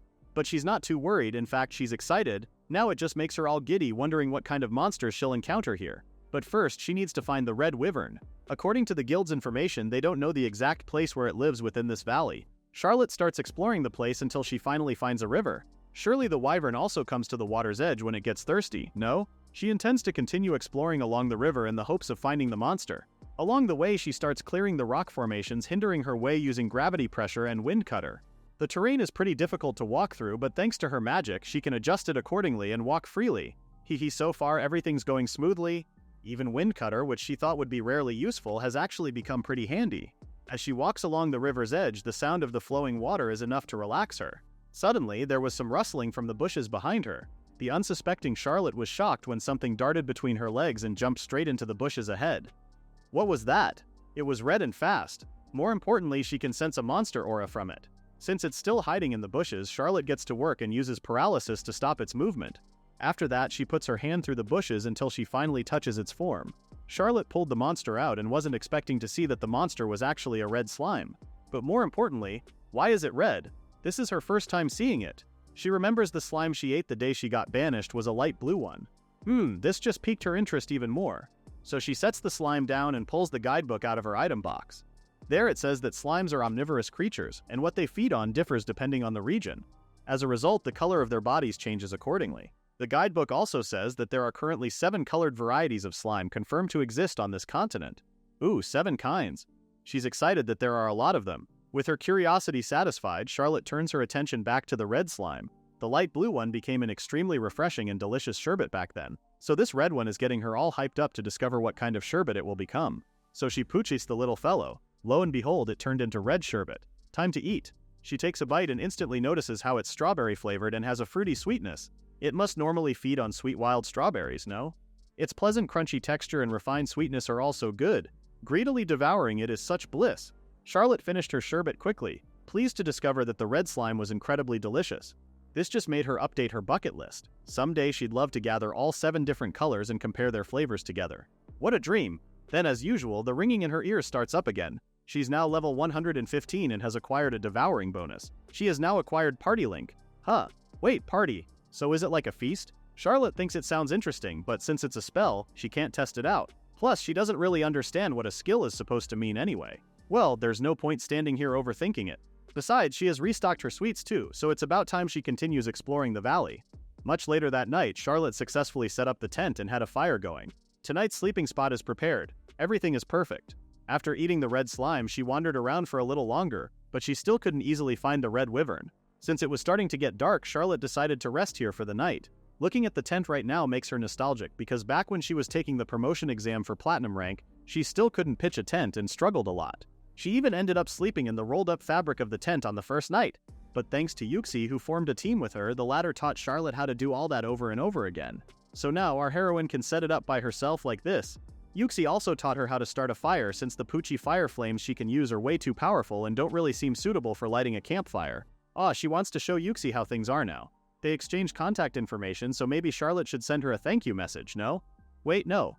This isn't the time to drift off emotionally. She needs to take out the supplies because today Charlotte is going to cook for herself. First, she grills the bacon she brought. She sits in front of the fire, admiring the mouth-watering sizzling sounds of the goods. Right next to it, she places the bread, and oh, she grills the cheese too. Once the bacon is done, she puts it on top of the bread, and ta-da! Tonight's dinner is done. It's special bacon and cheese bread. She takes the sandwich in her hands and blows on it before taking a bite. Oh yeah, the grilling is perfect. It's so delicious. Well, to be fair, the bacon she usually eats is delicious too, but grilling it like this in the night forest over a fire she lit herself makes Charlotte feel incredibly happy while eating it. Now for the dessert. Charlotte takes out the main ingredient, an apple. First she removes the core, then stuffs it with sugar and cinnamon.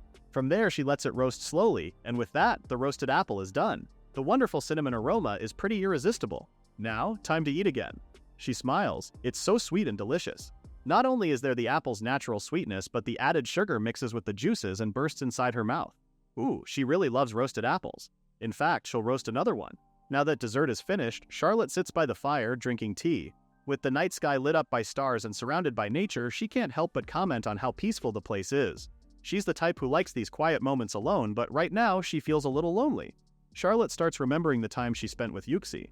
Naturally, it led her to wonder if the latter is doing well. She wants to ask how her little sister Elena is doing, and she also wants to tell Yuchi that she managed to pitch the tent thanks to her. Even though it's only been a few days since they parted, Charlotte already misses seeing her friend. More than anything, she wants to eat monsters with Yuchi together again. The next day, Charlotte had a pretty rough start, but at last, she finally found the red wyvern. The monster is currently drinking by the river. Charlotte hides behind the nearby bushes, exhausted given how she has been walking non-stop all morning.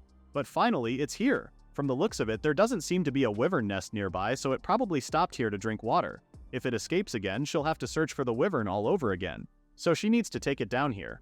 Whew, she takes a deep breath, taking note to be extra careful. With that, she activates stealth. First, she'll approach it in stealth mode before attacking the wyvern using Poochie Fire. She walks toward the wyvern gingerly, making small steps, careful not to make any sounds. Suddenly, the red wyvern perks up. Not a moment later, it spreads its wings, ready to take off.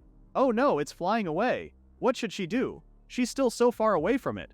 Ugh, she's not confident that she can aim her magic accurately from this distance. But whatever. Pooch Fire. Charlotte's flames didn't hit the wyvern as the monster was already up in the air. So close. Just then, a pair of chains appears from nowhere and wrap themselves around the wyvern's right wing.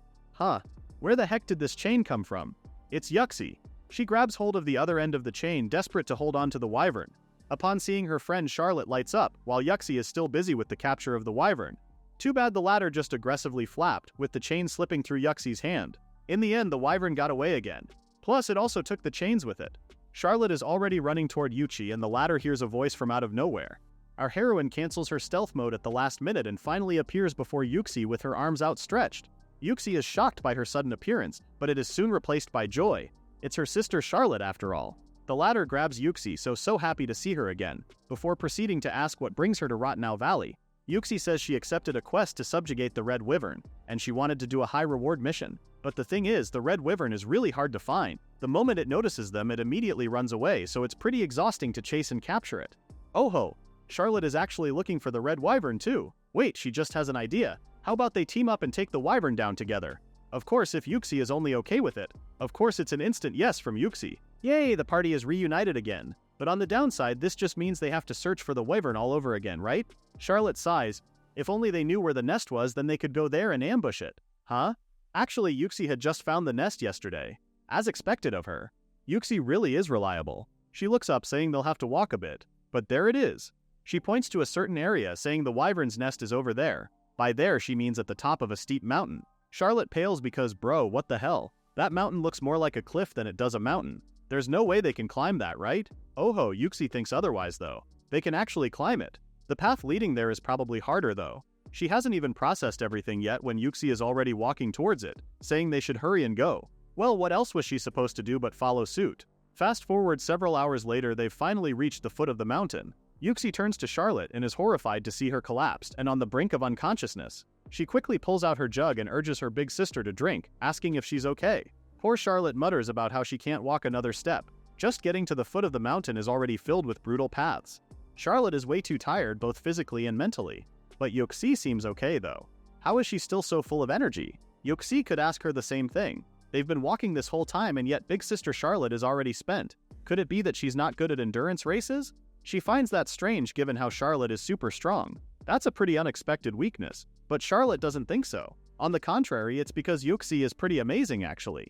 But wait, Yuxi remembers something. She picks Charlotte up easily, saying they should make a detour. Our heroine yelps at the sudden gesture before asking Yuxi where they were going. The latter only tells her that it's a wonderful place. A place that the current sister Charlotte will definitely like. Cut to the next scene. Did she say wonderful place earlier? Because the hot springs are definitely that. Both Yuxi and Charlotte relax in the warm waters. Charlotte relishes the feeling, and Yuxi is glad that she's happy. She actually found this place yesterday while wandering around the area. Even though people rarely come to a place like this, Yuxi is still keeping a close look at their surroundings so Charlotte can relax comfortably. The hot water does wonders because now Charlotte can feel the fatigue slowly melting away from her body. The scenery is beautiful and the chirping birds are soothing too, which makes this place truly a wonderful hot spring spot. Charlotte was just looking around when she noticed something. Yuxi's arms are really toned, huh? Even though they're slender, they're strong. Yuxi hasn't noticed really, but maybe it's because she's been running all over the place to earn money ever since she was little. As she flexes her arms, Charlotte can't help but notice how Yuxi also has a lot of scars. The latter continues how she explored caves, climbed cliffs, and did all kinds of things because she needed money for Elena's treatment. Oh, speaking of Elena, Charlotte actually wanted to ask about her. Yuxi happily shares that Elena has gotten better thanks to Charlotte. She was actually planning to tell her big sister this piece of good news too. Yuxi says Ellen is undergoing rehabilitation now and practicing how to walk. Once she's able to travel far, she wants to take Elena to the hot springs too. It's all thanks to Sister Charlotte. No matter how much she thanks our heroine, Yuxi thinks it will never be enough. Charlotte doesn't think so. She pulls Yuxi close and tells her that Elena's improvement is all because of Yuxi's hard work. She truly is a kind older sister, hugging Yuxi as she says so. Yuxi thanks her for the kind words, but she also admits that she wants to earn even more money because she promised Elena she'd take her to lots of places. Charlotte is happy to hear that and cheers her on. Now that they touched the topic of siblings, it's Yuxi's turn to ask Charlotte if she has any siblings. Our heroine shares that she has an older brother. He's kind, but he can be strict sometimes. Plus, the house she's living in right now was actually borrowed from her older brother too. It's too bad that she can't meet him right now, so they secretly exchange letters while disguising the sender's name. Charlotte knows that if their father finds out, things could become pretty troublesome. Yuxi is shocked to hear that the siblings are acting like spies, but all this talk about siblings just made Charlotte start missing her older brother. Maybe she should go and greet him in disguise, no? Yuxi is a little taken aback by that idea. It sounds like they have such pretty complicated circumstances. Anywho, thanks to their conversation at the hot springs together and resting for a while, Charlotte's heart and body now feel completely refreshed. Although it took them a while, by the time they're finished bathing, it's already evening. Yuxi asks if she's okay with camping out here tonight, and Charlotte easily agrees. This means there's only one thing next. Charlotte already knows what Yuxi is referring to. It's that, right? Dinner. Let's go find a monster to eat. They scour the nearby areas until finally they see a chicken-looking monster nestling just below the cliff they were standing on. Wow, that's a fairly large flying monster. Charlotte is already excited because it looks really delicious. Should they get started right away? Yeah? But Yuxi stops her right then and there. It's dangerous. Hello is a cockatrice. It's a monster with the ability to petrify its victims through eye contact alone. Just by staring at you, it can turn your body into stone. Charlotte gasps, horrified by the monster below. That's a pretty dangerous skill. Does the cockatrice really have that ability? Isn't that just a myth? But Yuxi assures her that it's all true. This is why Yuxi suggests they need to make a solid plan before catching it. Could Sister Charlotte's magic reach the cockatrice from where they are? Like her fire or something? That's when Charlotte tells her that there's something she needs to tell the latter about her skill, Monster Eater. With that, Charlotte explains everything, and after she finishes, Yuxi looks at her with a whole new admiration and twinkling eyes. That's a pretty incredible skill. If a monster gets defeated, does it turn into food? That's amazing. Just hearing about it makes Yuxi want to see it, and she wants to taste it too. But if it's defeated with Sister Charlotte's magic, then nobody but her can eat it, right? Charlotte confirms that it is correct. She remembers when other people tried to eat it, like when Mary did back then. The food vanished like smoke. And on top of that, Charlotte says if she doesn't defeat it with the correct magic, then it won't turn into a dish. Its whole body will just disappear, leaving only the raw materials behind. So that leaves them with no choice but to defeat it without Charlotte landing the finishing blow. Only then can they both be able to eat it. She feels bad and apologizes to Yuxi for how her skills have so many limitations. The latter has no problem with it though, saying she'll be the one to deliver the final blow. Since everything's out in the open, Yuxi has thought of a plan.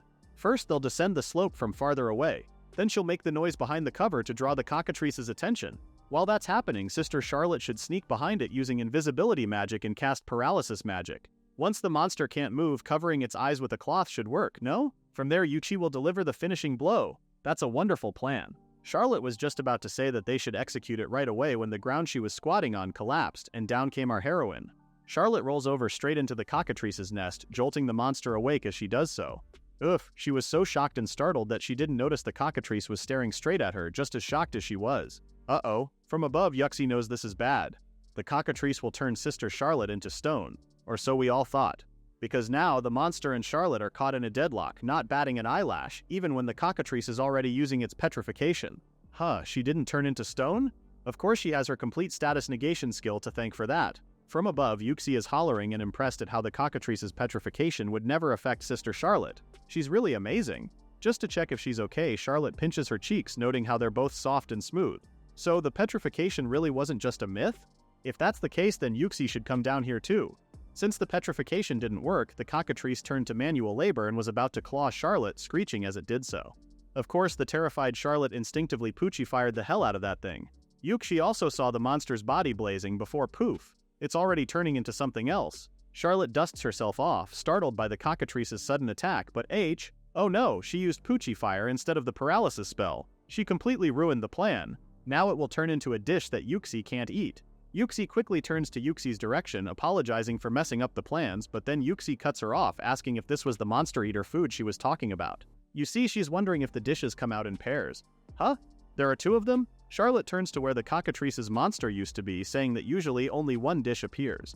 Huh, but wait, what's this? There's a serving of a large plate of fried chicken, and right beside it there's another serving of fried chicken on a smaller plate too. Oh my, why did this happen?